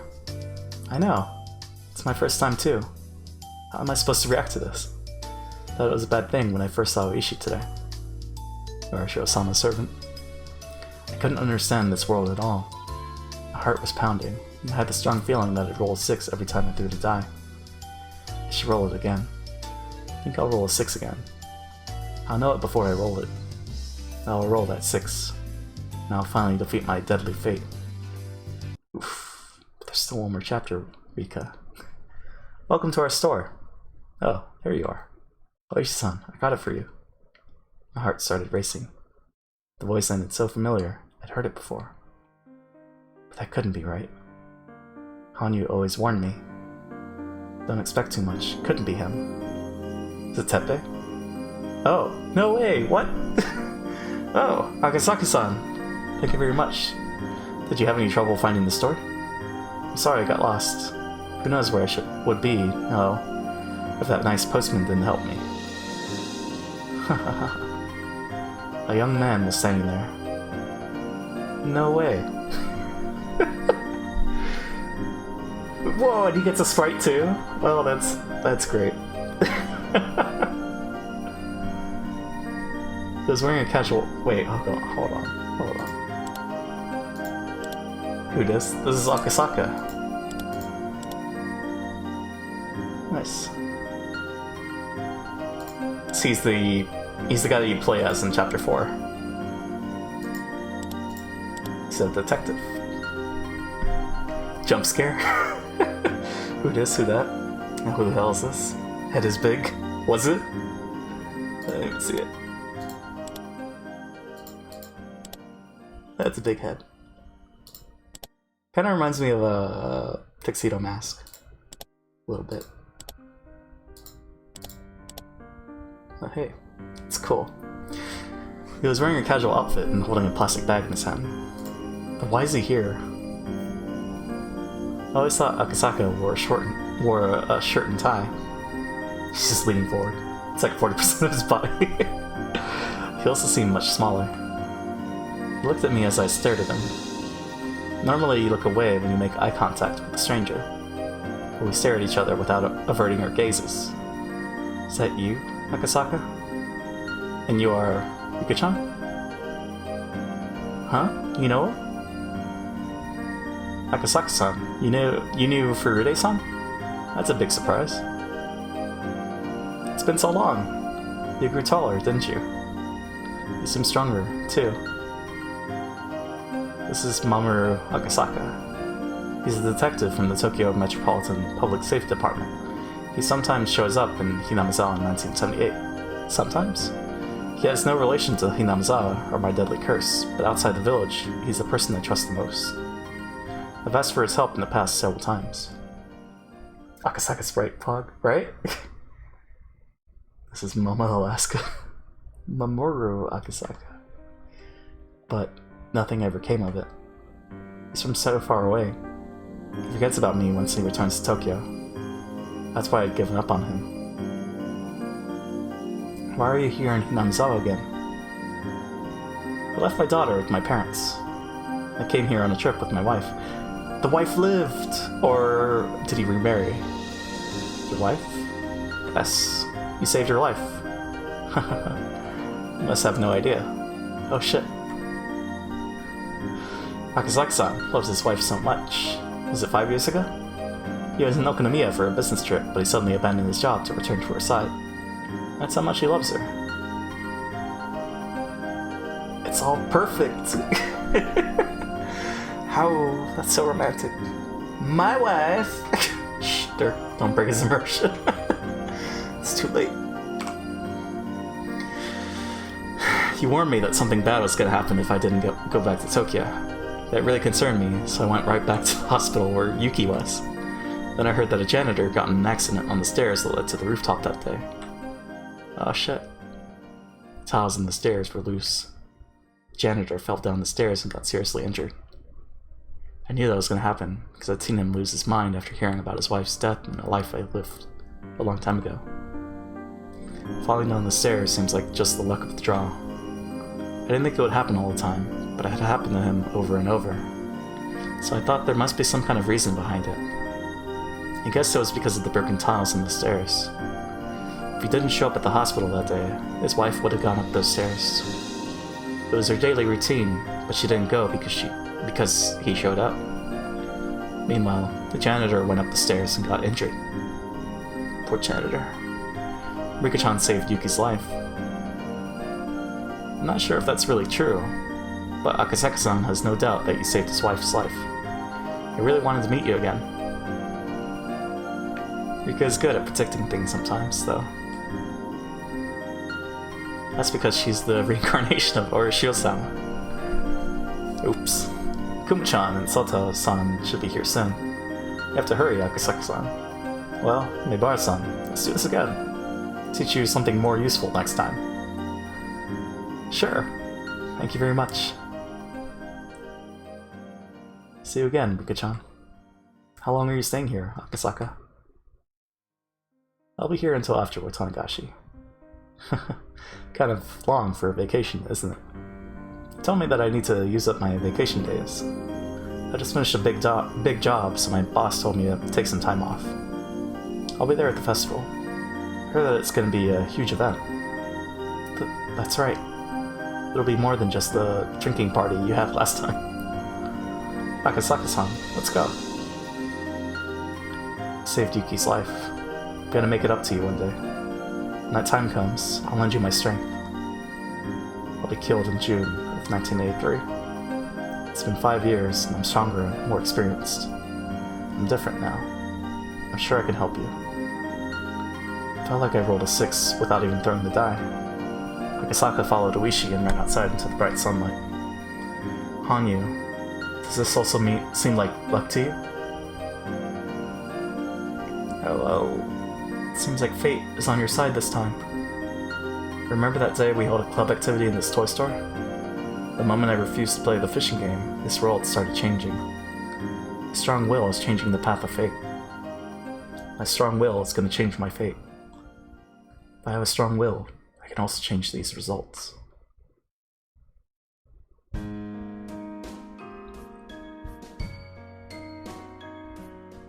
We rode our bikes back home together. I was in a good mood. I almost felt like humming a song. I could feel my deadly fate slowly falling to pieces.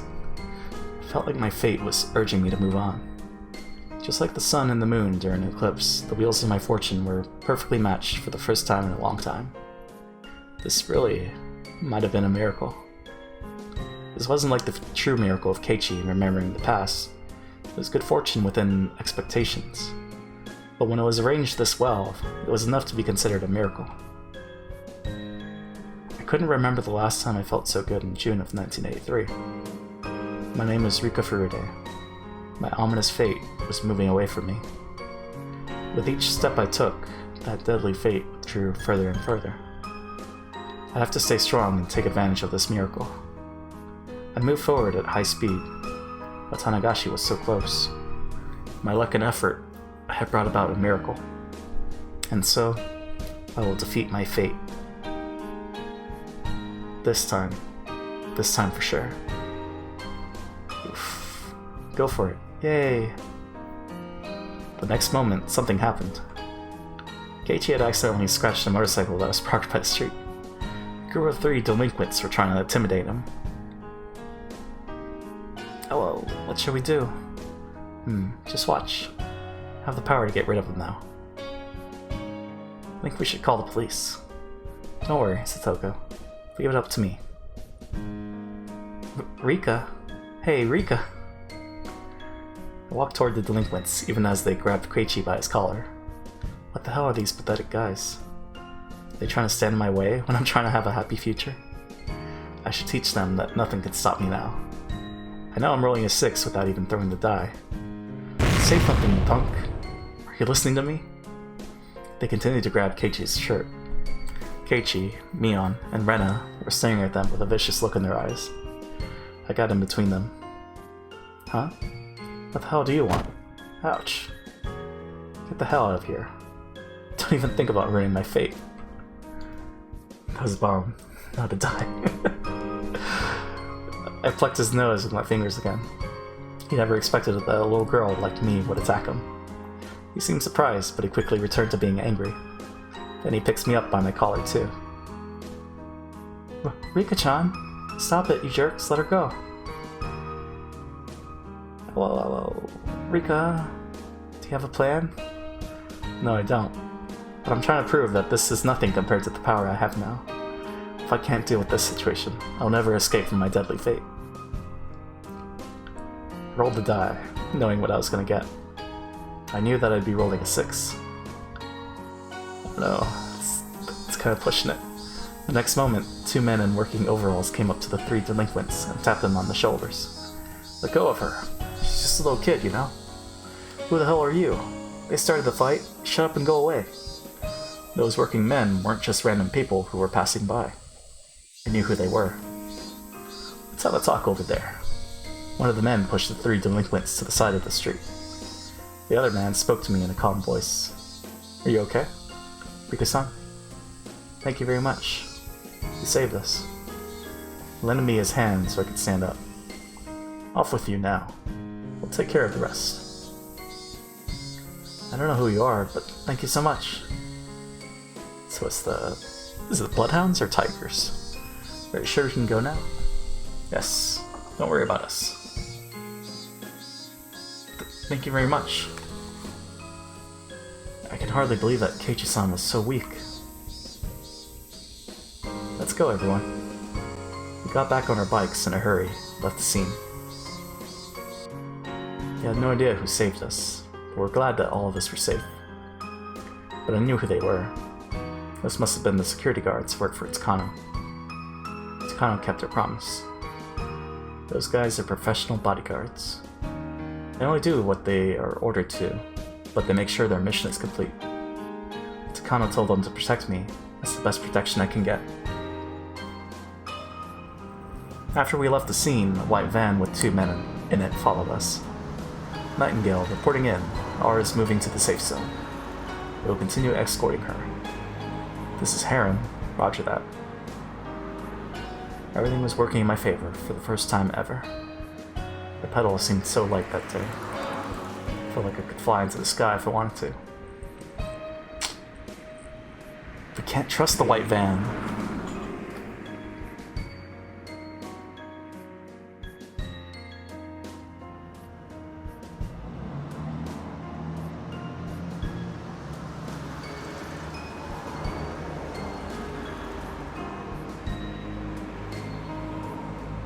Tsubami Geishi. So there's that tile. Okay. What time is it? 5:31. It's like so close to 6 hours, but also, yeah. Let's do the tip first. What? Why is Rina here? Here's a plane ticket. Don't be late. You'll get the rest of the money when you get there. Thanks a lot. Here, Mamiya. Kyahaha, thank you. I've always wanted to go to Sapporo. You sure Hojo isn't suspicious of you? Don't worry. He's stupid. He's got a big dick and a big attitude, but that's all he's got going for him. Hahaha, is that so? The next moment, they heard several cars coming toward them. The man looked out of the window and saw 3 black cars screeching to a halt by the apartment building.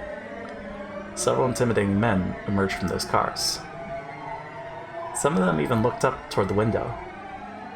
He hid himself behind the curtain. And he blushed. Shit, they're here. Run! Are you serious? But why? Come on, Mamiya. They're gonna kill you. They heard the men running up the stairs. They sounded angry.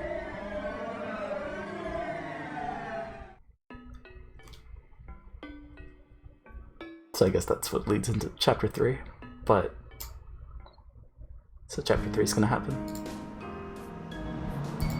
Well, that's unfortunate. Well, I mean, I don't know. I guess we'll see. I guess we're gonna do the 5-minute BRB, then we'll continue. So, it's not over yet. BRB.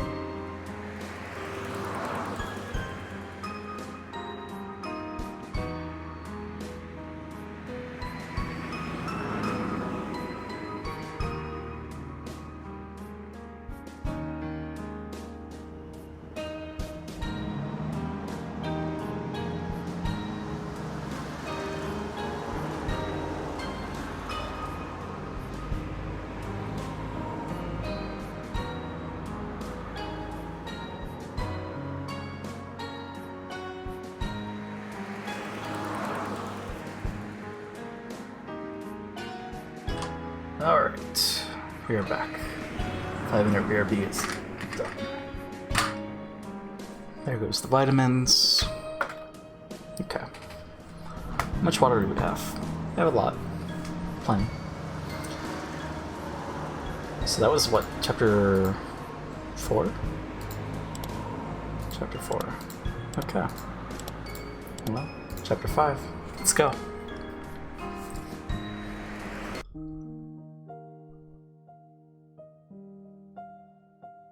So all the things are happening.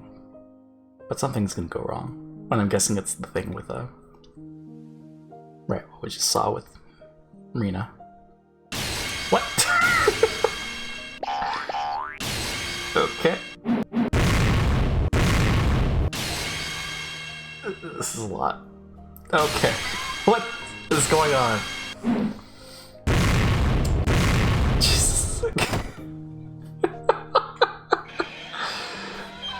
Alright. This is just, you know.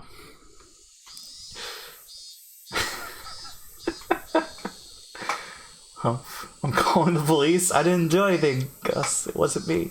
It was the game. It was a very humid day. I'm guessing they did a water gun battle, maybe? But why the costumes? KFW. Maka TOS. Not even a slight breeze was blowing. It had been an unpleasant summer, one that wasn't only hot, but swelteringly so. There were various articles of clothing hung out to dry in the messy apartment windows, but the lack of wind evoked an impression far removed from coolness. In fact, it only felt more oppressive. There were crooked houses and apartments lining the narrow, twisting road.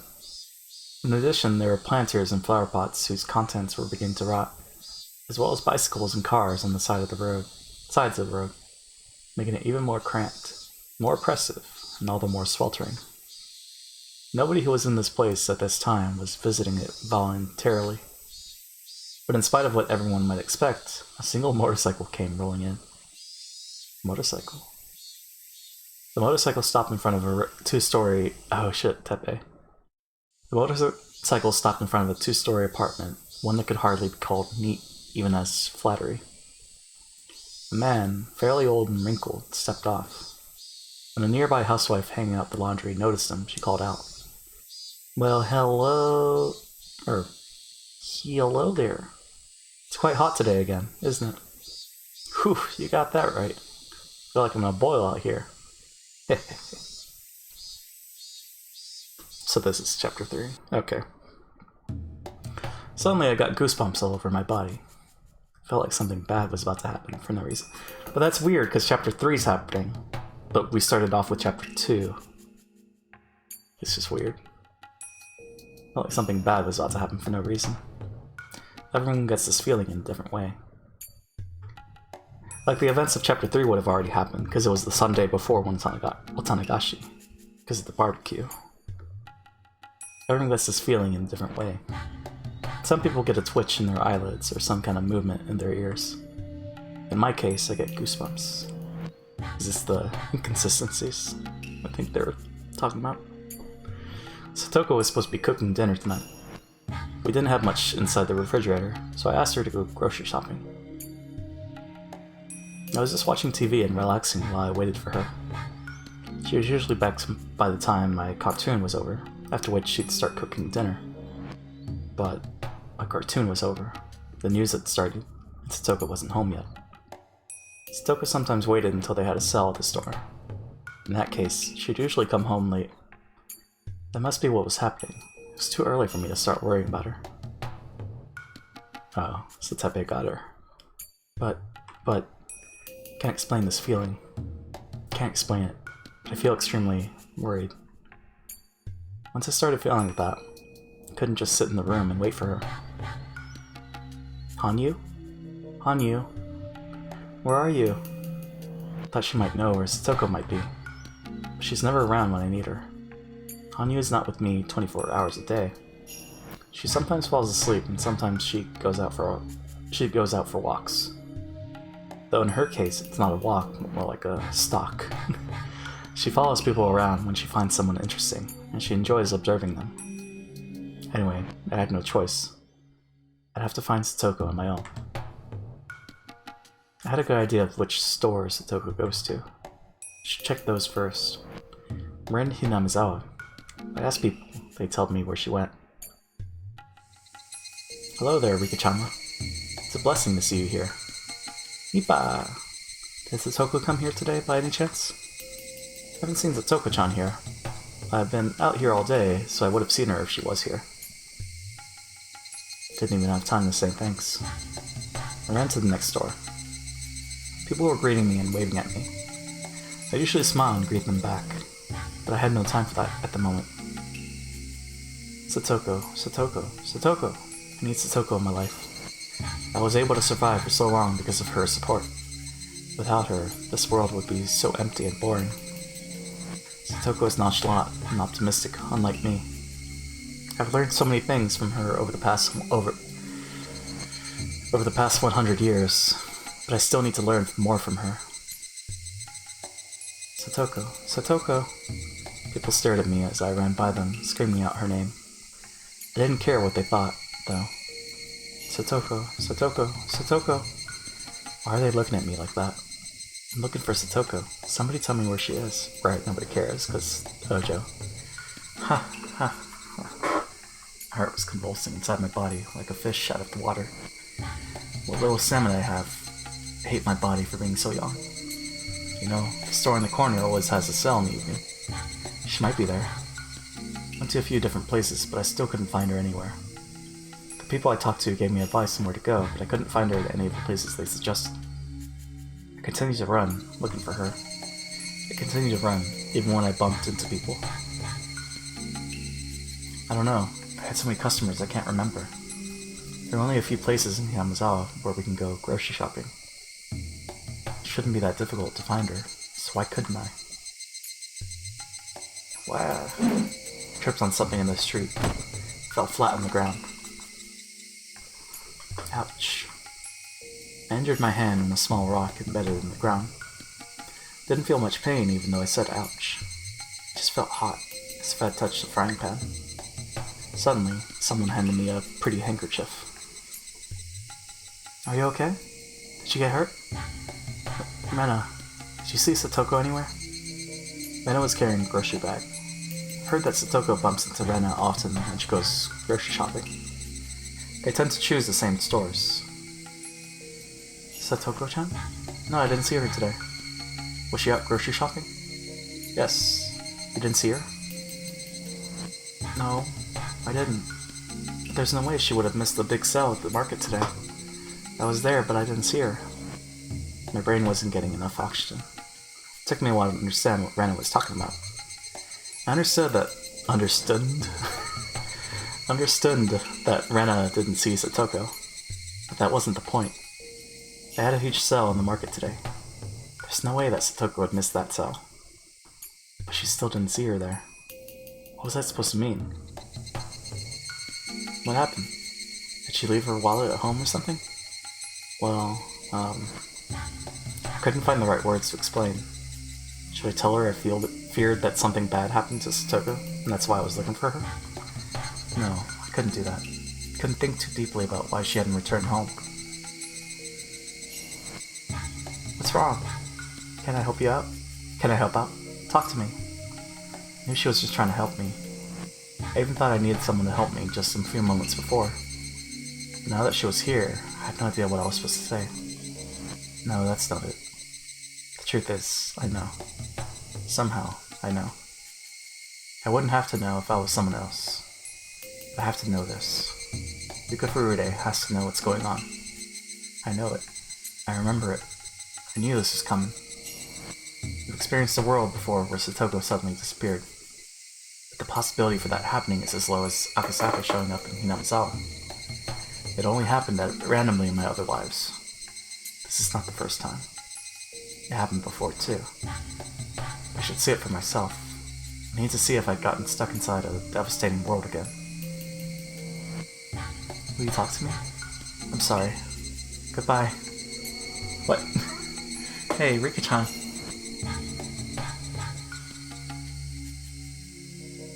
I started running. I couldn't pretend like I didn't know where she was. Please don't tell me that I was blessed only up to this point, that I'm about to fall back into my unfortunate fate from here on. I thought that this world was different. I thought I could move on to a happy future. I thought I'd be able to defeat my deadly fate in this life. But this was just horrible. It was horrible that this was happening to this world. I was standing in front of the place that I hate the most at Hinamizawa. Yes, it's Toko's real home, the Hojo residence. I've been living with her since last fall, so this house was empty. In the beginning, she used to come back here to pick up her clothing and other necessities. But once she moved most of her stuff to my house, Satoko stayed away from this place. This was a sad place for Satoko, because all she could remember of it was the horrible time she spent with her uncle and aunt, and the memory of her missing brother Satoshi. That's why she never wanted to come back here. But that wasn't the reason I hate the house. It's because I know what happens whenever this house becomes an issue in my life. Oh God, please bless me with just one more fortune. I closed my eyes and prayed, and I slowly opened them. The window was open on the second floor. I saw a faded curtain swinging inside. As soon as I saw that, my eyes realized what was going on, even before my mind processed it. In the next moment, I lost strength in my legs and collapsed on the ground. I saw an unfamiliar motorcycle parked by the house. I also saw laundry and a futon hanging outside. I was certain that someone was living here. It was proof that someone was living inside this house. It's never good when there's someone living inside this house. This is very, very bad. I knew exactly why. I knew why, but I felt like I wanted to act like I didn't know. Rika? Satoko. Satoko went outside to take the futon in and noticed me. Rika. Satoko looked down and forced herself to smile. I felt so sad. It wasn't just her expression. I could tell that her left cheek was red and swollen. Satoko, don't stay here. Let's go home. I took her hand, but she still looked down without squeezing back. Rika, I think I'm gonna go back to this house. But why is that? My uncle came back, and he told me we should live together in this house. I know that's not what you want. You don't want to live with your mean uncle. But I have no choice. If I go back to your house, he'll come and get me. I don't want to cause any trouble for you. She gave up with a sad smile. She looks exactly how she looked 1 year ago, in 1982. Her uncle only slapped her face, and she's back to being the Satoko from 1982. The cheerful Satoko that I knew until yesterday could no longer be found. I took care of Satoko and tried to heal her wounded heart for over a year. She finally got her smile back, but her uncle took it all away with just one slap to her face. Broken soul can recover over time, but her damaged heart can never be fixed completely. I just took the broken pieces and put them back together. The cracks in her heart will always be there. That's why she wouldn't come with me, no matter how hard I tried to pull her hand. She couldn't get over the fear. She knew just how scary her uncle could be. Satoko, what the hell are you doing? You better not go anywhere. I heard a disgusting voice from inside the house. Satoko stared at the ground. Her shoulders were shaking. Huh? Who the hell is this? He came out and stood right behind her. It's nothing. I just bumped into my friend. I don't care. Go inside and clean the bathtub. I want to take a bath, you idiot. Satoko scampered back inside the house like a terrified small animal. I feel devastated as I watched her go. Were you asking her out to play? Sorry, but she's busy taking care of chores. I'm her uncle. Been out for a while on a business trip. Finally back in the village, you know? Liar. He only showed back up because his lover went missing. In another world, I once let my hatred out on him. But then he inflicted that anger in equal turn onto Satoko. so I couldn't allow that dark flame burning within my chest to reflect in my eyes. Since I couldn't make myself smile, and I couldn't insult him, all I could do was give him a short bow and run away from the scene. You're intimidated by my scary face, huh? Gahahaha. Heard his hideous laughter from behind me. Cried as I ran away. Couldn't stop crying. Thought this was a perfect world up until today. Why was God doing this to me? It was too cruel. But I couldn't give up yet.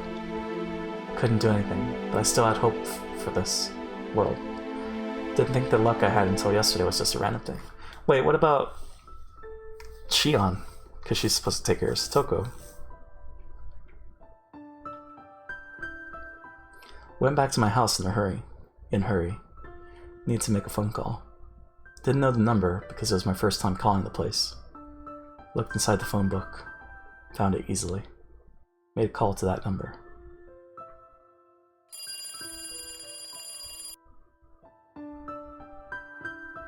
Oh, hello. Didn't expect to get a call from you, Furude-san. What can I do for you? I already knew that Oishi could never save Satoko, based on what I've seen in my previous lives. For him, Satoko is only a good way to get at the Sonozaki family. Her uncle is probably his prey in that regard, too. Even if I talked to him about her situation, he would do nothing to save her. The only thing he'd tell me would be to call the Child Consultation Center. I want to talk with Akasaka-san. Akasaka, is he there? Akasaka-san? He went to the hot springs in Wakura with his wife. Wakura? That's not anywhere near here. Thought he was staying here until Watanagashi. Heard he's gonna stay in a hotel owned by a relative of his. I wish I could go too. What? You want to know where Wakura is? It's in the Ishikawa prefecture, on the Noto Peninsula. No way. He told me that he was staying here until Watanagashi. Thought he meant he was staying in Hinamizawa. But did he actually mean this area of the country in general? Can you get hold of him somehow? That was a meaningless question. There's no way I could get him to come here while he's enjoying his trip with his wife. Even if I can talk to him on the phone, he'll probably want to tell me to call the Child Consultation Center or something. I don't know where he's staying. I heard it's a very famous luxury hotel, so I can make a pretty good guess. But I'm sure they won't give me the room number, since they're strict about customer privacy these days. Okay then. Did Akasaka tell you that he's coming to the Watanagashi festival? You have returned? Welcome back, clown. Yes, he did. He's coming back here after the hot springs. They stayed here for only one night, and then left for the Noto Peninsula. Sure they'll be back before the day of festival. Fufu. He said he'd be back with a souvenir for you. How terrible. I thought it was too good to be true. I knew it was kind of strange for him to stay in a boring place like this. Malek seems to be turning. This might not be a surprise though. Just like I can roll a 6 3 times in a row, I can roll a 1 3 times in a row too. Happy things and unhappy things can happen with equal probability. Hello? If you want to leave a message, I'll take it for you. I looked at the calendar on the wall. Didn't know when he was coming back, but I was certain he wouldn't be for at least one more week. I thought back to the past to try and remember what happened. That guy would break Satoko apart in 1 week. Couldn't wait that long. I had to give up on seeking help from Akasaka. Well, that's okay. Still had one more option. One more person I could rely on. No, that's alright. Thank you for your help. Nipa! I hung up the phone after thanking him. I couldn't make a phone call to the next person. I have to talk to him in person. Put my shoes on and headed to the PDA clinic. The clinic's hours were over for the day. There was usually no one here after that. However, since Tomitake was here, they should still be inside the building for a meeting. They had to be there. The front door of the clinic was locked, as I expected. I went around to the back door and rang the bell. The whole clinic is nervous when Tomitake is around. They usually ignore visitors, but I'm special. What's wrong? Heard you had an emergency. You need me too? That doesn't sound good. Irie and Takano showed up soon after I was taken to the visitor's room. If Rika Furude has an emergency, then it's a priority for these two people. I'm the most important person in this village. Special? Could it be? Someone is trying to get you? You are protected at all times by the elite security of the Mountain Dogs. They've been watching you since the day we made that promise. Hehehe. Had no doubt about that. They saved me right away when we had that confrontation with those 3 delinquents the other day. That's not it. I have a favor to ask. I want you to save Toko from danger. What happens to Toko-chan? Irie doesn't have that much power alone, even if he really wants to save her. But Takano controls the Mountain Dogs, so she does have that power. In my previous lives, I was never able to get help from the Mountain Dogs because I wasn't on good terms with Takano. But this world is different. I have a better relationship with her in this life, and she even kept the promise she made. I trust their ability completely now. Tepe Hojo-san is back? That's horrible. It's mainly Satoko's aunt who was abusing her last year, but Ie knows that her uncle was violent with her too. I told them that Satoko had gone back to the same condition she was in the previous year. I don't know what will happen. I need you to help me save Satoko. Ie seemed to want to do something for her, but he didn't know exactly what to do. What shall we do? Shall we call the police and let them know? I don't know about that. At this point, all we did was come back and take her in as her legal guardian, right? It's not like she's been seriously injured by him. That's not the case, right? No, that hasn't happened yet. But it's only a matter of time. Something bad is going to happen if we don't do anything. I hate to say that it's only a matter of time. I knew how she was going to get abused and how she was going to end up. I've seen it in the past. I really wanted to tell them about it. But I couldn't do that. As it hasn't happened in this world yet, they just think I was imagining it. I think you should call the Child Consultation Center first. I remember. Satoko-chan made a false report to the Child Consultation Center once. I wonder if they would take her seriously. The answer is no. My friends contacted the Child Consultation Center several times in the past, but Satoko always refuses their help. She claims that she isn't being abused. The Satoko from 1983 might have asked for their help, but currently she was the Satoko from 1982. For her, living with her uncle reminds her of the time when Satoshi was around. She feels like Satoshi will come back if she can live strongly without always relying on her brother. Even if the Child Consultation Center were to take the case seriously, it's just too late. I try to remember. In the most recent world I experienced, it only took a few days after Satoko was kidnapped by her uncle. It only took a few days for him to tear her heart apart. We had no time to waste. We need to take action quickly. We can't really do anything unless she seeks help. I think Dr. Irie can call police, but that's about it. Very sorry. That's not it. I want you to help her, Takano. Irie and Takano looked shocked, and both went quiet. They didn't expect me to seek help from Takano. You mean, you want us to take a much bolder action? I'm here to ask for that. I wouldn't be here this late otherwise. I understand, but... Irie, if you truly cherish Satoko, then please just listen to me this once. Please save Satoko. In less than a few days, she'll really end up in a horrible shape. That's already guaranteed. If you try to wait and see how things go, it'll be no different than watching her die. Have you forgotten how Satoko was last year, Irie? She's already reverted to that state, right this very second. In a few more days, it'll be too late to do anything. All I could do was to stare at him. Believing that Irie could see the future only I knew, the tragic end awaiting Satoko reflected in my eyes. Irie remained silent for too long, a time to call brief. Someone trying to think of some excuse to avoid the issue wouldn't go silent that long. He was recalling Satoko's terrible state last year, and seriously considering if my plea was as urgent as I made it out to be. I know that he really cares about her. That's why I need his help.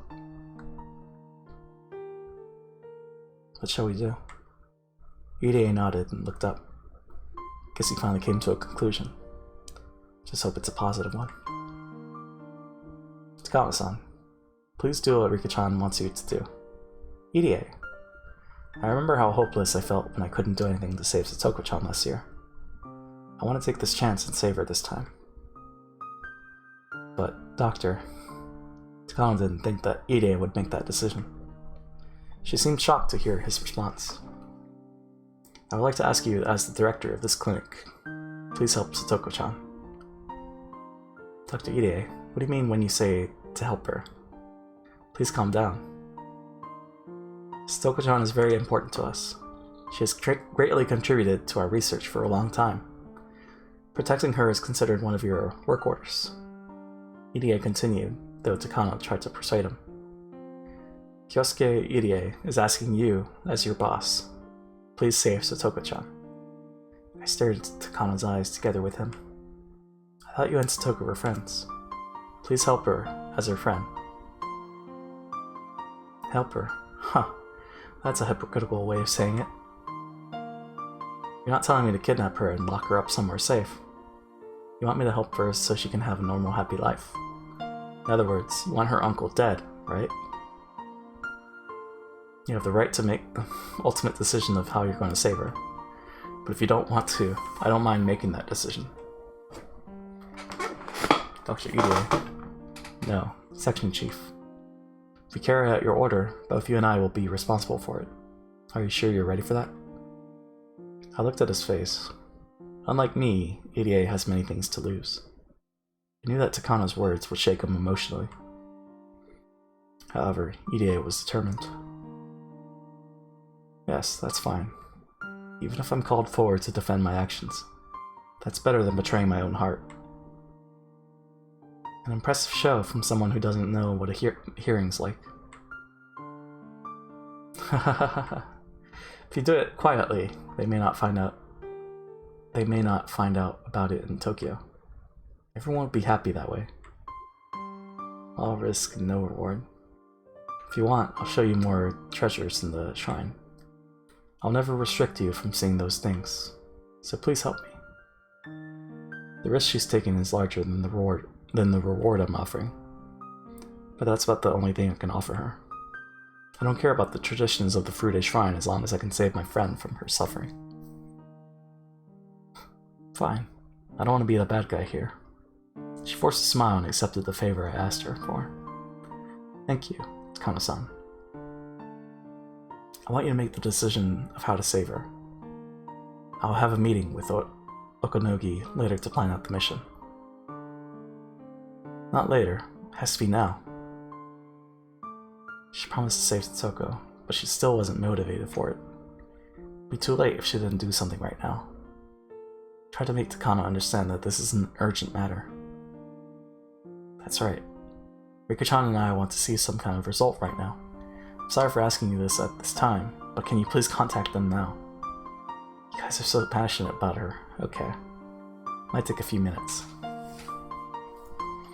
Thank you very much. No problem. It's an order for my boss. Do whatever I can. Just don't forget that promise you made, Rika-chan.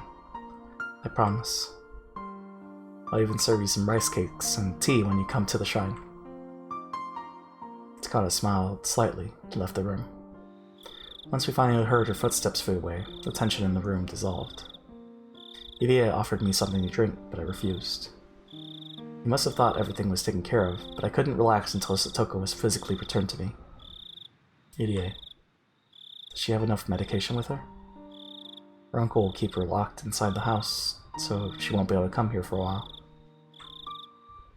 Fortunately, I gave her a stock of medicine and needles last week. She should be fine for a while. However, her mental state can't be controlled by the medication. If she gets too stressed, that can really cause some damage.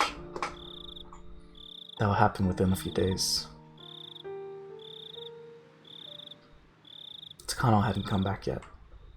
I thought it would be bad news if she came back too early, but I started feeling nervous after she had taken so long. Ide insisted that I go home because it was getting very late. I couldn't go home and relax, however, until I heard from her that everything was taken care of. What are you talking about? Oh. You got the two-factor authentication clone. I had to wait for her to come back. I need to deal with this tension until then. Over an hour later, Takano finally returned. I'm sorry it took so long. How did it go? She was looking for the right words. Got a very bad feeling from her reaction alone. Unfortunately, it won't go as easy as we hoped anymore. Why is that? Oh, is that what those are about? Yeah, those are from two-factor authentication. There was a murder case in Okonomiya not too long ago. The police suspect Teppei Hojo of involvement in the crime. They have him marked. A murder case? What do you mean? Some woman named Mamiya laid her hands on the Sonozaki family's earnings and was murdered to set an example. Apparently the police have taken an interest in the relationship between the Hojos and the Sonozakis. Turns out that woman was Teppei Hojo's lover. But Tanagashi is getting closer too.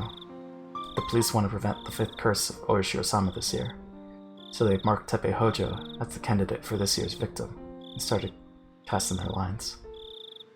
What do you mean by lines? They suspect they can reel in the true culprit behind Oyoshiro-sama's curse if they keep their eyes on Teppei Hojo. You didn't know. Ah. I think it was like last month when those came out. So, you mean... Rika-chan, I'm very sorry, but the mountain dogs can't do anything to him until the police stop spying on him. No. I thought the mountain dogs could perform any mission, no matter how difficult. That's only when we plan it out carefully with extensive preparation. Usually we take a long time to observe the target, and we look for the right opportunity. It can take between 6 months and 1 year for a mission like this. Remember, we are a secret organization. We must remain out of the spotlight. If our secret is revealed, everything is over. It's too risky for us to target someone like that, like him. Did they explain why she has control of this? Then, when is the right opportunity coming? It'll be after Watanagashi at the earliest. After the festival, the police will stop watching him. But that would be too late. She's saying it'd be after Watanagashi. Didn't even know if that was a day after or a year after. She also said it usually takes at least 6 months to prepare this kind of mission. It's too long. I thought this world was different, but that hope was slipping through my fingers. So how can we save Satoko-chan? I think it's best to follow the rules. We should report this to the police or the Child Consultation Center. We can even talk to the school. I did that so many times, but it never worked. Irie and Takano were surprised. They had never expected me to raise my voice. In fact, I didn't think myself that I would react this way. But I couldn't keep my emotions in check after Takano suggested all those meaningless solutions. I've cooperated with you guys all this time. Never asked for anything, and I just gave you my support. And now you can't save Satoko? With all that power you have, why are you so afraid of saving her? The police and public services are useless. You guys only take advantage of us and never actually help. Fine, I get it now. I know now that this world is nothing but a dead end. I'm not interested in you guys anymore. I don't care about this world anymore.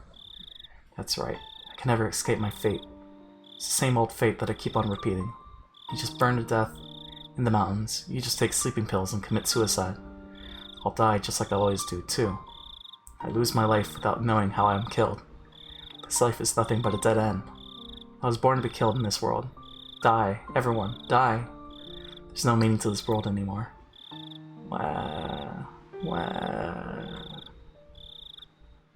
Can't put words to my emotions anymore. I started to cry. I was so lucky up until yesterday. I had so much hope in my heart, but it had all been for nothing. I felt like everything was falling apart. I lived for more than 100 years. I lived longer than a normal human lifetime. 150, ooh. I thought I was blessed with good fortune for the first time in my life. This would never happen to me again. I thought a miracle had occurred, but everything was shattered. I cried and cursed this world. I needed to give up on my life as soon as possible.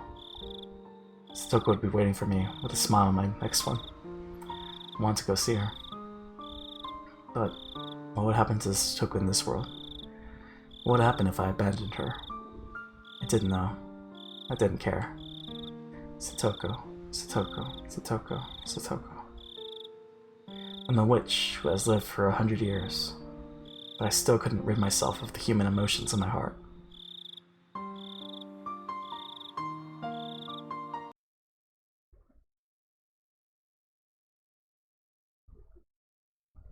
I didn't get anything to eat because Satoko was supposed to be making dinner tonight.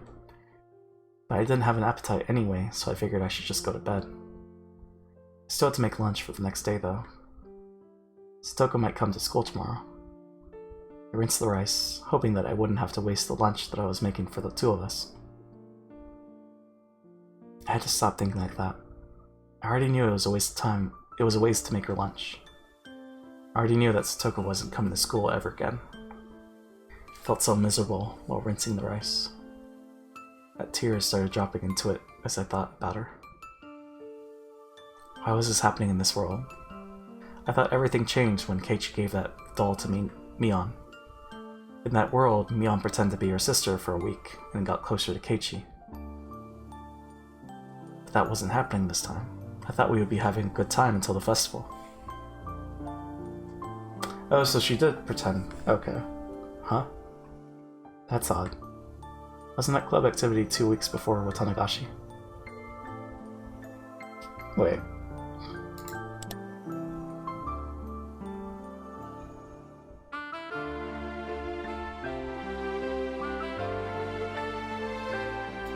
No, it was like a week.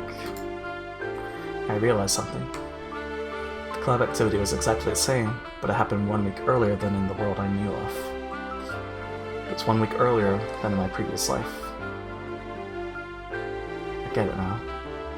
I was familiar with this world, but it was actually a different one, where events are mixed up.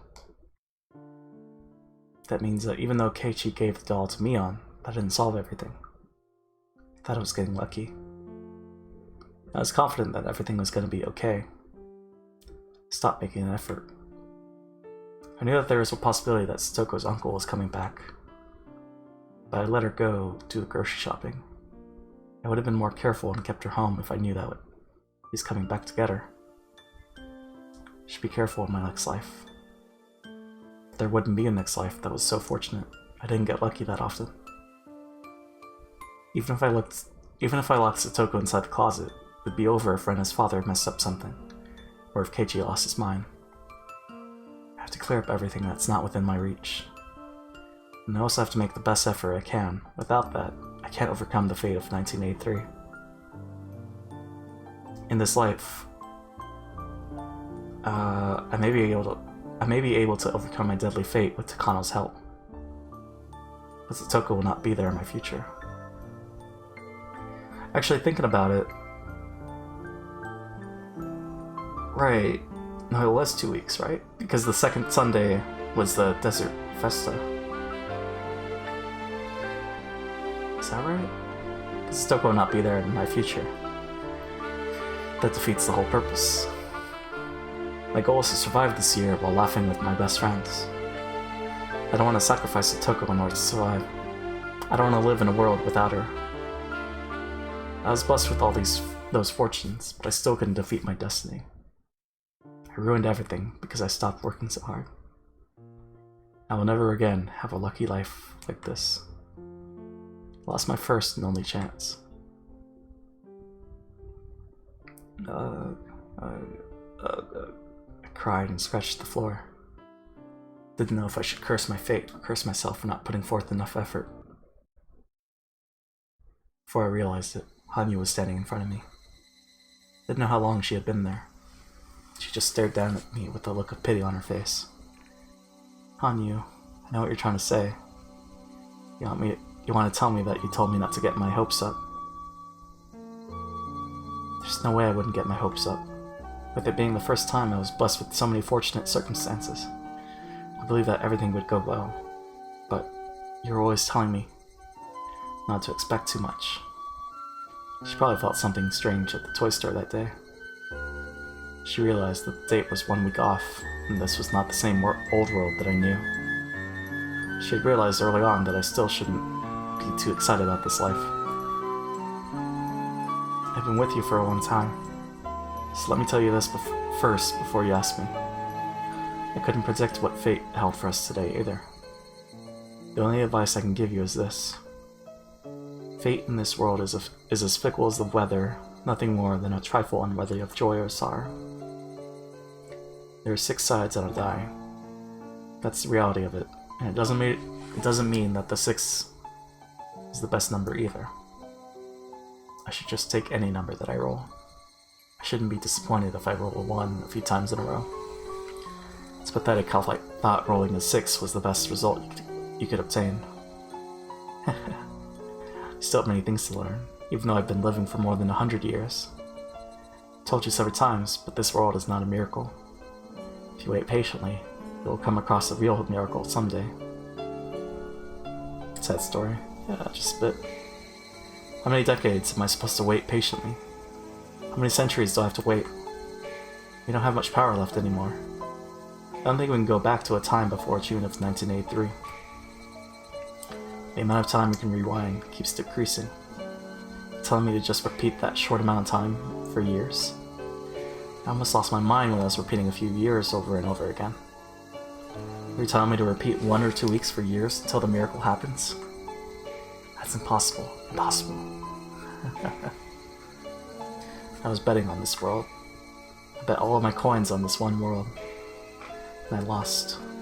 I lost all of my coins to this fate. I have no more coins left in my heart. These coins are known as hope. I have no coins left to hope for my dreams to come true. Oh, Rika. I lay on the floor as if I collapsed. The floor should have been cold, but I didn't feel anything. I lost all of my hope. I always thought people could survive as long as they had some bread and water. That's not right. People can't live without hope. People can survive because they believe that something good will happen to them eventually, as long as they keep on living. That's just for normal people who don't know what awaits them in their future. There is no such hope for a witch like me.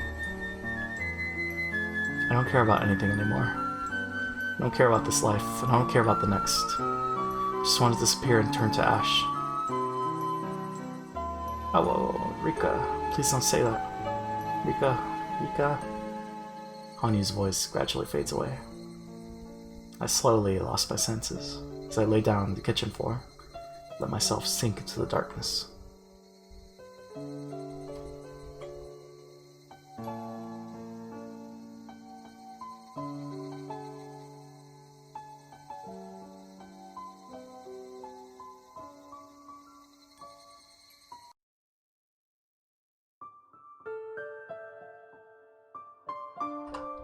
I think this is new, maybe. I dragged my body to the school, hoping that Satoko might be there.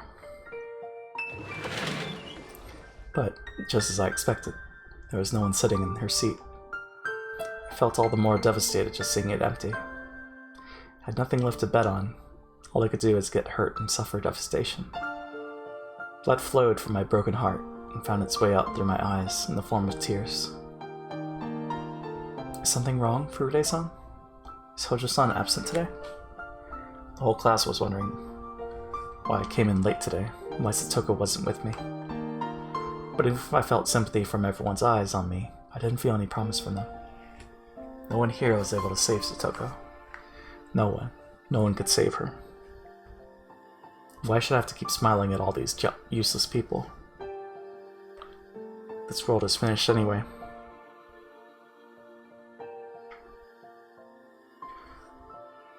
If I leave matters alone, then a few days after the Watanagashi festival, my reel will be cut as I'm murdered, like usual, and I'll return to the beginning of this month again. And so, I'll continue to live forever in June of 1983. Trapped here. Even death won't set me free from that prison. Furude-san, please talk to me if something happened. Where's Hojo-san? Is she sick? Shut up. Jesus. The whole class gasped. No one expected Ryuka Furude to talk like that.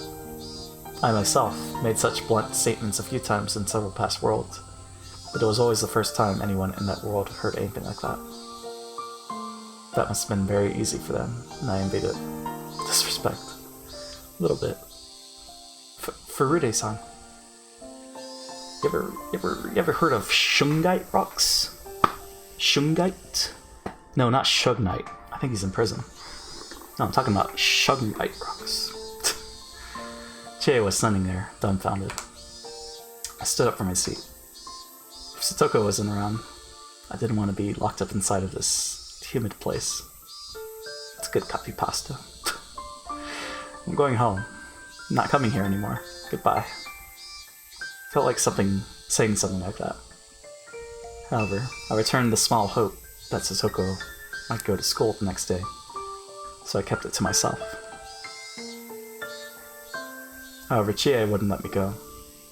She grabbed me by the arm and dragged me to the teacher's office instead. Chie told me to take a seat on a couch by the principal's office. She had no right to tell me what to do. I could just escape through the open window. As I didn't have that kind of energy, however, I sat on the couch as she told me to. I realized then that I didn't even have the energy to be rebellious. Maybe Satoko felt the same. She lost the energy to rebel, and so she was simply obeying her uncle. Furude-san, please tell me what's going on. I'm sure I can help you. Chie spoke to me, but I knew that her words were empty. All she would do is call the Child Consultation Center. She wouldn't go to the Hojo residence and pull Satoko out of there. So there was no point in even discussing the topic with her. If I told her, she wouldn't keep it to herself. And shortly, everyone would know about what was happening with Satoko. That would only result in chaos. If they call the Child Consultation Center, the staff from there will go and visit Satoko. Her uncle will deny the abuse, and Satoko will also deny it because of the guilt she feels over Satoshi leaving. Shortly after, they'll find out about the false report Satoko made before, and they'll decide to not proceed any further. Her uncle will allow Satoko to go to school for a few days, but his abuse will get worse because he'll think she's the one who called the Child Consultation Center. He'll do horrible things to her, just like her aunt did last year. Calling the Child Consultation Center will not help Satoko. It will instead put her in an even worse situation. It's better not to notify them at all. But if we don't report it, then how else is the world supposed to improve? No. Nothing's gonna change. There's nothing that can be done once this unfortunate fate overtakes Satoko. You say Hojo-san's uncle is back. Is that true? I had somehow answered all of Chie's questions without noticing. I knew that nothing would change whether I spoke to her or not. So I just told her everything. Because I had no energy to rebel. I understand what's going on now. This is horrible. So, now that you know what's going on, what can you do?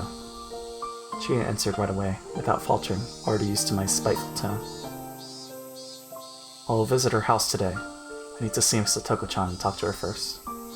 Then if there's a problem, you're gonna call the Child Consultation Center, right? They have it on record showing that she made false reports in the past. They'll never do anything unless there's proof of abuse. They're just like the police, who don't start investigations until after someone's dead. They won't do anything unless Satoko's killed. When that happens, this is what both the school and the Child Consultation Center will say. We never saw this coming. She was such a bright girl. People are idiots. I believe that the people from the center will do something about it. I'll make sure to tell them that she needs help. I've done the same in the previous lives, too. I wasn't denying her passion, but I couldn't say that there was meaning to it. The problem wasn't with Chie. The problem was with them. No matter how hard Chie tried to seek help from child services, it meant nothing as long as they held biased notions about Satoko.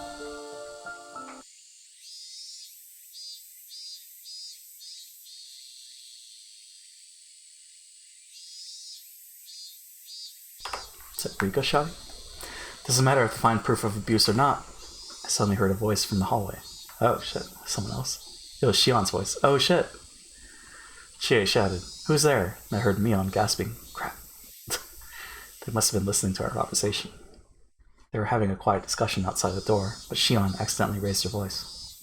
She gets so violent sometimes. 4 people entered the room from the hallway. Mion, Shion, Keiichi, and Rena. "I told you to stay in class. Go back to the classroom." "You can't. Not in this situation. What are you gonna do if something happens to Satoko? Do you want to be responsible for that?" "There's no time to waste. You have to do something right now." I'm actually curious about her mean face. Oh, okay. Well, there it is.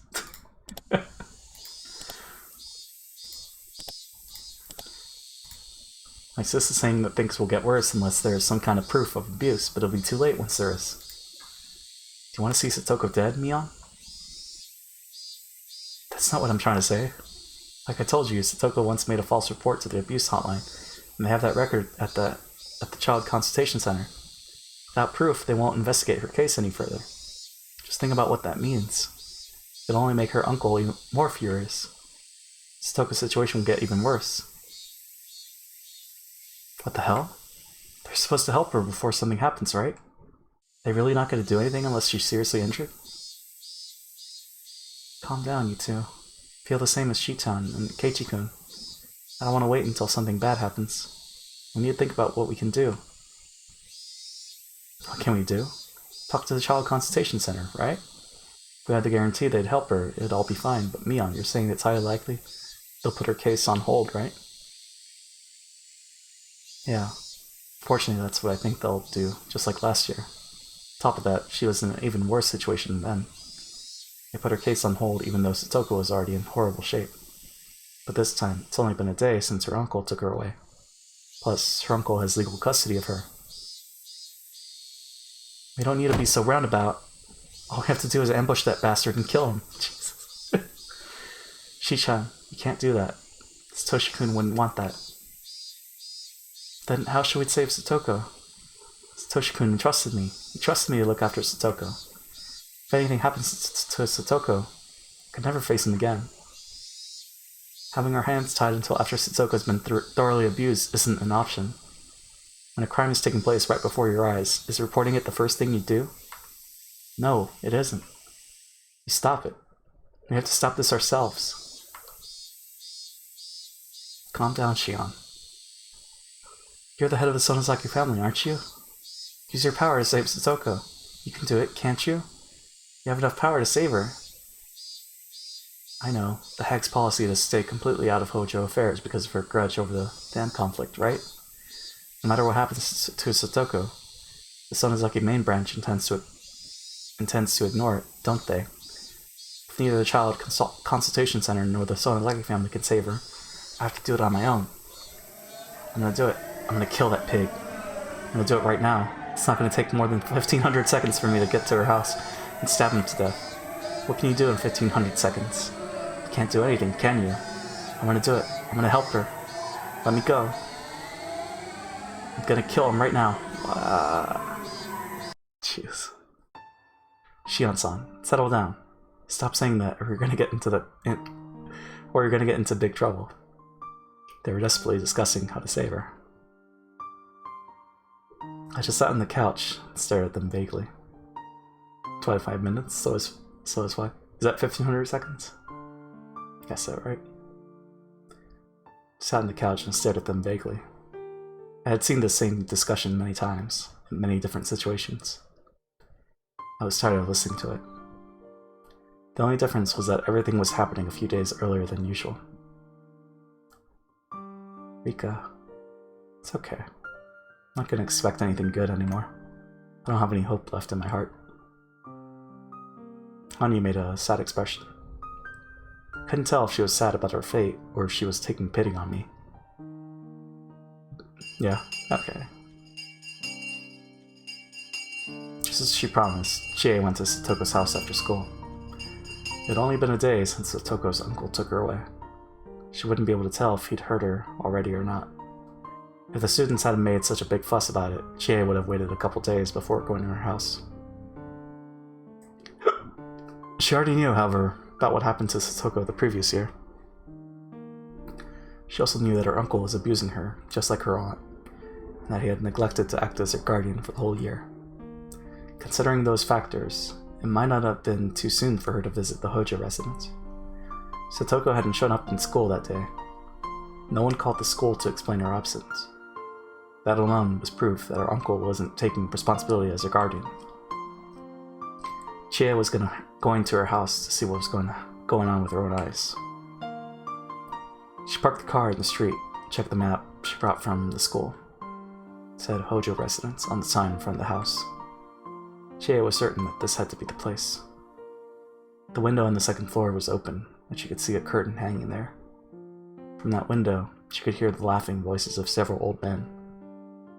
No one had answered the phone when she called right before leaving the school. She could also hear the clicking noise of mahjong tiles along with the voices. She had never played mahjong before, but had a pretty good idea that it was from the way the men were talking. If they were playing mahjong, there must have been 3 other men inside the house. Her students had told her that Satoko's uncle was a very, very violent man. Chie was a teacher, true, but she was also just a young lady. She felt hesitant to ring the doorbell after hearing their disgusting laughter. But courage drove her forward. She made her decision and rang the doorbell. She heard the bell ring inside the house, but the laughing voices continued to echo from the second floor. It seemed as though they didn't hear the bell. She rang the bell again, and this time the laughter stopped for a moment. Someone must have heard the sound, but soon after they started laughing again. It didn't sound like anyone was coming to get the door. She thought someone heard the bell, but perhaps not. Chie was sure they were home, of course. She couldn't leave just because no one was answering the door. She knocked and yelled loudly this time. "Hello? Are you home, Hojo-san?" Finally, the laughter stopped, and the man with a scary look on his face opened the door. "Who the fuck are you?" "Shut up and get the hell out of here." Chie felt intimidated by him, but her heart was filled with the teacher's pride and responsibility. "Hello? Are you Hojo-san?" "I am." Before she could introduce herself, Teppei screamed at her. "Just shut up! I don't need no newspaper, no milk, no insurance. I'm busy right now. I'm working." People in the room laughed when he told her he was working. Chie wouldn't give up. She continued to speak. "I'm the teacher at Hinamizawa Branch School. My name is Chie. Is Satoko Hojo-san here?" "Huh? The hell? What do you want with Satoko?" "Came here because she didn't come to school today. I wasn't able to get a hold of her, so I'm wondering what happened." "Huh? School?" "Yes. Is she home? I need to talk with her." "She's sick. That's right. She has a cold. Satoko is resting because she has a fever. I need to give her some handouts. May I please see her?" "Fucking idiot. Aren't you listening to what I just said?" "Satoko is sick. She's sleeping right now. Can't let you see her." "I see. Do you think she can come to school tomorrow?" "Who knows? I won't know until then." "You idiot." I see. Alright. Please tell her that I came by. Thank you." Chie bowed, but by the time she lifted up her head, Teppei was no longer there.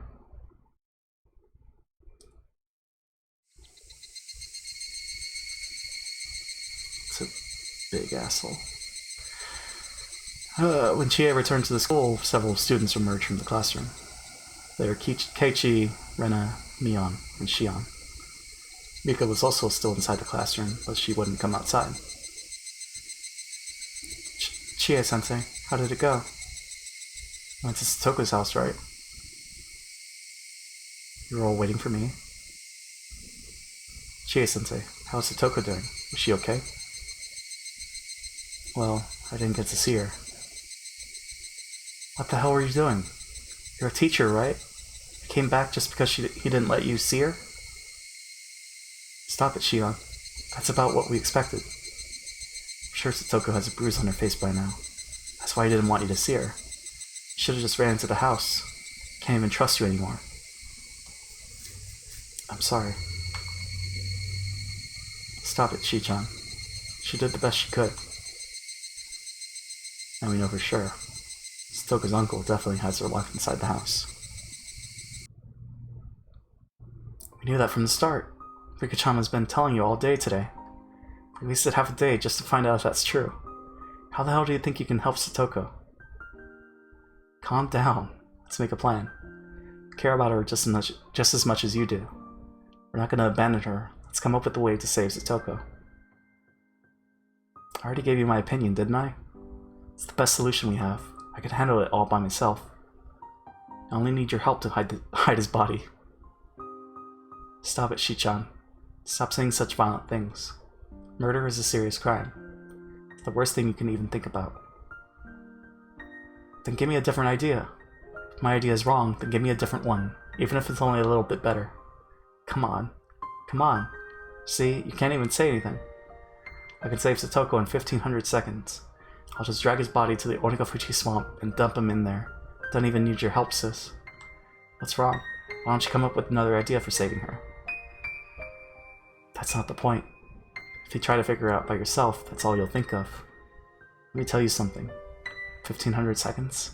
That's taking way too long. I would save her within 1000 seconds. If I were you, I'd just leave her silently and do what I want to do. I just leave here silently and do what I want to do. Do you know why I'm not doing that? It's because someone told me once that even if it's the only option you have, murder is still something that you should never do. It's not the right thing to do, and it's never the best thing to do either. You just think it's the best solution because you're not thinking properly. A long time ago. I don't know who told me this, but someone taught it to me. If there's something that troubles you, you can't think about it all on your own. You can't think that your own solution is the best way to conclude things. We should all think about it together. If we all brainstorm, I'm sure we'll come up with a better solution. It's not about whether my idea is wrong or right. Just think about it. Every minute we waste puts Satoko in more danger. Do you hate the Hojo family that much? No one is supposed to help Satoshi-kun and Satoko, no matter how much they're struggling. I'm gonna help her. Get out of my way. I'm leaving right now. I'm gonna stab that loser and save Satoko. No, Shi-chan. Shi-chan. You guys should curse yourselves. Curse your powerlessness. Fine. Brainstorm for another idea. You'll never come up with one. Just go ahead and neglect her. You never really cared about Satoko. You only think of her as someone you can play with. But I'm different. She's more than just a friend for me. She's like my family. I care about her more than you guys do. I'm gonna go kill him now. Goodbye. Wait a minute. What is it? Are you trying to stop me? Shion, you're not understanding even half of what Rena is trying to tell you. What? I totally understand what she's saying. We can save her right away with just a little courage needed to murder him, but she's spouting hypocritical garbage to hide that fact. Shion, do you think Satoko would appreciate it if you saved her by committing murder? I'm not trying to seek her appreciation. I don't care what happens to me. Her happiness is all that matters. That's not right. You're talking tough, but I know you're scared. In fact, you asked Mion to help you hide the body. In other words, you want to have a normal life after killing her uncle. You want us all to be happy, just like a few days ago. You want us to be back where we were. But if you murder him, we'll never be like that again. Do you think you can really commit a perfect crime? You'll be arrested for sure. I'm prepared to face that. If I could end Satoko's suffering by doing time behind bars, I'll gladly pay that price. No, that's absolutely not true. You would curse yourself, and I'd bet on that. You would curse yourself and regret it, wondering how you drew the short straw and became a murderer. Then you'd finally realize what you really wanted. It wasn't killing her uncle. It was returning us all to our happy lives. Your wish will never come true if you commit murder. Satoko will also curse herself. She'll blame herself, thinking she's the reason Shion became a murderer. In fact, who's gonna force Satoko to eat her squash if you get locked up? Who's gonna talk about setting up mean traps with Satoko? You're supposed to do those things, Shion Samazaki. You have to be by her side at all times. Don't kid yourself. What you're trying to do is not for Satoko. It's just a huge mistake. That's what you're saying. Do you have any idea for how to save her? You don't, do you? You're such a hypocrite. I said move. I'm killing him. I'm gonna kill him now. Keiichi blocked her way by standing in front of the door. Shion gave him a hateful glare, but he just sent her back a confident smile. I can't let you go, Shion. The world we all long for doesn't exist without you. I'm not gonna let you go. Is that so? That means you're sliding with Teppei, Hojo. You're just as guilty as he is. I'm gonna bust your head open and kill you first. Hey, don't be stupid, Shion. Quit it already. Shion-san, what are you gonna do with that chair? Stop it. Put that chair down. He doesn't understand that I'm serious. I have to show him how determined I am. You better get the hell out of my way now. Shion, I admit that right now I have no better idea, but that's just for the moment. I'm sure that we'll come up with a better idea eventually. I guarantee it. I promise you that we're gonna save Satoko. So please, okay? Trust your friends. If you're afraid of committing murder for Satoko's sake, you're not my friend anymore. I'm not gonna tell you this again. Get the hell out of my way. Calm down and think about what you're saying. We will save Satoko somehow. Just trust us. Don't try and look for a shortcut. Trust your friends. Trust me. I, Keiichi Mibara, gonna save Satoko for sure. You can bet on it. Shut up. I can't trust you. What do you think you can do for her? Shion. Shion threw the chair at Keiichi. It hit him hard, and the chair fell to the floor with a loud noise. But Keiichi was unfazed, even after being struck. He just stood in front of the exit without even covering his face.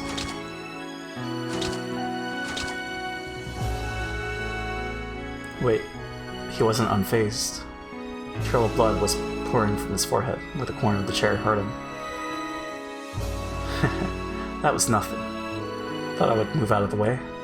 I'm not gonna move from here, even if you kill me. If I let you go, I might never see you again.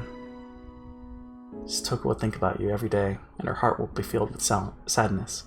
If that happens, there won't be anything we can do to make her happy. It's gonna be a very sad life for her. I don't want Satoko to live in a sad world like that. The future that we want is a wild and riotous one, just like we had until a few days ago. Of course, I won't let Satoko's uncle threaten her any longer. I haven't decided how I'm going to do it yet, but I will know soon. I promise. So please, just trust me. Shion wasn't yet convinced, but even so, she walked to the window and took her seat. Somebody rested a hand on Keiichi's shoulder.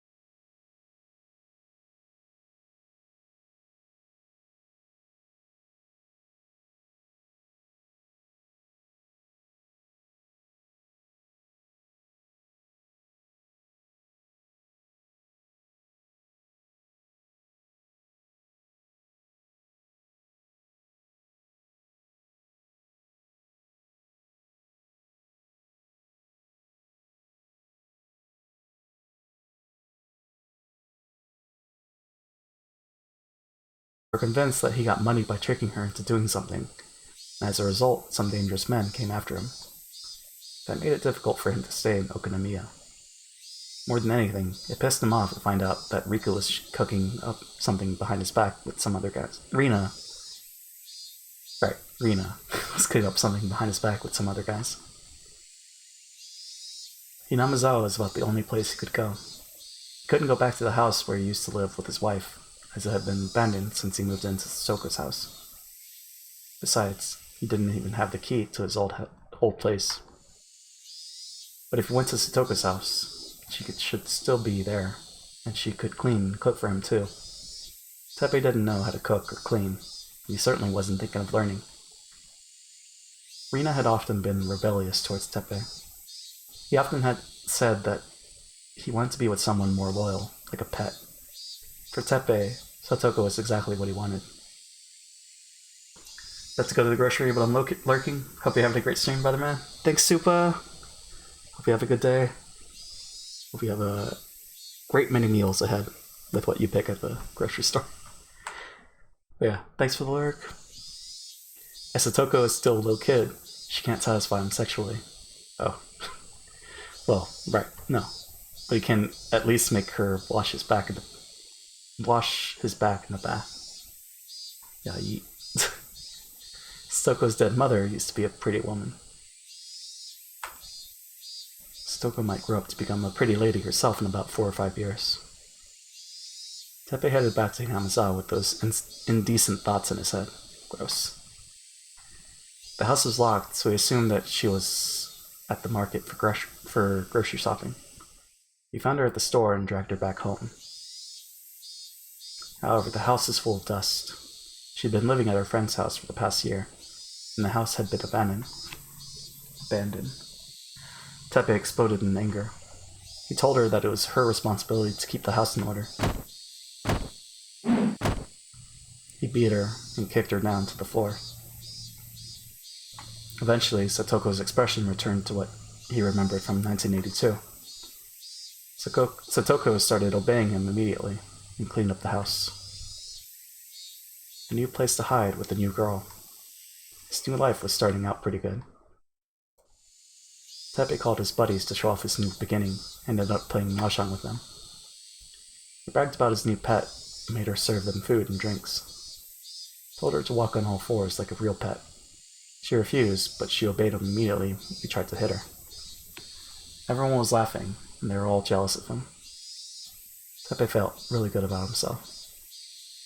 However, someone arrived to interrupt this perfect life. I'm a teacher from Hinamizawa Branch School. My name is Chie. Satoko Hojo-san here? He thought someone was at his door to sell insurance or something, but it was a school teacher. Huh? What the hell? What do you want with Satoko? Came here because she didn't come to school today. Wasn't able to get a hold of her, so I'm wondering what happened. Huh? School? Yes. Is she home? Need to talk with her. She's sick. That's right, she has a cold. Satoko is resting because she has a fever. Need to give her some handouts. May I please see her? You idiot. Weren't you listening to what I just said? Satoko is sick. She's sleeping right now. Can't let you see her. It's gonna cause him problems, Teppei realized. Satoko was just a pet for him. He had no intention of sending her to school. But her teacher had shown up at his house just because she missed one day. This wasn't good. Teppei hates schools. He really hates teachers. I see. Do you think she can come to school tomorrow? Who knows? Won't know until tomorrow. You idiot. I see. Alright. Please tell her that I came by. Thank you. He was able to get rid of the teacher, but it would create more problems if he didn't send Satoko to school tomorrow. Teppei didn't need even more trouble in his place. That meant he couldn't beat up Satoko like he wanted to. Violence was the only way he knew how to communicate. With that out of the picture, it was very difficult for him. He wanted to beat up Satoko, but that would leave evidence on her body. If that happened, he wouldn't be able to send her to school. And if she didn't go to school, the teacher would show up at his doorstep again.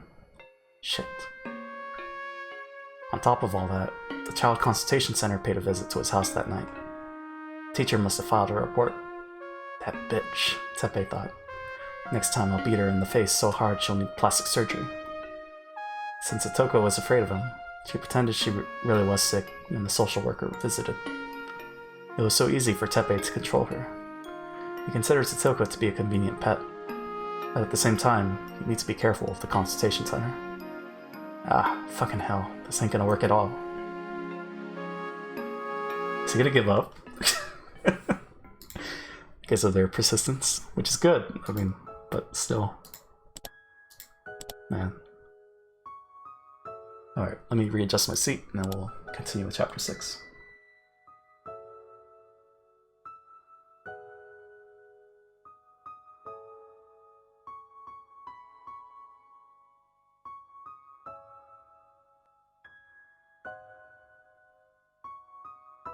Alright, seat adjusted. When are we killing this dude? Clone, were you not paying attention? We're not supposed to kill this guy. Murder is not the answer.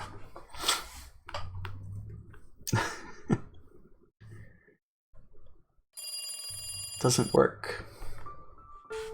Let him have a little accident. Damn it, why did she do that?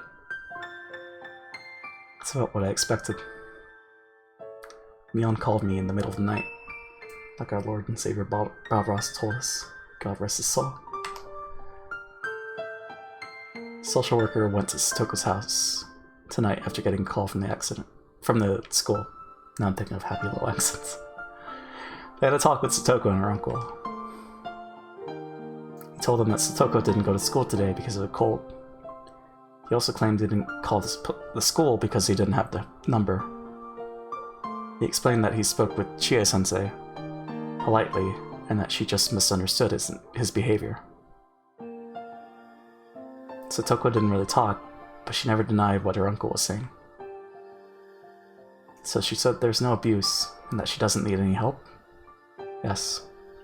Satoko has always thought that her brother disappeared because she kept lying on him. That's why. She thinks she needs to handle it on her own without seeking anyone's help? That's ridiculous. According to the social worker, she didn't have any obvious injuries, so they think this isn't an urgent case.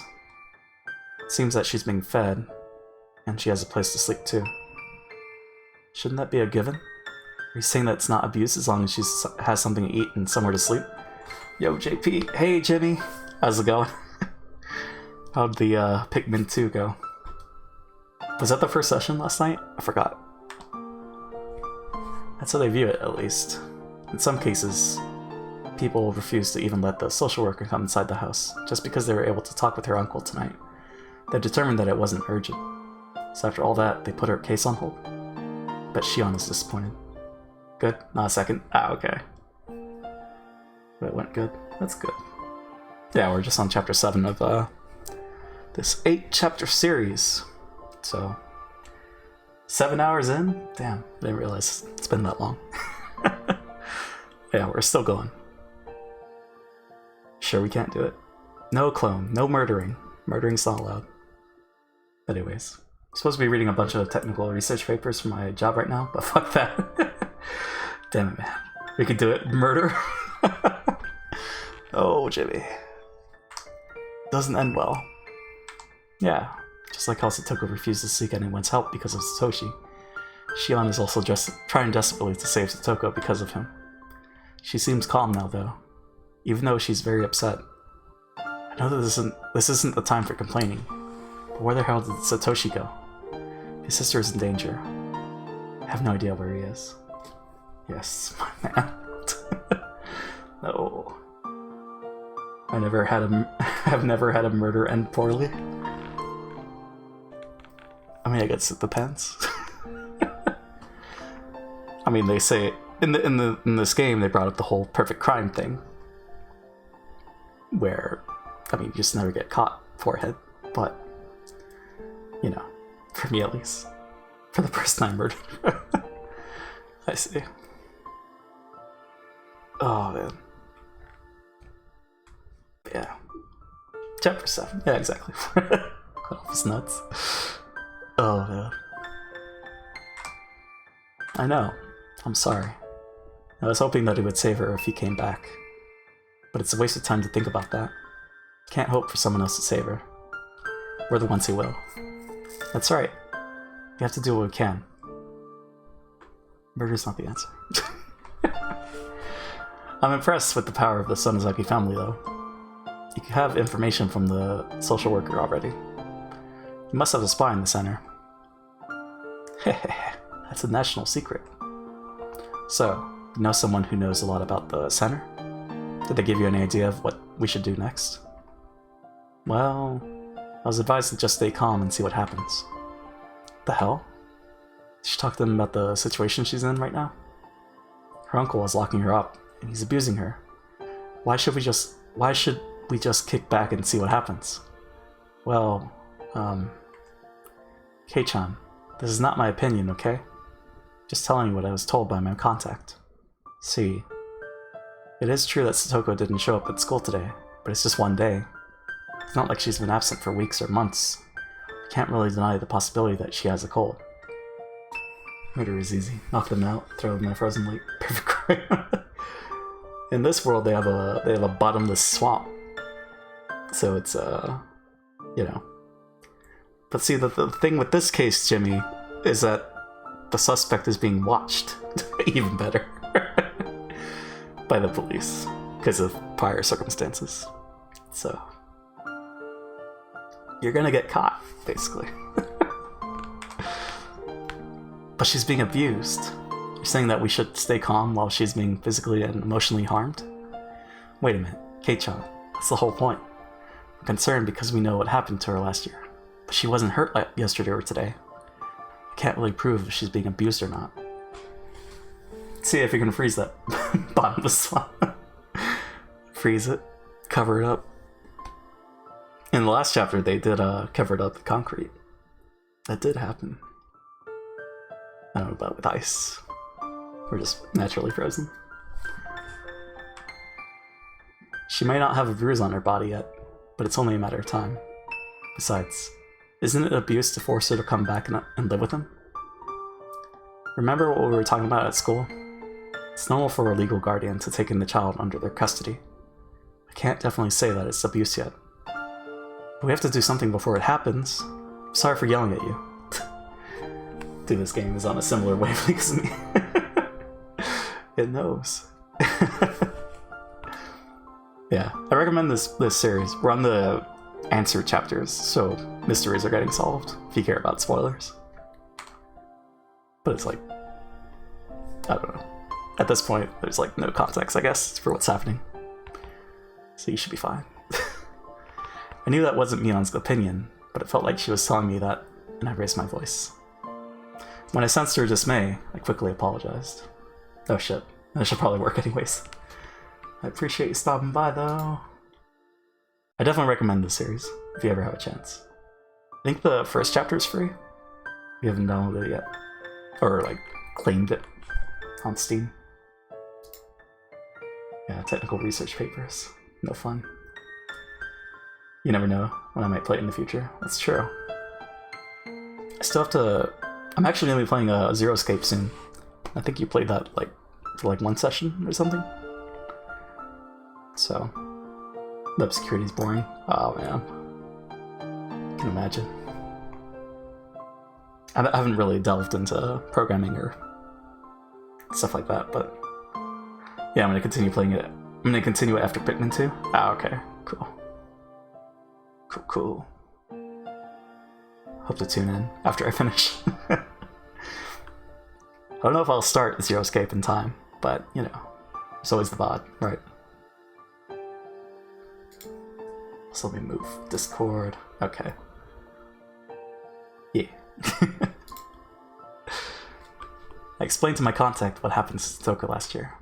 But last year's case was resolved by waiting it out, too.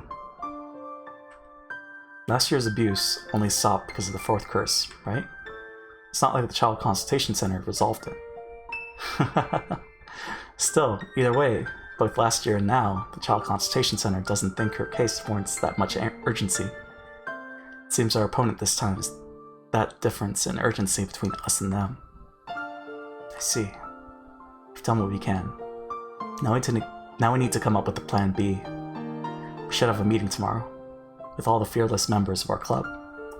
I've gone through worse than this before. We'll save her for sure. Yes. As we spoke, I felt less angry about this decision that the Child Consultation Center made. It was something we expected anyway. I was being emotional for a while, but Mion wasn't taking it personally. She's usually a tough person, but I know that she feels very weak when something like this happens.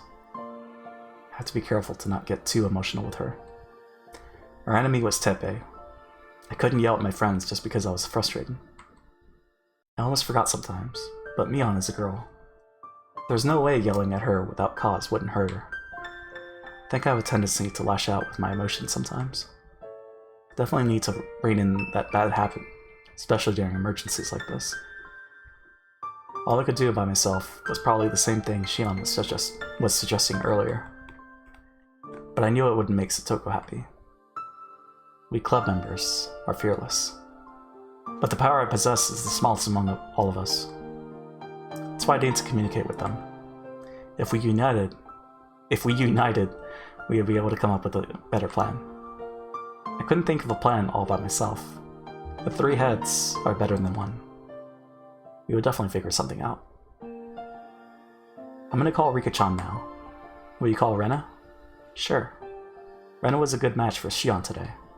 She impressed me a lot. She's tough when push comes to shove. Yeah, Rena is always reliable when we're in trouble. But you impressed me too, Kei-chan. You were kind of cool today. Hehehe. I just kind of feel embarrassed now. That speech was a little corny, huh? I'm hanging up now. I'm sure Rena is waiting. Give her a call, okay? Yep. Say hi to Rika-chan. I think she's been hurt the most by all this. Rika-chan was looking at the ground with a depressed look on her face all day. My chest hurt just remembering it. Must be even more painful to look at Satoko. Mion hung up the phone. I also hung up, then called Rena. She picked up the phone after 1 ring, which surprised me. Hello, Rena? You were waiting for the call, huh? Yes. Called you, but it was busy, so I didn't know what to do. You called me when I was talking with Mion. She's calling Rika-chan now.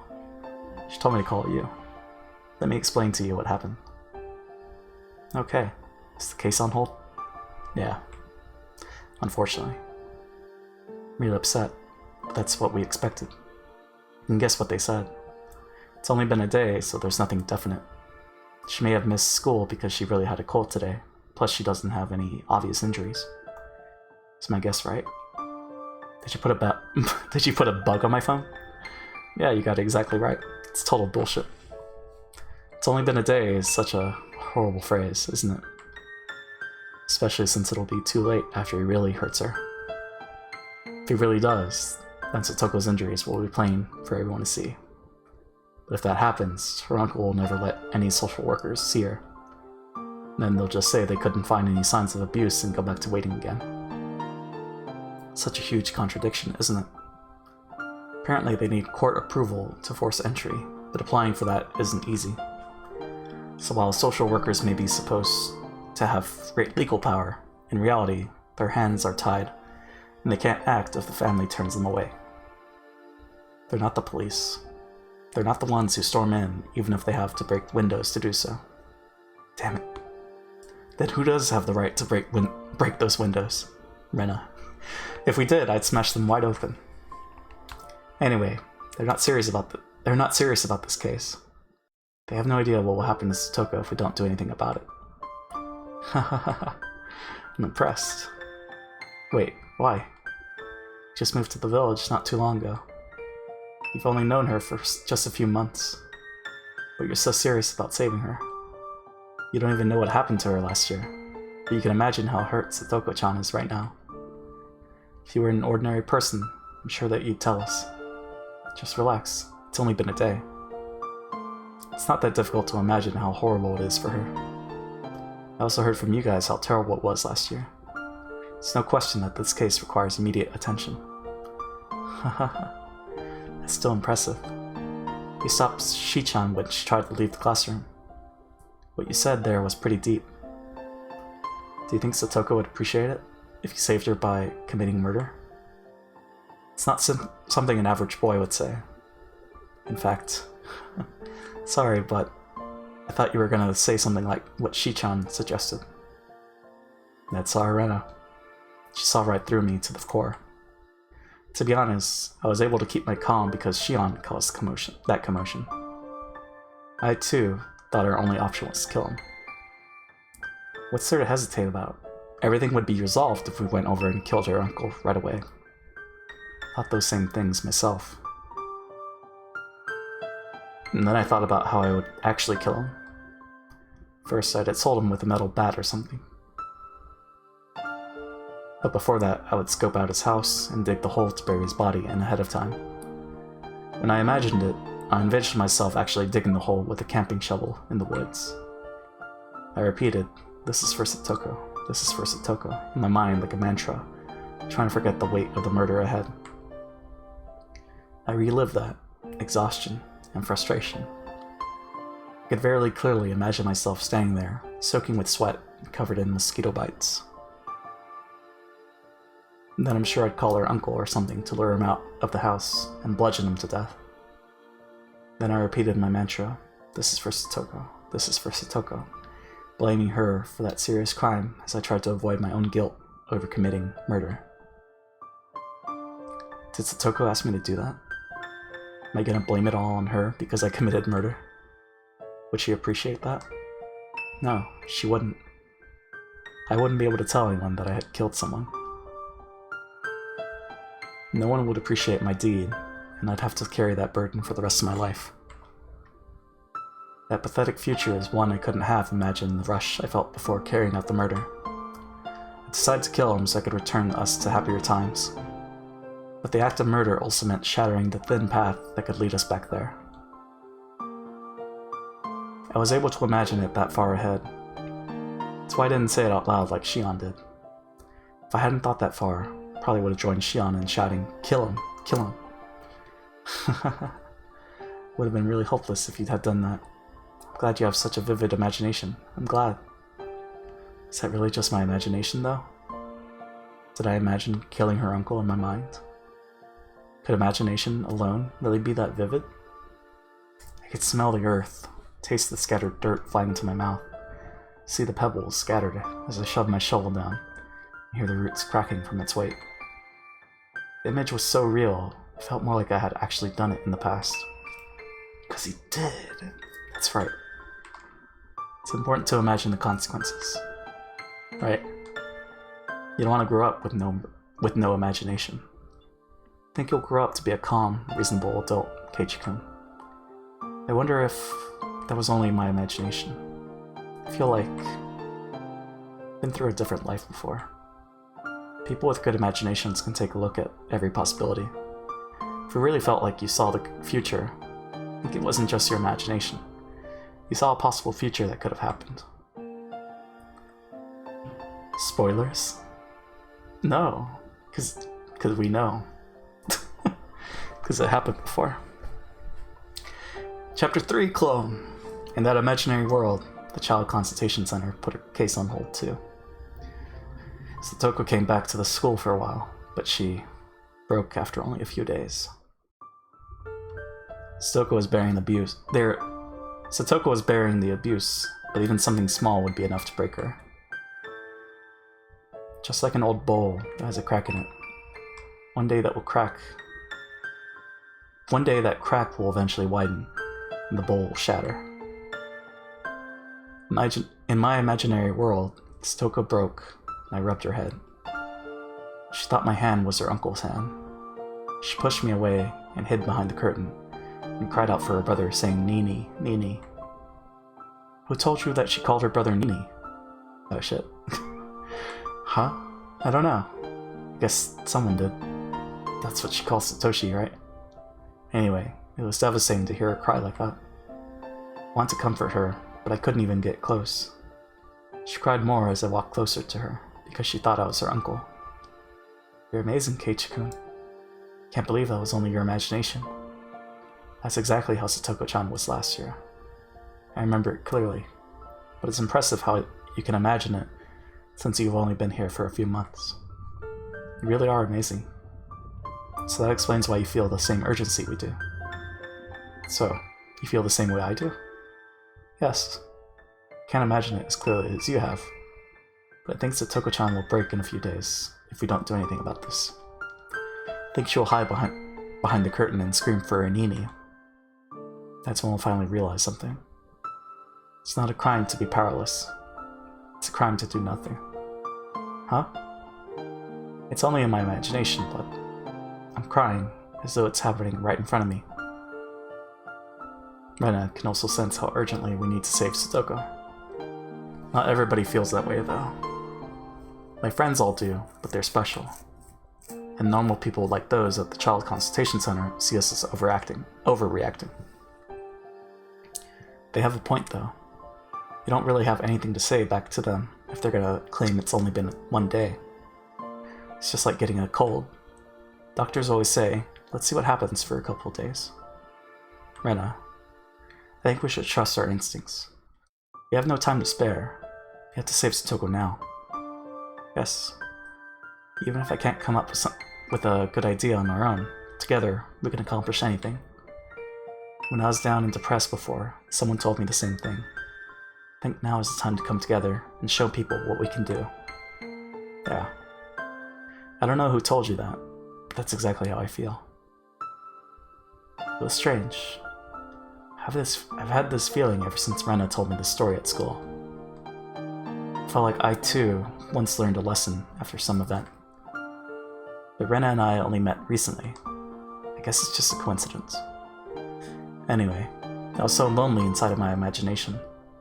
I thought it was stupid for them to only sit and think about how they could save Satoko, and I made a selfish decision. But I eventually learned, just like Rena did. You'll never come up with anything good by worrying about something on your own. You have to talk to your friends. That way, they'll help you reach the best possible solution. You said something when you stood in Shi-chan's way today. You told her to trust you. You said you didn't have any idea yet, but that you would find one soon. I'm gonna trust you. I believe that you will come up with the best solution. Don't just rely on me. You can give me ideas if you have any. How? That's not what I meant. I have faith in my friends at all times. I'm gonna trust us. I know that we can save Satoko-chan. We're not gonna use a shortcut. That's right. We'll save her from this mess. Keep on believing. I believe in us too. I will never think that I'm the only one who's trying to save her. I believe that all of us feel the same way. Let's have a meeting tomorrow. Chie-sensei might have new information too. We may not be able to come up with a good idea right away, but she might have something. Yeah, you're right. I know that there's always another option. That's right. I'm not gonna give up. There's a better way. Sure there is. We may not find it right away, but we'll never give up. No. Never. Leon praised her for it too, but Rena really is strong in a crisis. I got a little emotional when I was talking with Mion, but Rena is different. Her fire is quiet and blue, so at first glance it seems lesser than my bright red, roaring blaze, but the truth is the opposite. Blue flames burn far hotter. I'm already struggling. As I spoke with Rena, I felt my useless, wild energy calming down so I could rationally search for the best solution. Through that, I felt Rena's strength. Though apparently Rena felt similarly about me. When I'm talking with you, I feel like I can accomplish anything. You're so strong and reliable. I feel more courageous when I talk with you. I feel more confident that we can save Satoko-chan. I get calmness from you. You get confidence from me. We balance each other out like that, huh? We're a good combination. Michan has a lot of power as a member of the Sonozaki family, but she has a very frail heart. But I believe that you and I can support her. That's right. We have nothing to be scared of. Yeah, I agree. Talking to Rena made me feel very confident. If I can share that confidence with my friends, I'll never feel down and miserable ever again. I'm gonna give my power to the other club members so we can fight even harder. Yuki-chan is really depressed right now. She lost her will to fight. But I'm sure she'll get that will back once she sees us working hard. You're right. Once she gets her willpower back, nothing can stop us. I'll see you tomorrow. Let's talk about our plan and involve the principal too. We should get advice from as many people as we can. Let's find the best possible solution. That's the best thing we can do right now. Yeah. I got off the phone with Rena. That was a pretty passionate conversation we were having. It's unfortunate that the Child Consultation Center came to the conclusion they did. But if they could still decide to wait and see, then that proved that Satoko was still safe for now. We are no more than children. Worrying about it too much won't cause us to come up with any good ideas. Murder isn't a real solution, but I had to admit it. I thought about it once. Oh, let me do something real quick. Ignore the kappa. The kappa has no meaning. It's just a timestamp for me. It's easy to burn up in rage. However, I'd stay calm like Rena. She was still burning up. Burning up very calmly, with a blue and quiet flame. I see what you mean. Never seen anything like that before. Keiichi, go take a bath already. Hurry up. Heard my mom speaking to me. Murder not an option? No. That's just coincidence. You can go ahead of me, Mom. Needed more time to think about what to do at Satoko. Doesn't he know about shower thoughts, though? Everyone else was probably doing the same. You should go first. There's bath salt from real hot springs in there. Feels really good on your skin. I don't think there's bath salt in real hot springs. It'll taste so good after a bath. My dad seemed to be in a good mood. He probably finished his work. He's as scary as a bear when he has artist's block. Maybe. Maybe my parents could help with an idea. They're the closest adults to me, after all. Should I talk to them? Stupid question. Had no reason not to. I have to talk to them and seek some advice. Dad, I have something I want to talk to you about. Huh? What's this? Is it about the auction at the coming festival? You have my full support. Speaking of which, when is the next festival committee meeting? Called me to participate too. I'll have to mark my calendar. Oh, it's not about that. My classmate is in trouble. So I talked about Satoko. My mom joined us and listened as well. My dad is a strange artist, but my mom is a normal person with common sense. She might be able to help. I just got a call and found out that they put her case on hold. We're wondering what we should do now. They already called the Child Consultation Center, so you should let them take care of it. But she was being abused last year too, right? I don't know how bad it was, but I think it's wrong for him to force her to move out of her friend's place. He was neglecting her for a year, after all. You can't just wait and see what happens just because the consultation center said to. We're her friends, so we want to be more aggressive about saving her. But we have no idea how we can do that. Keiichi, don't even think about attacking him. I'm not. I wouldn't talk to you guys if that was on my mind. That's true. Thought you might ask us how to commit a perfect crime. Hey, I would never ask my parents something like that. I think. Keiichi, you're right. There are many battles in this world, but it's always important that you follow the rules. People won't help you if you're going to break them. They won't respect you either. You have to fight according to the rules. Are there even rules for battles? Well, anyway, do you have any ideas? My parents have been alive for more than twice as long as me. They must have had some experience with things like this. They must have many good ideas. At least that's what I thought. But they crossed their arms and went silent. Calling the Child Consultation Center is the first thing you should do. What do you do if that doesn't work?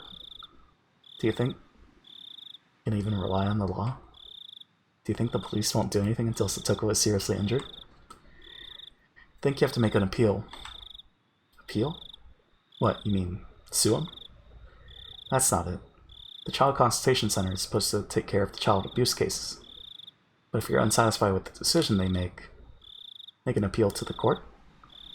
Keiichi, you go to court when you can't resolve an issue with the person you're dealing with. It's the final place you go to. You want the Child Consultation Center to protect Satoka-chan, right? But they made a decision that you disagree with. And so then rally out everybody. Neon can do that.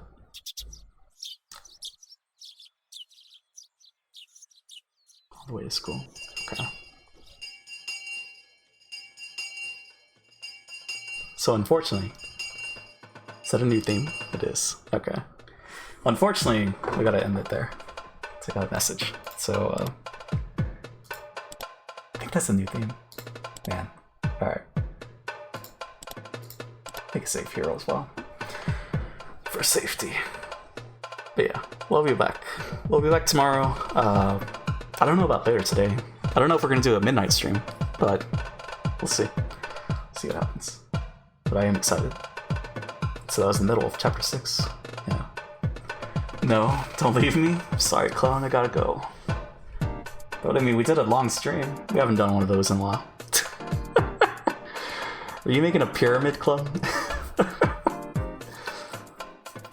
Yeah, this is the new theme. It's pretty chill. But yeah, we can do this tomorrow. Maybe later tonight. War. Oh yeah, that's a lot of emotes. So we can raid.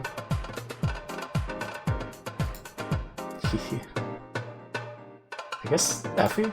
Oh, let's raid Effie. I'm done now. Okay, sounds good, clown.